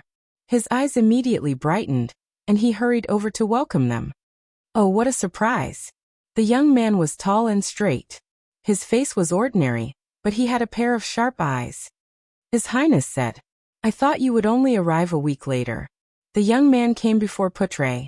The Constellatiate attendants could not help but notice that there was a long sword without a sheath at his waist. It was single-edged. "It's a pleasure to meet you." Putre exhaled a smoke ring without hesitation and raised his eyebrows. "Attendant Waya." Hearing this surname, the guests from Constellation cast a strange look at Waya. So that's the cunning foxes. But the prince's attendant did not seem to like this kind of gaze. He turned to the side and revealed the scene behind him. The guests were immediately attracted by the strange man leaning against the wall with his arms crossed. He had light, short hair and a silver mask that covered the area from his throat to his nose. Only the upper half of his tattooed face was exposed. He sized up the guests with a cold and vigilant gaze, as if they were intruders. It made them feel uncomfortable. He's probably not very friendly, many people thought. Bang. A muffled sound was heard. The guests from Constellation immediately shifted their gazes to the source of the sound. The two people who were practicing swordsmanship in the field. The one who caught their attention was the 7 or 8-year-old boy. He held a sword in one hand and a shield in the other. He was drenched in sweat, but his expression was firm as he gritted his teeth. He withstood the guards' attacks again and again. "Raise your arms. Pay attention to the rise and fall of my shoulders. Predict the next attack and defend in time." The guard who was training with him was not tall to begin with. He deliberately lowered his posture to take care of the boy's movements and height. The wooden sword knocked on the boy's joints from time to time, forcing the boy to retreat. Bang. Another muffled sound was heard. The boy fell to the ground in a sorry state. He bit his lower lip, wiped the sweat off his forehead, rubbed his aching knees, and looked at the guard in dissatisfaction. "Do you have to do this? Stand up." The guard shook his head. His tone was stern and uncompromising. "Raise your sword." Waya frowned and looked at the 7 or 8-year-old boy. He seemed to be reluctant, but in the end he did not say anything. Beside him, Putre narrowed his eyes and stared fixedly at the training in the field. The people of Constellation craned their necks and looked at the little boy on the ground who was gritting his teeth and enduring the pain with a tough expression. That was Constellation's only prince? The one who was a hostage in the enemy country and used his life to maintain the peace between the two countries. But the guests looked at the boy who was struck down by a sword, and their hearts dimmed. The little prince looked at his hands and legs and sighed heavily. He got up listlessly. "But this is too much. If you still want to inherit your father's position and take over his heavy responsibilities, isn't this necessary?" The guard's stern words came from behind the helmet. It was frightening to hear. The people around them shook their heads. A sharp blade may be able to tear flesh, but if it's held in a pair of unstable hands, you won't even be able to cut through the most fragile reed. The prince, who was still a weak boy, could only take a deep breath and hold back his emotions. He focused his attention again and raised his sword and shield. Many of the onlookers could not bear to watch. Many of them cast a strange glance at the newcomer, Putre. The sparring began again. You know the main points of this sword style. Although the guard who looked like an instructor was strict, he still dutifully taught the boy and guided his movements. Your footsteps must be steady but not too tight. Control your center of gravity. This is especially important when you switch between offense and defense. However, bang. The third time, the strong but weak boy fell to the ground violently. The wooden sword fell to the ground. He could not fight back at all. Behind Putre, The attendants of Constellation looked at each other in disappointment and retracted their gazes from the boy. Obviously, the prince was not talented in martial arts, to the point that he did not know anything about it. It made their feelings of anticipation a little complicated. If this is Constellation's future, enough. Waya, who was watching from the side, could not stand it anymore. The prince's attendant crossed his arms and said to the boy's instructor in dissatisfaction, "He's only 8 years old." Ralph, who was leaning against the wall, whistled softly and made a gesture that no one else could understand. The little prince on the ground took a deep breath, clenched his fists, and punched the ground fiercely. However, he still looked at his instructor, unwilling to admit defeat.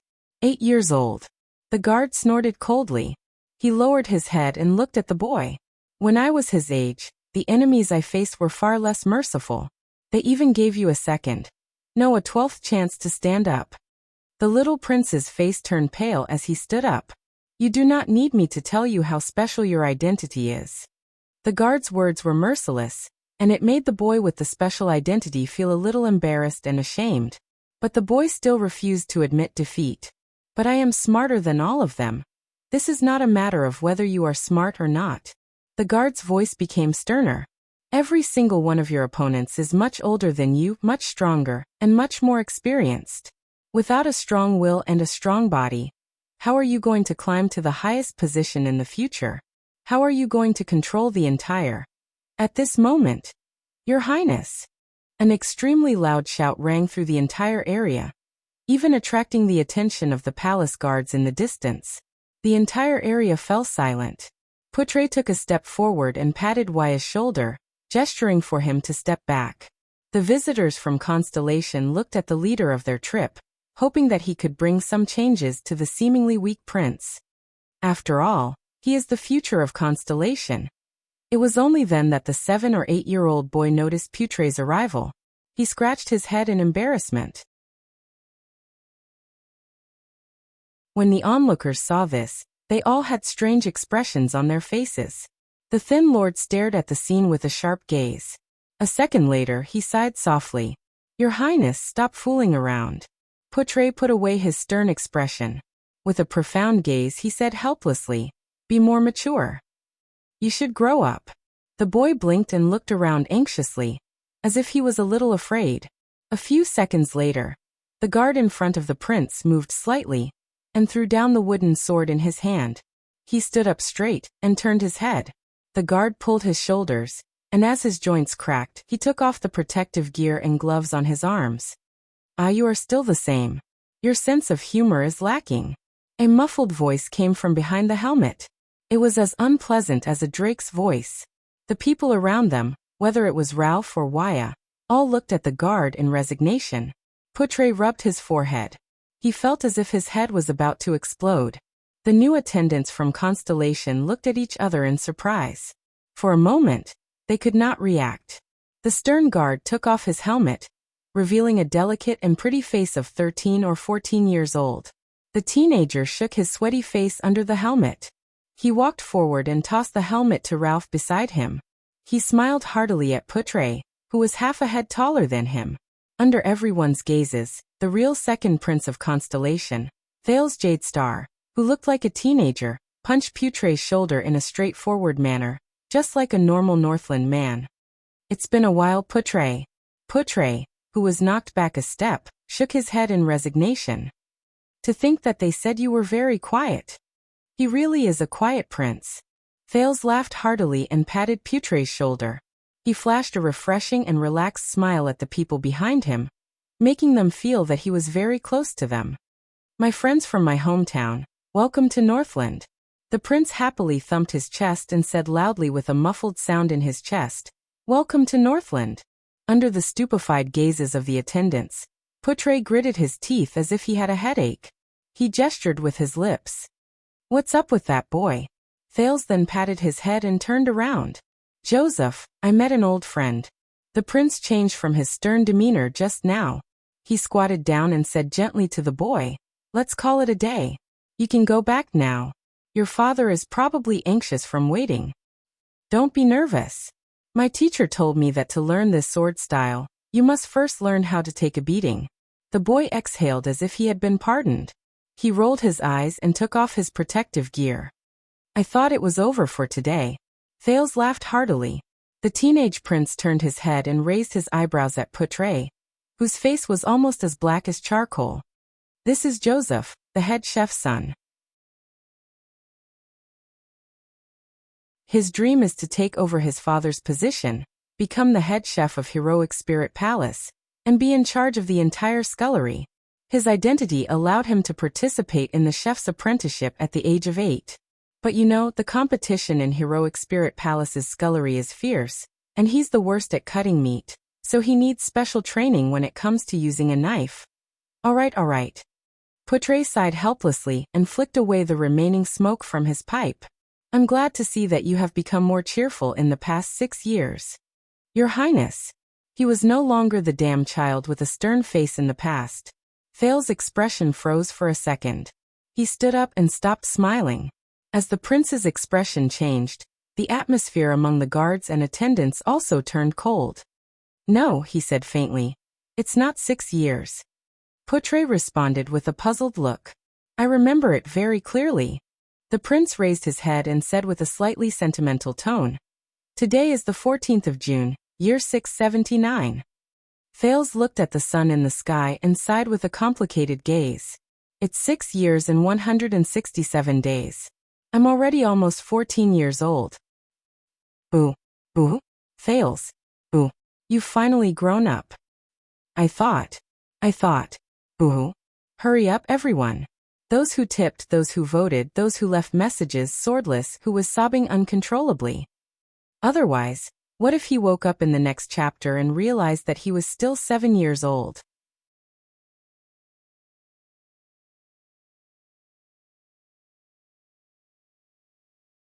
Chapter 279. Don't worry. The Archduchess hearing will last until sunset. You can still make it if you go in the afternoon. I'll send someone to inform Viscount Lysden. In the bedroom on the second floor, Thales glanced at the noon sun. He picked up a wet towel from the basin and wiped his face while he spoke to Portray, who was sitting behind him. Portray watched the second prince's back, which was much wider and taller than 6 years ago.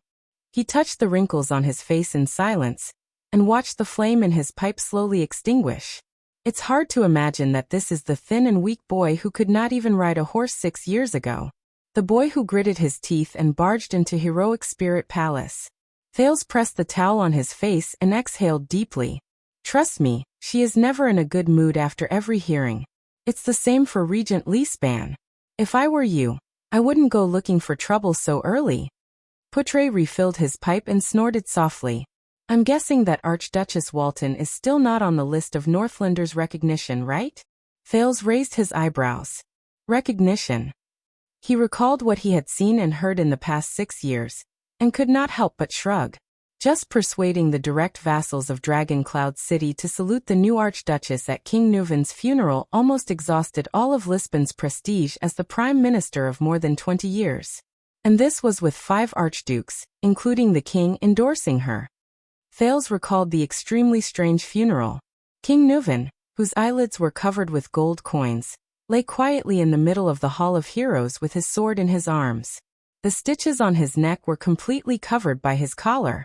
The vassals slowly walked forward with shock and depression. They looked at the new young suzerain in disbelief, then looked at the livid Leespan in anger and puzzlement, as if the latter had betrayed them. The prince snorted softly and threw the towel into the wash basin.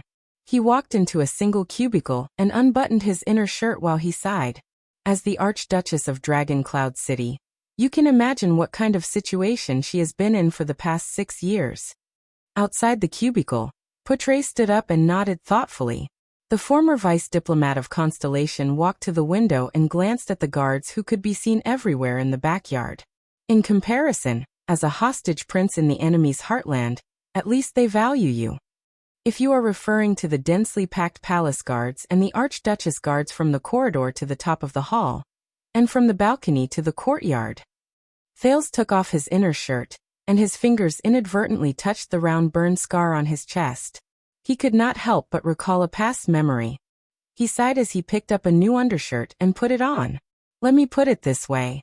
After Neuven was assassinated 6 years ago, that dead-faced Nicholas became more and more neurotic. He wanted nothing more than to turn Heroic Spirit Palace into a prison where no one can enter, or a military camp where they patrol day and night. Thales put on his clothes and said helplessly, "No matter where I go, they will probably turn that place upside down 3 days in advance." Poutre glanced at the guards on duty in the corridor and nodded slightly. "I'm glad to hear that the Star Killer is so responsible. When you see his face you won't think so. The people before you have suffered a lot from him." In the cubicle, Thales put on his smock and grabbed the complicated leather belt hanging on the wall. The dagger on the belt made him frown slightly again. It was Viscount Kinney's diplomat group. That time, Nicholas almost cut the horse into pieces and sewed it up before returning it to me. Thales skillfully wrapped the belt around his waist and fastened the 4 buttons. Then he sat down and put on his boots. Poutre turned around from the window and puffed out a smoke ring without any scruples. The prince's desk was piled full of books. Some of them were half opened, some had bookmarks in them, and there were also quite a number of notes. 3 sheathed swords were neatly placed on the sword rack by the side. 2 shields were stacked next to the sword rack. Poutre curled up the corners of his mouth. His gaze shifted to Thales' bed. The bedding and pillows on it were as clean as new. Probably because he changed them often, Poutre thought. But his gaze shifted to the corner of the wall not far from the bed. A normal person might not have noticed it, but the sharp Poutre noticed that this corner of the wall was brighter than the wall beside it. It was just enough for a person to lie in the corner. Poutre narrowed his eyes. A few seconds later, he sighed quietly. "Your Highness." For some reason, Poutre calmed down. His tone was serious. "How have you been over the past few years?" The voice in the cubicle paused for a fraction of a second. It was as if the person in the cubicle was thinking about the answer. "Ha!" The prince's exhalation was heard. He sounded indifferent. "A regular work and rest schedule, the magnificent scenery of Northland, a personal bodyguard, no need to worry about life-threatening dangers, no need to face old and cunning enemies. The only things I need to worry about are a little girl and her female officials, plus a dead face and an old regent." In the cubicle, Thales fastened his boots. His breathing slowed down, and his expression was still. "Why not? Why not?" Poutre did not speak. But, a few seconds later, the fully dressed Thales pushed open the cubicle door and walked into the bedroom. He raised his head and looked at Poutre in front of the desk. He said sincerely, "I'm still very happy to see you, Poutre. You don't see old friends every day in Dragon Cloud City, especially those who have gone through hardships together." Thales added in his heart. He picked up a half-sword from the sword rack, tested its weight, and put it into his belt. "I want to say the same to you, Your Highness." Poutre flashed a smile. "But you know, I'm not used to sentimental conversations." Thales snorted when he heard this. "So, where have you been for the past 6 years?" The young prince stood in front of the dressing mirror and casually tugged at his collar. "At that time, I thought you would stay in Dragon Cloud City with me as Gilbert's designated instructor." Poutre bit his pipe and snorted softly with a crooked mouth. "Speaking of instructors, I heard that you brought a lot of trouble to the instructors in Dragon Cloud City?" he said faintly, as if he did not hear Thales' question. Thales blinked, and did not continue to ask about his whereabouts for the past 6 years. "First of all, I'm not very used to the way many people teach me, and I'm a straightforward person." He shook his hair, and felt that it was about time. "Secondly, I don't think that's the kind of education an archduke should have." Thales' voice subconsciously became softer. Poutre spat out his pipe. "What?" The young prince shook his head and cleared his mind of the past few lectures. "Nothing. Just take it that I don't like the look of them." Poutre looked at him and chuckled. "Regarding your education, the country is also very troubled," the thin lord said faintly. "So, I specially invited a teacher for you this time." "You invited a teacher?" Thales furrowed his brows slightly. "I thought you wanted to teach me personally. I will only teach you to be a gloomy prince full of schemes." Poutre laughed. "At most, I will teach you to sing a few colorful bardic poems." Gilbert will probably kill me. Thales followed him and laughed dryly. Then his face darkened. You should know that King Chapman does not allow constellations to come and teach me. Thales sighed slightly. He refuses to let any constellation interfere with the Prince of Constellations' education. The prince remembered the scene where he received the education of Northland nobles with that girl. The Extettians taught him the common language with a Northland accent, and even the language of orcs. They also taught him the history and traditions of Northland, the importance of the 38th century ground, and the dangers of Broken Dragon Fortress.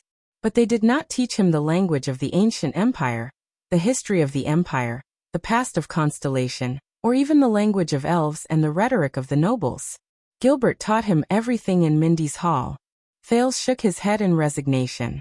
Fortunately, it was quite convenient to practice the Northland military sword style with the swift and fierce Northland warriors. Please do not worry. That scholar comes from Anlenzo Dukedom's Dragon Kiss Academy. He is highly respected and has a reputation far and wide. Poutre seemed to have predicted what he was going to say. He blew out another smoke ring nonchalantly. He will arrive a few days later and will teach you and the Archduchess at the same time. Regent Leespan will only be pleasantly surprised by his arrival. Thales paused for a moment. There was puzzlement in his eyes. Dragon Kiss Academy? Highly respected? Poutre extended his pipe and nonchalantly smashed it on the windowsill under the prince's furrowed brows, which could kill a mosquito. When he was young, he was once my tutor and Gilbert's tutor, Poutre said sentimentally. Gilbert and I spent a lot of effort to convince him. Poutre and Gilbert's tutor? Thales remembered the former foreign affairs minister whom he had not seen for many years. His curiosity grew. Who is he? You will know, Poutre said calmly. Before that, please forgive me for keeping some surprises for you. Surprises? Thales raised his eyebrows in a direction he could not see. So Poutre. The second prince narrowed his eyes. You came here this time to solve the problem of my education? Poutre snorted softly with a playful expression. He changed the topic slightly. Yes. Otherwise, in 6 years, the heir to Constellation will almost become a Northlander. Thales rolled his eyes in resignation. But in the next moment, a strange light suddenly shone in Poutre's eyes. Prince Thales. Poutre tapped his pipe with a profound expression. Have you been homesick for the past 6 years? Thales was stunned. Home. Abandoned house, Sunset Pub, Jayla. When he thought of home, these were the first words that popped into his mind. Perhaps, there's also Gilbert, Gines and Yodel? Thales crossed his arms and sighed. I don't know. He forced a smile. I haven't been in Constellation for a long time. My impression of it is very shallow. Poutre stared at him quietly. He did not say a word. Thales, who was originally a little sad, became a little puzzled by Poutre's stare. Very good. Poutre's gaze was profound as he stared into Thales' eyes. Then it's time to strengthen it. Thales was stunned. A few seconds later, the prince, who understood something, sighed. The Secret Intelligence Department? Thales lowered his head and asked softly. Poutre whistled softly. What else could it be? The prince's expression froze. After a while, Thales snorted with the ghost of a smile. His face was downcast. I really don't know if I should be happy or sad. Thales took a deep breath and stood up abruptly. He grabbed a book on the desk. Let's go. Poutre was shocked. Huh. Where are we going? Didn't I tell you? The prince turned his head and revealed his white teeth. I'm used to going out of the palace to play chess once a month.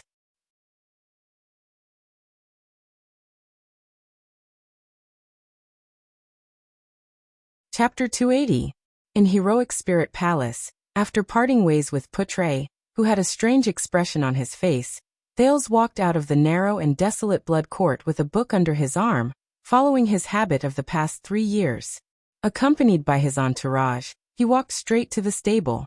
Wyatt followed behind him with a helpless expression. Ralph seemed to be used to this scene. He just quietly followed the prince's footsteps. Behind them were a small number of Constellation soldiers. Most of them were recruited from Broken Dragon Fortress in the past, and they had gone through many difficulties together with the prince. This included the veteran Genid and the new recruit Willow, who was no longer a recruit. Further away, the personal guards of the Archduchess of Dragoncloud City and the palace guards passed messages back and forth, as if they were facing a great enemy. From time to time, groups of soldiers would set off to clear the way. Lord Justin, who was in the lead, had a dark, intense expression, but he still meticulously carried out his duty to protect the safety of this special guest. After all, this was the Archduchess' order. For the sake of safety, I sincerely suggest that you postpone leaving the palace for a few days, at least until the Archduchess' State Affairs hearing is over. Waya seemed to be unable to stand the second prince's leisurely pace. By then, the White Blade Guards, the Archduchess Guards, will have enough manpower to protect you when you go out, instead of focusing most of their energy on the Hall of Heroes like now. Waya's attendant glanced at the Northland soldiers around him. There were at least half of the number of people the prince usually had when he went out. Many of Dragoncloud City's vassals visited before and after the State Affairs hearing. Most of the Archduchess Guards in Dragoncloud City, whether it was the remaining former White Blade Guards or the elite soldiers newly trained by the Star Killer over the past few years, had been transferred to the Archduchess side. Thales pulled out the brown-covered book from under his armpit and flicked the words "The Light of Mankind." The beginning and end of the Temple of Knights on the cover. Nonchalantly, he whistled the tune Ralph had taught him. Wyacasso had only returned to the kingdom twice in the 6 years he served the prince in Extet. Each time he returned, he appeared to have matured a lot. However, he was as serious and overworked as ever. He had never relaxed his tense body. This won't do. Especially when facing an opponent like that. Thales maintained his smile and said silently in his heart. The prince said in a relaxed manner, "Safety issues such as assassins are not a problem. Northlanders are not idiots. Even children who have been burned before are afraid of fire, much less a country where a king has died."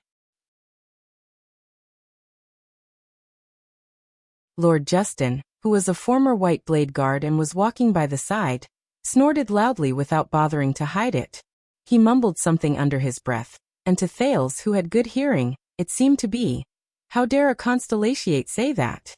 Thales pretended not to hear her and shrugged. Besides, being placed under house arrest in an enemy country's city is already very tragic. Don't deprive me of what little fun I have left. Tragic? I can see that you're enjoying your current prison life. Waya rolled his eyes. Since he was familiar with the prince, it was rare for him to retort sarcastically. Besides, there's never been a prisoner who has such a good relationship with the warden that she can promise you the freedom to choose your relief time every month, right? Don't make it sound so simple. Going out of the palace to play chess. Thales laughed. He waved at Waya without turning his head.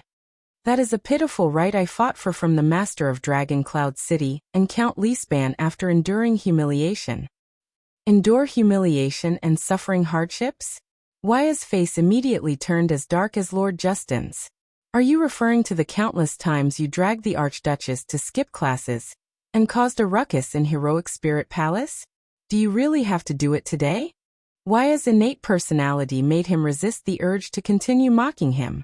The attendant said with a straight face, "If it really doesn't work, then stay in the palace to play chess. You're playing against yourself anyway." Under the watchful eyes and ears of King Chapman, in the treacherous atmosphere in Dragoncloud City, and in front of the prince's identity, which Extet noble would dare to sit across from the sole heir of Constellation and play chess, unless they were deliberately looking for trouble or had ulterior motives? The point is not to play chess but to relieve Waya. Thales did not stop walking. The book in his hand slowly tapped against his left palm. I don't expect people like you, who can freely enter and leave Dragoncloud City, to understand the feelings of a prisoner. Waya shook his head in resignation, and was about to speak again. All right, Waya, be a good person and say less. Thales waved his index finger behind him, and casually ended the conversation. Learn from Madeira next to you. He never talks too much. Waya frowned. His suspicious gaze moved back and forth between Madeira Ralph, the Phantom Wind follower. Sure enough, the mute Ralph did not say a word. He expressionlessly gave Waya the middle finger in a provocative manner. I can't deny this. Waya sighed in pain. He lowered his head and rubbed his forehead. He really doesn't talk much. Thales whistled. At this moment, a young and exaggerated female voice rose above their heads. Oh, young Thales, are you going out of the palace again? A few of the Archduchess guards who had just arrived raised their crossbows nervously, but the others were calm and unruffled, as if they were used to it. Wyatt and Ralph rolled their eyes almost at the same time. With a thud, a short figure wrapped tightly in a cloak jumped down from a tree on the side. With one hand on her waist, she caught up with Thales and gave him a thumbs up with the other. Don't worry. With me around, his safety will not be a problem. Why do you always like to lie on the branches, Lady Ida? Wyatt questioned the cloaked lady, who was supposed to be the prince's first protector. The sun is so bright. Of course, I have to find shade. Wyatt raised his head suspiciously. He could not figure out what shade and branches had in common. I'm sorry, Ida. I'm just going to Spear District to play chess. Thales sighed and replied impatiently. I'm not going to the suburbs to hunt for rabbit meat. Ha! Ida rested her head on her hands and walked backward in front of him. The cloak that covered half of her face could not hide the disappointment in her voice. Can't you just take 2 more steps? 2 more steps from Spear District to the suburbs. Are you talking about the Great Dragon's 2 steps? Ida said pitifully. The food in Heroic Spirit Palace is always cold when it's served. Don't you think? Boy, think about it. It's hot rabbit meat. The cold food in Heroic Spirit Palace is for the sake of your safety. Check the food. Speaking of safety. Ida clenched her fist and sighed bitterly. As your personal protector, I fought bloody battles all those years ago. I was covered in cuts and bruises all over my body before I rescued all of you from the hands of the enemy. In the end, I saved all of Dragon Cloud City. Now, I just want to eat some hot meat. But you can't even make such a small request.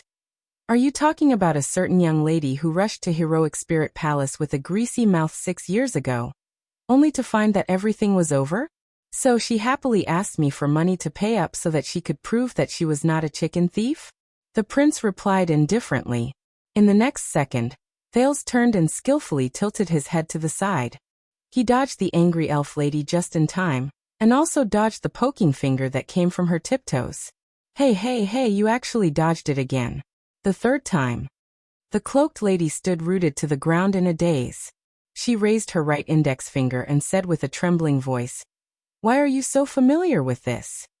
Thales exhaled, shook his head, and continued to walk forward, leaving behind the sad and helpless Ida. Where did the adorable little Thales who could never avoid my finger of death go? And the countless soldiers and guards who ignored her and continued to walk forward. Over the past 6 years, everyone had long since gotten used to this protector's peculiarity. Over the past 6 years, everyone had long since gotten used to the protector's peculiarity. Waya responded with a sympathetic look, and Ralph simply whistled a low, trembling whistle to set off her mood at that moment. Thales felt the unique fluctuation that gathered at the bottom of his feet, and the side of his neck slowly disappear. He frowned as he sensed the faint fatigue in his tendons. Just now, it was this familiar fluctuation that helped him avoid Aida's finger. With a solemn expression, Thales recalled the words of the man with the black longsword on a certain bloody night a long time ago. This is a cursed power. You can only increase it through special methods. As expected, it's been 6 years, the effect and price of this thing. Thales clenched his fists and felt the soreness and numbness in his legs and neck. There's no progress at all.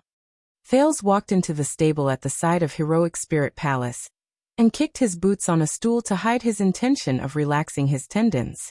The prince came to the familiar stable surrounded by 2 people. A strong black horse poked its head out of the fence and affectionately stuck its nose out at him. Did you treat her well? Thales smiled and scratched the black horse's chin.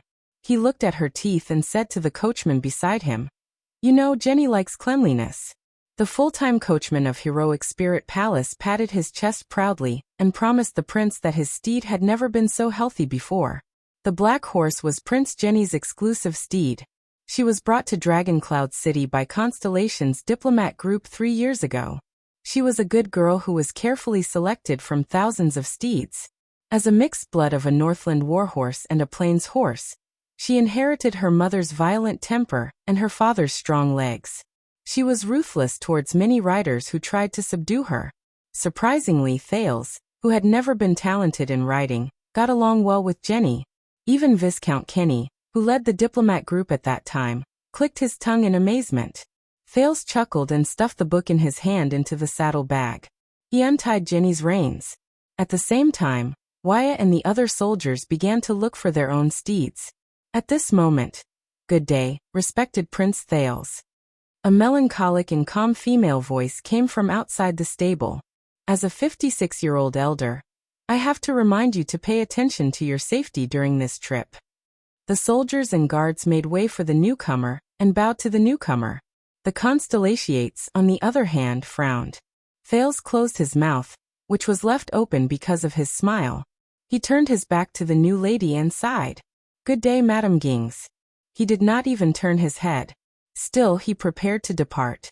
"I thought you should be by the Archduchess' side right now, helping her to show her grace to the vassals and nobles in a proper and elegant manner." Gings was one of the Archduchess' personal female officials. She was a noblewoman in her 50s, but looked like she was in her 30s. Her clothes were simple, her hair accessories were simple, and her manners were well-mannered. She always had a stern face that was even more serious than Wyatt's, but her language and etiquette were impeccable. Rumor had it that she was the widow of a powerful vassal under the late King Neuven. 6 years ago, she was invited by Regent Leespan to Heroic Spirit Palace to take care of the Archduchess' daily life and teach her the appropriate etiquette. She should have been an excellent and competent female official like Jines Bachkovic in Renaissance Palace, if she had not requested that the Prince of Constellation, who used to read leisurely, also attend Northland etiquette lessons. Incidentally, she was also one of the reasons why Thales skipped class with the Archduchess for the first time. Madame Gings still spoke in a voice that made people unconsciously nervous. "Also, I brought a message from a few other lords. I suggest that you listen carefully, even if you are from the south." Hearing this, Thales helplessly stopped what he was doing. He turned around and bowed to her. Madame Gings nodded in satisfaction. She raised her neck, which was at an angle comparable to a swan's neck, and cleared her throat. "The Archduchess of Dragoncloud City asked me to remind you that during the time she is in charge of politics," the lady said arrogantly. "The new books that arrived in the palace." "All right, Madame Gings." Thales scratched his ear, feeling a headache coming on. "Please tell the Archduchess that I will wait until she returns before opening the gifts." Madame Gings narrowed her eyes. Although her expression did not change, Thales knew that she was displeased with the prince's interruption. But a few minutes later, the lady spoke again. "Count Leespan also asked me to remind you that when he accompanies the Archduchess in charge of the regent, for your safety and Dragoncloud City's reputation, please obey the king's edict." The female official lowered her posture a little this time, but she still looked straight into Thales' eyes. "All right, Madame Gings." Thales stroked Jenny's horse's head to soothe her restlessness, which was displeased with her master's delay in releasing her. "Please help me thank Count Leespan, who is busy with the regent, but still finds time to care about me. Tell him that I will not run out of Axe District and Spear District." Gings frowned slightly. "Lastly, Captain Sorry Nicholas asked me to remind you that because the day of the State Affairs hearing is especially special, you must cooperate with Lord Justin and his personal guards when you go out." The lady's voice softened, but it still made people nervous. "Also because of your bad record of only returning after 8 o'clock 2 months ago. This time, once you return after 5 o'clock in the afternoon, he is prepared to recall all his personal guards and lock the gatehouse. At the same time, he suggests that you settle your own food and lodging." Thales frowned, took a deep breath, and exhaled long and loud. In his mind, he automatically filtered out Madame Ging's embellishment and reconstructed the Star Killer's original words as he crossed his arms in annoyance and said with a pale, dead face, "Tell him not to come back after 5 o'clock. He might as well just die outside." The prince pushed the fence open, stepped onto the stool, and mounted the horse. All right, Madam Gings. The prince faced the stern female official and muttered to himself for a few seconds. Once again, I have to trouble you to tell that dead. Tell Lord Nicholas. Gings, the female official, raised her eyebrows. 5 o'clock? Thales sighed and said seriously and sternly, why doesn't he just die? The next moment, Thales flung the reins without hesitation. Jenny neighed loudly and spurred the horse forward. The prince rushed past the stunned female official without turning his head. The attendants and soldiers beside him followed one after another, including the helpless Waya, the calm Ralph, and the sulking Ida. He flung the reins in his hand and spurred the horse out of the square in front of Heroic Spirit Palace, heading towards the first gatehouse. The journey from Heroic Spirit Palace to Spear District did not take much time, especially with the cooperation of the Archduchess guards and the patrols. The streets and roads could be said to be unobstructed.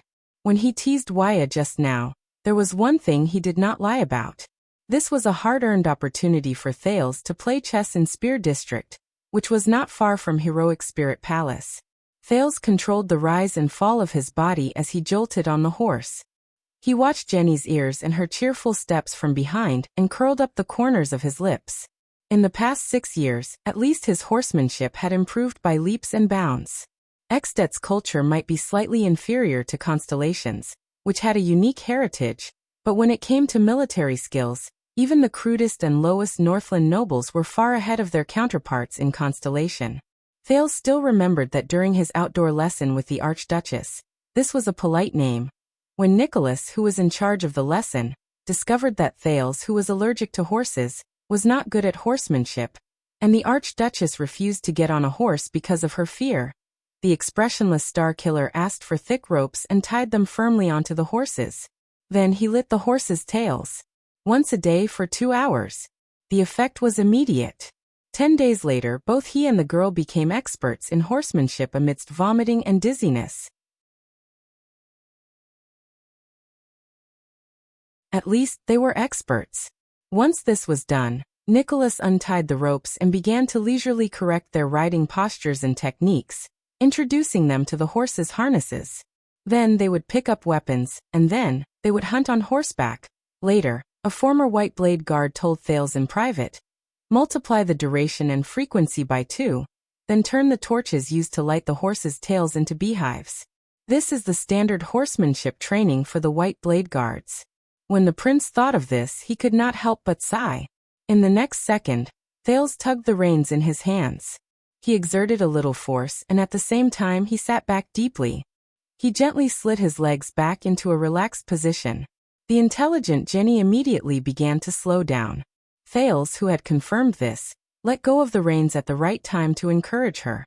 He comforted the beautiful girl who was extremely excited, unable to suppress her passion, and longed for an outlet. She let out a dissatisfied snort. Jenny's hooves stomped heavily on the ground. A few seconds later, she stopped in front of their destination. Wyatt and Lord Justin's mounts stopped as well. Thales caressed and praised the smug Jenny. She had recently developed a bad habit of attracting her master's attention by acting coquettishly in a dissatisfied manner. At the same time, he lamented that horses were no less difficult to handle than humans. He thought of the hundreds of cavaliers in Black Sand region. God knew how much time and energy it took to train a cavalier who was skilled in galloping. Thales stepped down from the stirrup and passed the reins to Jenny behind him. He raised his head and looked at his destination. It was a chess room in Spear District. It was said that this place was originally a well-decorated hotel for nobles, until the owner, who ran it on his own, was killed by bandits during the catastrophe that engulfed Dragon Cloud City 6 years ago.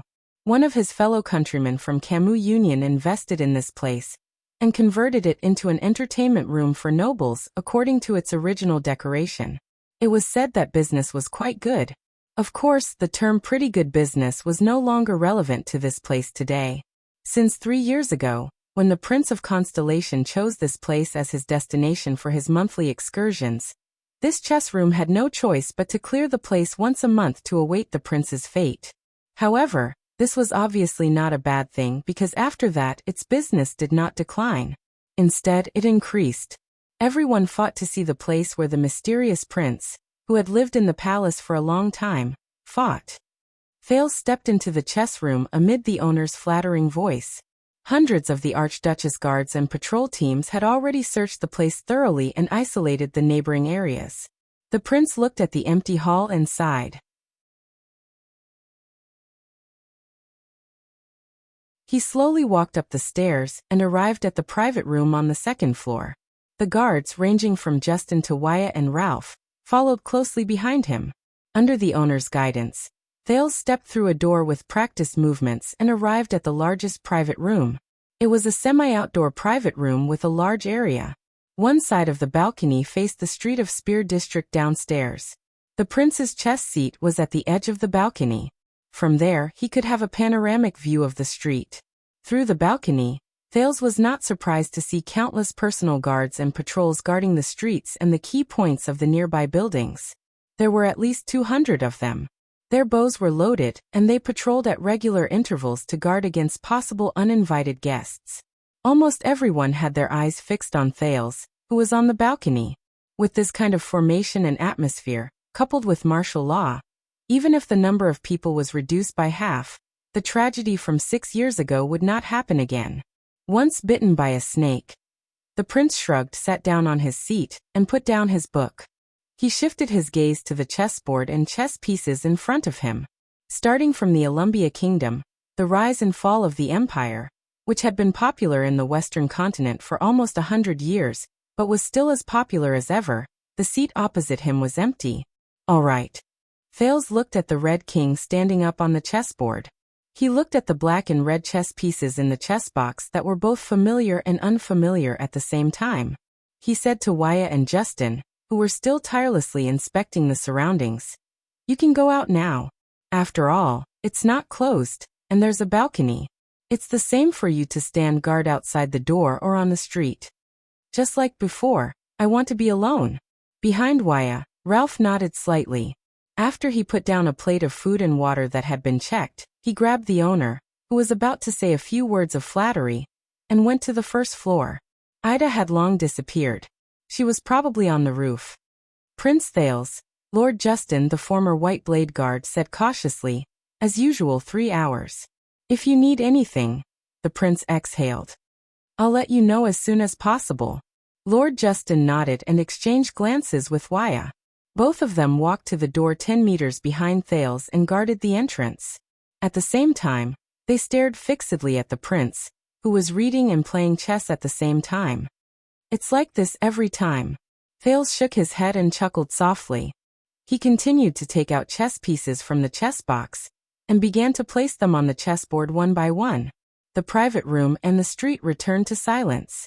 Only the footsteps of the soldiers could be heard from time to time, and Wyatt's faint grumbling toward Ralph could be heard from behind him. Guards, catapults, shield warriors, pawns. Just when Thales placed the second-last chess piece on the board, and was about to take the last chess piece, a voice suddenly rang out. 2 slender, fair fingers with beautiful nails suddenly appeared. The fingers descended from the sky and grabbed the Black King. They gently placed it on Thales' chessboard formation, arranged it properly, straightened it, and even aligned it with the chessboard. They turned the front of the chess piece perpendicular to the red square. They were meticulous and meticulous. "Thank you." Thales raised his eyebrows. He raised his head and nodded lightly at the uninvited guest who suddenly appeared.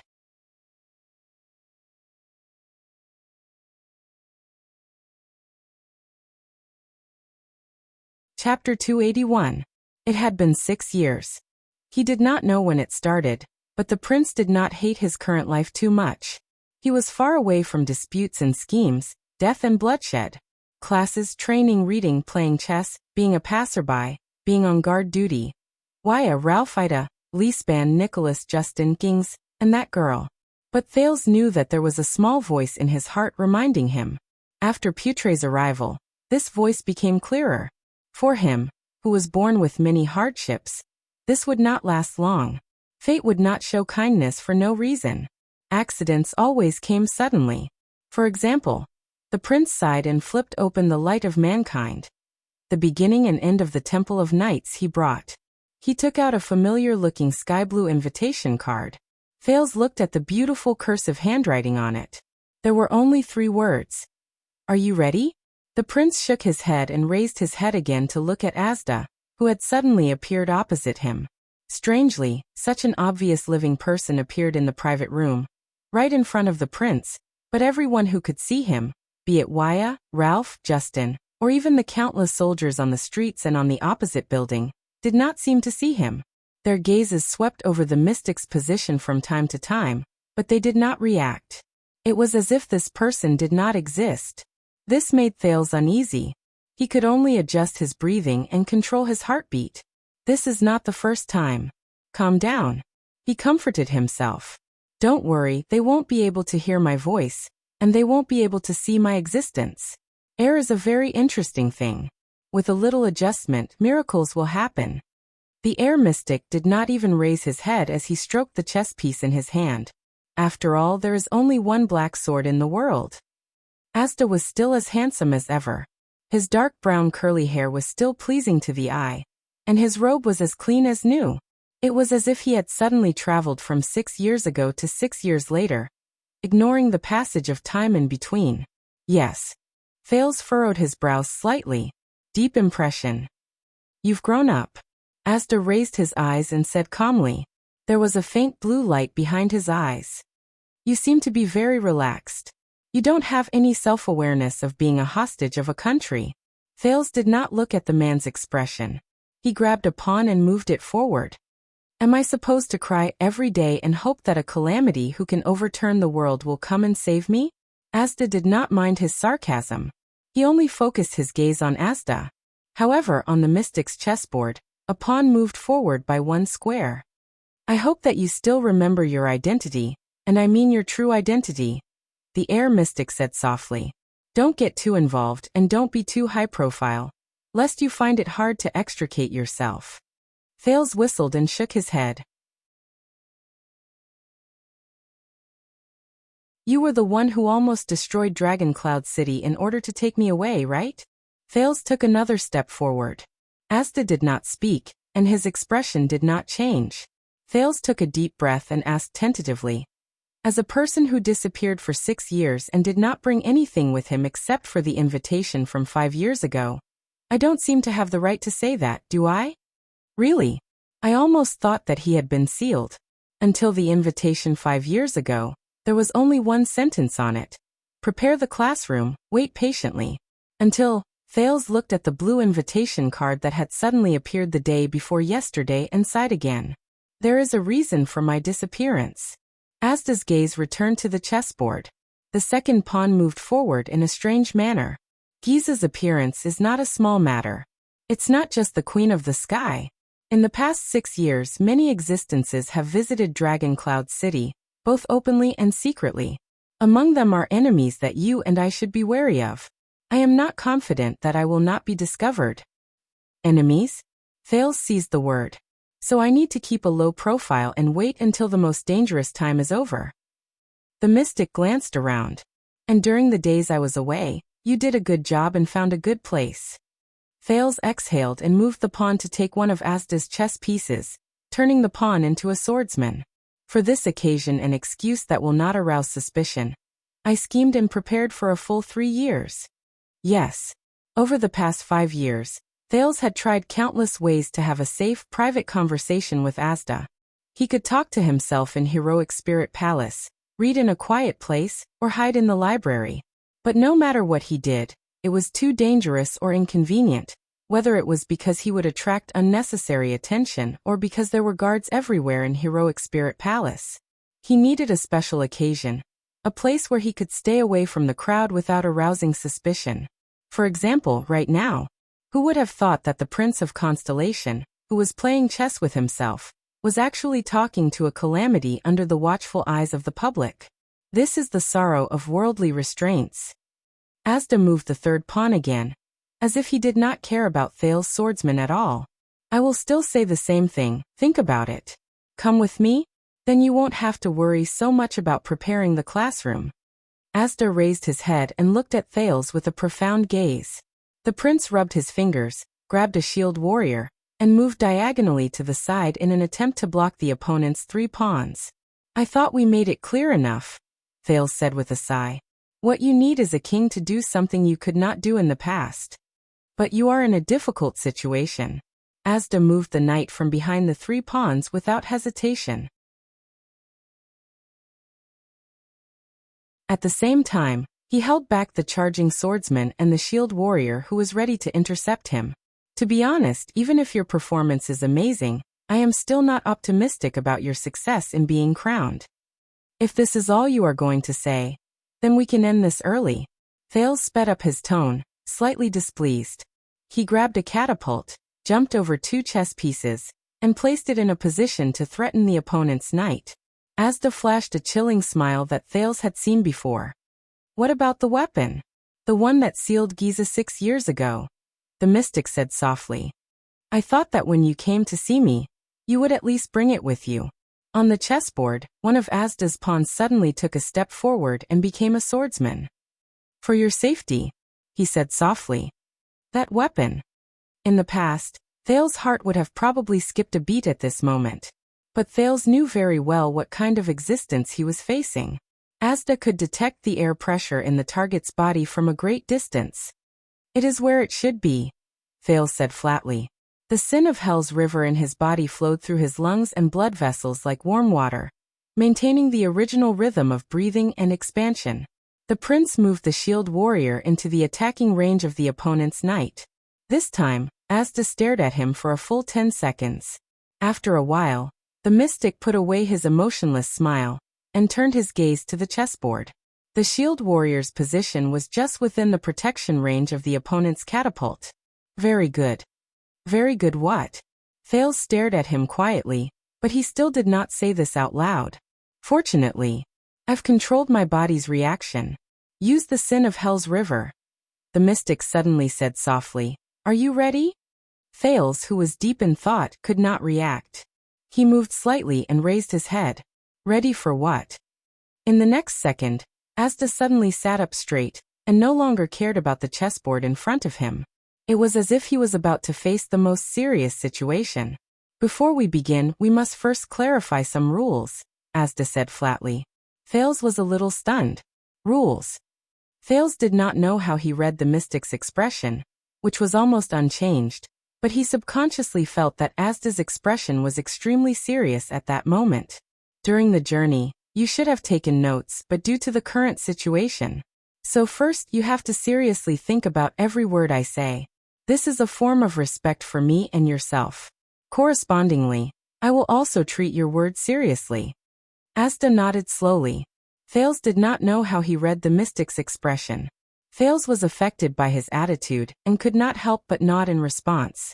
Second, you can ask questions at any time on the way, and you can even raise counter-questions.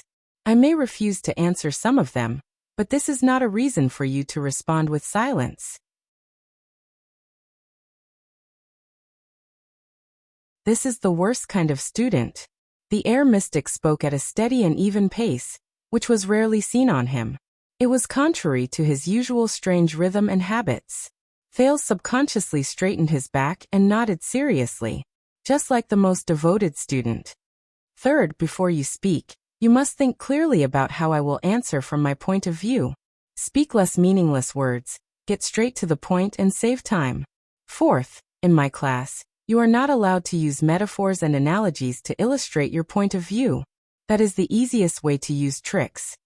Thales could only keep a straight face and nod continuously, focusing his gaze on the other party's equally serious eyes. The most important thing is to be humble, Asda said softly. This time, there seemed to be a hint of something else in his calm words.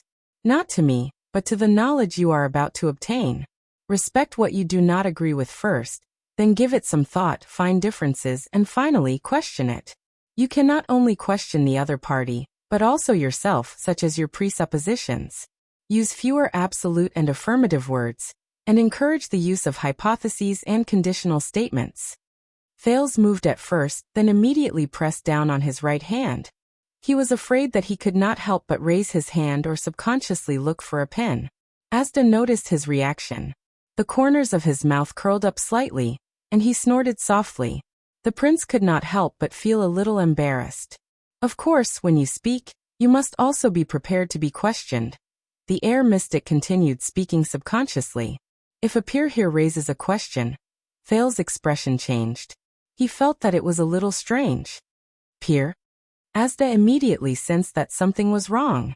His words came to an abrupt halt, and he unnaturally stopped speaking. It was as if he had suddenly been cut off. The atmosphere returned to silence.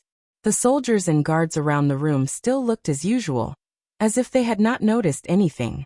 However, in the small space on both sides of the chessboard, Thales instantly saw the mystic's face tremble slightly, and his left hand clenched slightly. Thales opened his mouth in surprise. This was the first time Asda had reacted like this since he knew him. Asda did not speak.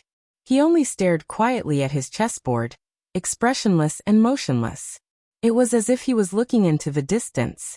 Thales suddenly had the misconception that the unreasonable Asda before him actually had such a humane side to him. That word. Peer. 3 seconds later, Asda closed his eyes and opened them again, as if he had adjusted himself. He raised his gaze again, and it was sparkling. That's all. Thales inhaled softly and put away the doubts in his heart. The prince focused all his attention. Filled with irrepressible anticipation and nervousness, he nodded slowly. It's here. Then let's begin.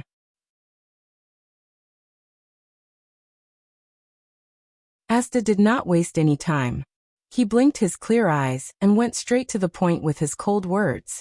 Today, as your first lesson on the path of becoming a mystic, I want to say 3 things. First, pay attention to what a mystic is, not what mystic energy is. Second, the position and stance of us mystics in the world.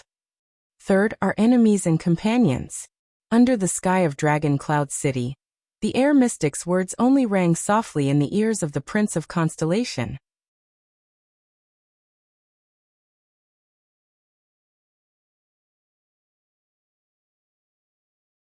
Chapter 282. To Asda's surprise, before their lesson even started, Thales raised his right index finger, indicating that he wanted to ask a question. The mystic raised his eyebrows slightly and nodded at him. 6 years ago, I asked you the same question. What is a mystic? Thales' Adam's apple bobbed as he carefully observed the mystic's expression, even though he knew that Asda's expression rarely changed during a conversation. But at that time, you said that you couldn't tell me the answer to the question. Asda narrowed his eyes. Continue. You also said that you couldn't tell me what you understood as a mystic, Thales said doubtfully. But now you. The prince looked at the mystic suspiciously. Asda stared at him for a long time. Just as Thales felt his scalp tingle, he finally nodded. You have a good memory. Thales raised his eyebrows and lowered his head subconsciously. Yes. 6 years ago, on that soul-stirring day, everything was still vivid in his mind. I can't forget it even if I wanted to. But Thales, who was holding his breath and waiting for an answer, received an unexpected one. So, almost in the blink of an eye, Asda crossed his hands. His 10 slender fingers perfectly overlapped each other. His expression was indifferent and his voice was cold, as if he had returned to the rational and ruthless air mystic. Today you have to tell me what a mystic is. Thales' eyes widened slightly. He was a little surprised. Me? Yes. Asda nodded. As usual, he made people feel uneasy. This is especially important. What do you think a mystic is? Especially important? Sensing the strangeness in Asda's words, Thales subconsciously asked, why is it especially important? Asda's eyes flickered slightly. It's still a little early to talk about this. He swept his calm gaze over Thales. There was a vague sense of scrutiny and warning in his gaze. But I need you to answer my question first. The prince looked at the air mystic doubtfully, but the mystic continued to stare at him seriously and calmly. 3 seconds later, Thales finally suppressed the doubts in his heart and took a deep breath. I have some thoughts and deductions. I have also done some investigations. He recalled the 6 years of searching in the library, even though there were many books he had yet to have a chance to read seriously. What is a mystic? I've only met 2 mystics. Thales lowered his gaze and stared at the unmoving chessboard. While recalling, he organized his words and said tentatively, You and Giza. You can control the air at will, and Giza can control flesh and even plants in an unimaginable way. Thales lowered his eyes and stared at the motionless chessboard. Asda did not comment. So I have a conjecture. Your so-called names of origin explain the nature of your power, right? Thales' expression became more and more serious. Aura and blood? Asda still did not respond. He continued to hold his hands together, which reminded the prince of the bald Grand Duke Letko in Defense City. He also liked to put his arms on the table and hold his hands together. Mystics can fundamentally control things within a certain category, such as air, blood, and so on, as long as it is an objective existence within this category. Thales continued cautiously. For example, the blood mystic can control tree roots and flesh. Perhaps it's because the category of blood includes. But Thales' voice slowly became softer. At the same time, there was a lot of doubt in his voice. He suddenly remembered the Battle of Eradication Chronicles. Heaven's Fall and Earthrend that he read in Mindy's Hall a long time ago, as well as a certain page in it. The most famous record stated that after the appearance of the power mystic, it was destroyed overnight. But the power mystic? Just as he was puzzled by his own words, Asda spoke softly. The ultimate form of objective existence. The handsome man in the blue robe spoke in a gentle and pleasant voice. A long time ago, when the first batch of mystics was born, many wizards also thought so. Among them, the most famous was none other than the Alchemy Tower's Matter School. Thales frowned slightly. The first batch of mystics? He had even forgotten to ask what the Matter School was. Yes, electricity, water, blood, and many other examples. The names of origin of this batch of mystics are very convincing. A faint blue light appeared in Asda's eyes. There were even wizards who came to the conclusion that mystic energy is the final result of us seeing through the objective truth and the laws of all things. It is the highest form of our control over external objects, and the names of origin represent it. At one time, we thought that this was the truth about mystics. Thales nodded and pursed his lips. But in the next second, the light in Asda's eyes disappeared. His voice became cold again. Until the appearance of those two people. He broke our initial and also the most superficial understanding of mystics. Two people. Thales was shocked. Oh. Asda turned towards the street outside the balcony. His expression was solemn. Two wizard apprentices from the ascetic tower. The ascetic tower? Thales' heart skipped a beat. On the way north from Black Sand region to Dragon Cloud City, he had heard Ramon introduce it in the camp. Yes. The head of the three towers, the magic tower with the longest history, the most mysterious appearance, and the most transcendent status. The mystic's gaze seemed to drift into the distance again. It is also known as the obelisk. Thales was about to ask about the ascetic tower, but Asda seemed to know what he wanted to say. The mystic raised a hand and gestured for him to be quiet, suppressing his curiosity. Those two wizard apprentices were orphans adopted by the ascetic tower since they were young.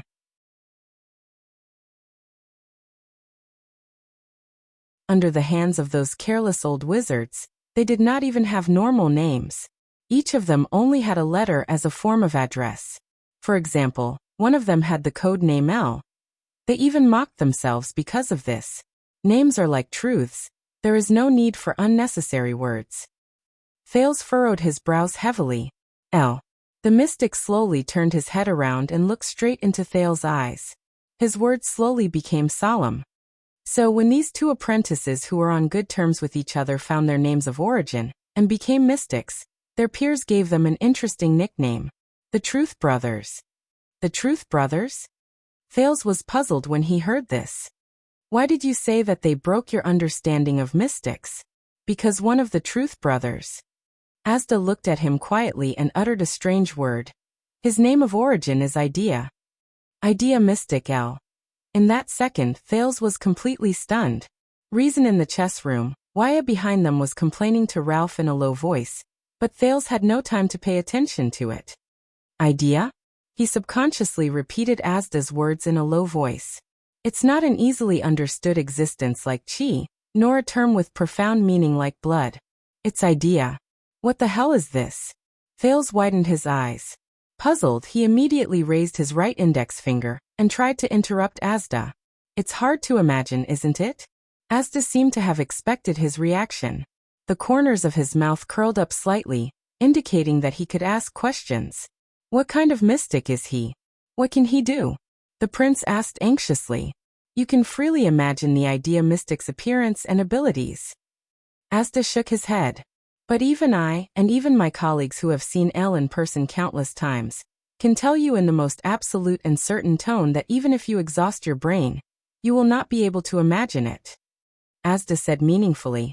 Because we are not Elle, and you are not Elle. Thales froze for a moment. So this means that we don't know either?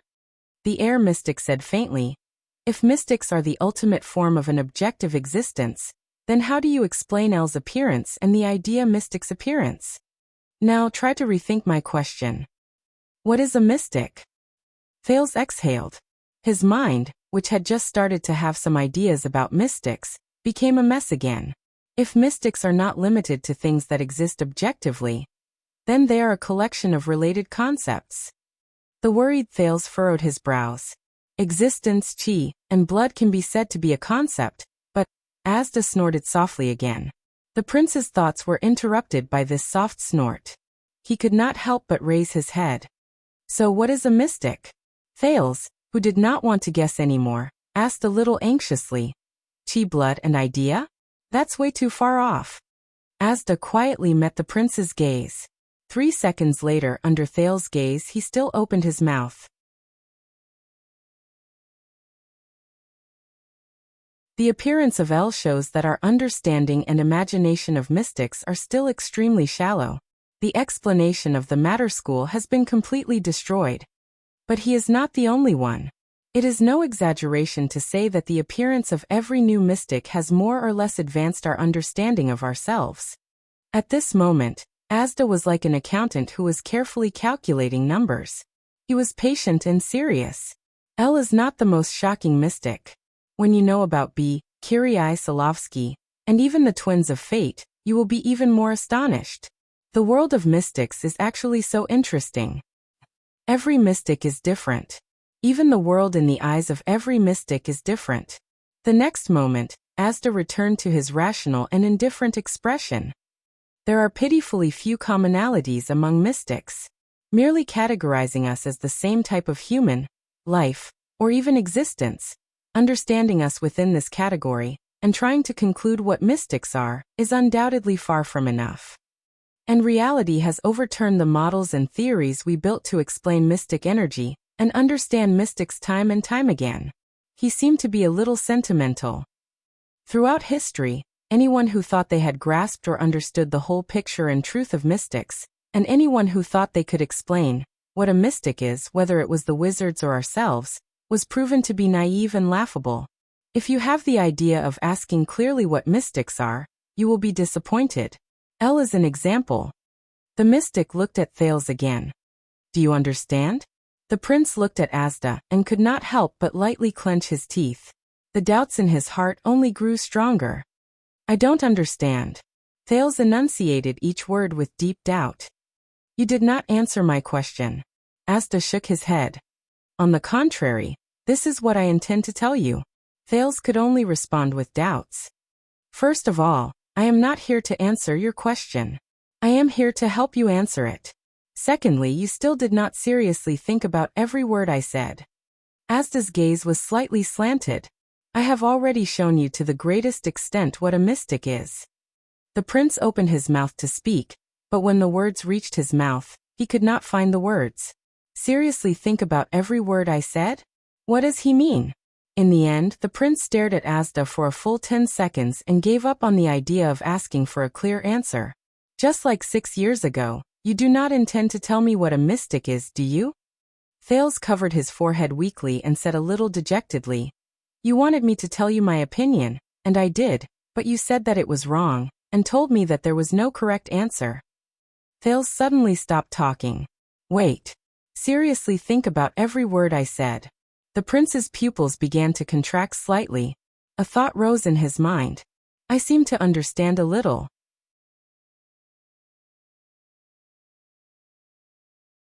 Thales put down his hand from his forehead and stared at Asda in a daze. He subconsciously said, "You did not tell me what a mystic is, but you told me what a mystic is not." The air mystic's eyes brightened. "Your progress is much faster than I thought." Asda nodded in satisfaction. "Your comprehension is also not bad." Thales, who was encouraged, began to think again. "You said that my opinion is very important. You also said that, using L as an example, every mystic is different. Even the world in the eyes of every mystic is different." He muttered and repeated Asda's words. So Asda, what is the world in your eyes?" The prince raised his head and looked at Asda solemnly. "What is the difference between it and the world in my eyes?" At that moment, Asda raised his eyebrows slightly, as if he could not hide his surprise. "Oh, it seems that you are progressing a little too fast." Thales stared at him eagerly. At that moment, Thales thought of nothing else but the last moment he faced Giza and the blood mystic 6 years ago. It was his experience of knocking on the door. That feeling. That wonderful feeling. That feeling that he was the whole world. Asda's tone suddenly became mysterious. "I can't tell you, but this time, it's because of the first mystic covenant." At that moment, Thales' originally agitated heart seemed to have instantly calmed down. Thales narrowed his eyes. He felt as if he had heard these words somewhere before. "Wait." Thales stared at Asda, who was expressionless but gave off a solemn feeling. He began to recall what happened 6 years ago. It was that night, after the thrilling duel in Heroic Spirit Palace, when Asda suddenly visited him. That night he also learned of the existence of the first mystic covenant for the first time. There were 3 rules that mystics must abide by. They were known as the 3 Great Covenants. Never ever ask another mystic's understanding of mystic energy. This was not to investigate each other. So, Asda could not tell me what the world in his eyes was like. Was it because of the prohibition of the first mystic covenant? Was it because of, "Asda, you are the air mystic"? Thales was like a drowning man who had grabbed onto a life-saving straw. He stared at Asda solemnly. "I remember that 6 years ago, when we first met in Red Street Market, you said that you could sense all the air in the entire street, such as the breathing of every single person in the area. 6 years ago in Dragon Cloud City, you could even track our breathing across an entire city." Asda narrowed his eyes slightly. "Those people, their breathing, those air currents. If you could clearly sense every single one of them." At that moment, Thales was a little incoherent. "Is that the world in your eyes?" He anxiously searched for the right words. Just like everyone else is breathing air in your body?" Asda's expression changed. "I told you before, I don't welcome metaphors and analogies," the air mystic said coldly.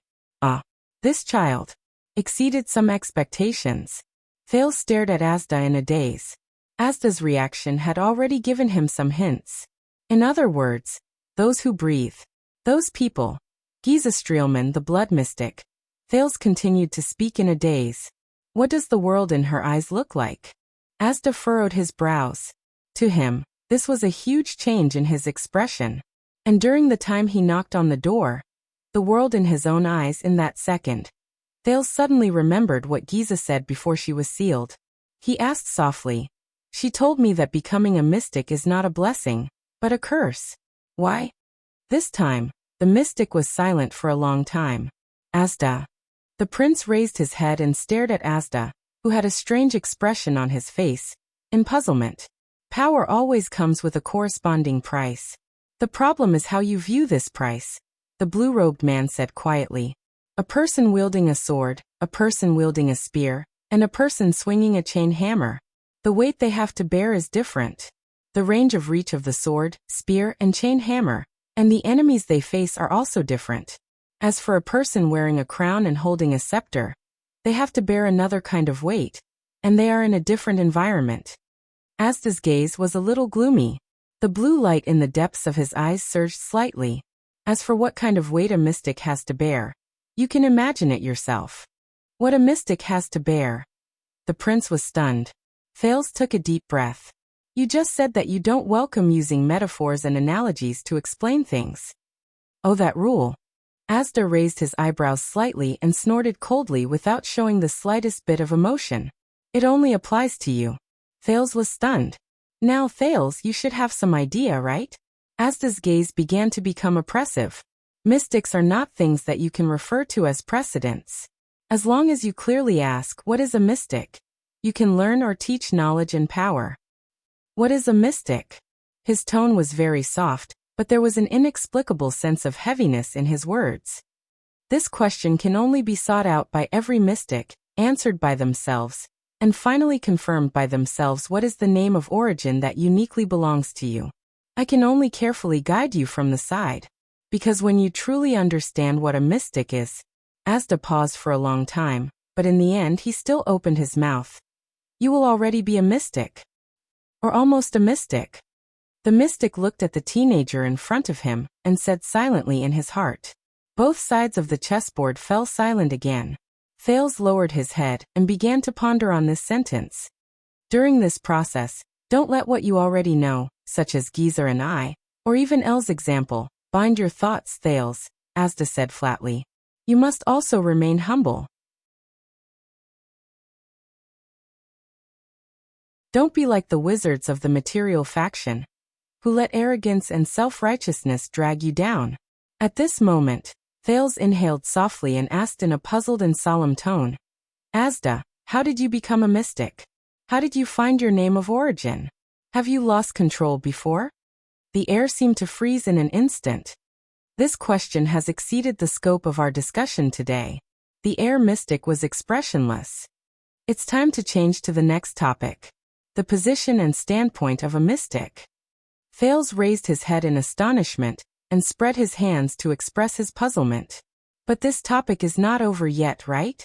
We don't even know what we are, and we already have to start looking for a position and standpoint? Asda snorted coldly. This is how the world is, isn't it? The mystic said coldly. People often act presumptuously before they recognize their own position. Whether it's humans or other races, we can't even recognize ourselves very well, but we can distinguish between friend and foe without hesitation. Fight and kill each other. It's ironic and interesting. Thales frowned. What you say is always so boring. Asda ignored his words. The blue-robed man put down his crossed hands and leaned back in his seat. Why do you think we are called calamities? Why are we hated by the whole world? Thales looked at Asda and could not help but recall the first time he met him. Because you almost destroyed the world 600 or 700 years ago. The prince remembered what Gilbert told him and said softly, sounded the death knell for the final empire? Asda was silent for a while. Ah, the battle of eradication. A topic that cannot be avoided, he said quietly. Speaking of this, I have to mention another person among the Truth Brothers. The Truth Brothers again? Thales asked curiously. The other person besides Elle? Asda nodded and began to speak faster. If Elle broke our understanding of mystics, then his brother completely changed the status of mystics. Nearly 700 years ago, he was the one who led the other 5 mystics and started the battle of eradication. At that moment, Thales held his breath. This was the first time he heard about the battle of eradication from other than books and legends. Also, there were only 6 mystics on that side in the battle of eradication? Thales asked in shock as he watched Asda nod slowly. Who is Elle's brother? Asda's usually indifferent expression became serious for the 3rd time today. His back left the seat, his hands were clasped together again, his chin was slightly lowered, and his gaze was as sharp as if he was facing the most terrifying enemy. After Taurus, he was the most powerful mystic in history. He was also the first mystic to be called a calamity. The destroyer of the 3 great magic towers. The mourner of the final empire. The culprit of the great crack and sink. The enemy of the Holy Sun, the nemesis of the gods. Hearing the above titles, Thales could not help but widen his eyes and open his mouth. Asda said in an extremely solemn tone. Existence Mystic B. As the plot was written, the urge to step on the accelerator, to increase the gear, to pull the handbrake, to drift through the corners, and to throw everyone out of the way became uncontrollable. What should I do? No, I have to control myself. Ba, control the rhythm. Immeasurable God, control the rhythm. You're tuning in to the Lee May's Sword of Destiny YouTube channel. We're so grateful for your support, and don't forget to subscribe to join us on this incredible journey through captivating stories. Your generosity through donations truly makes a world of difference, as it's the primary source of revenue that allows me to expand and enhance this channel for you. Thank you from the bottom of my heart for being a part of this adventure.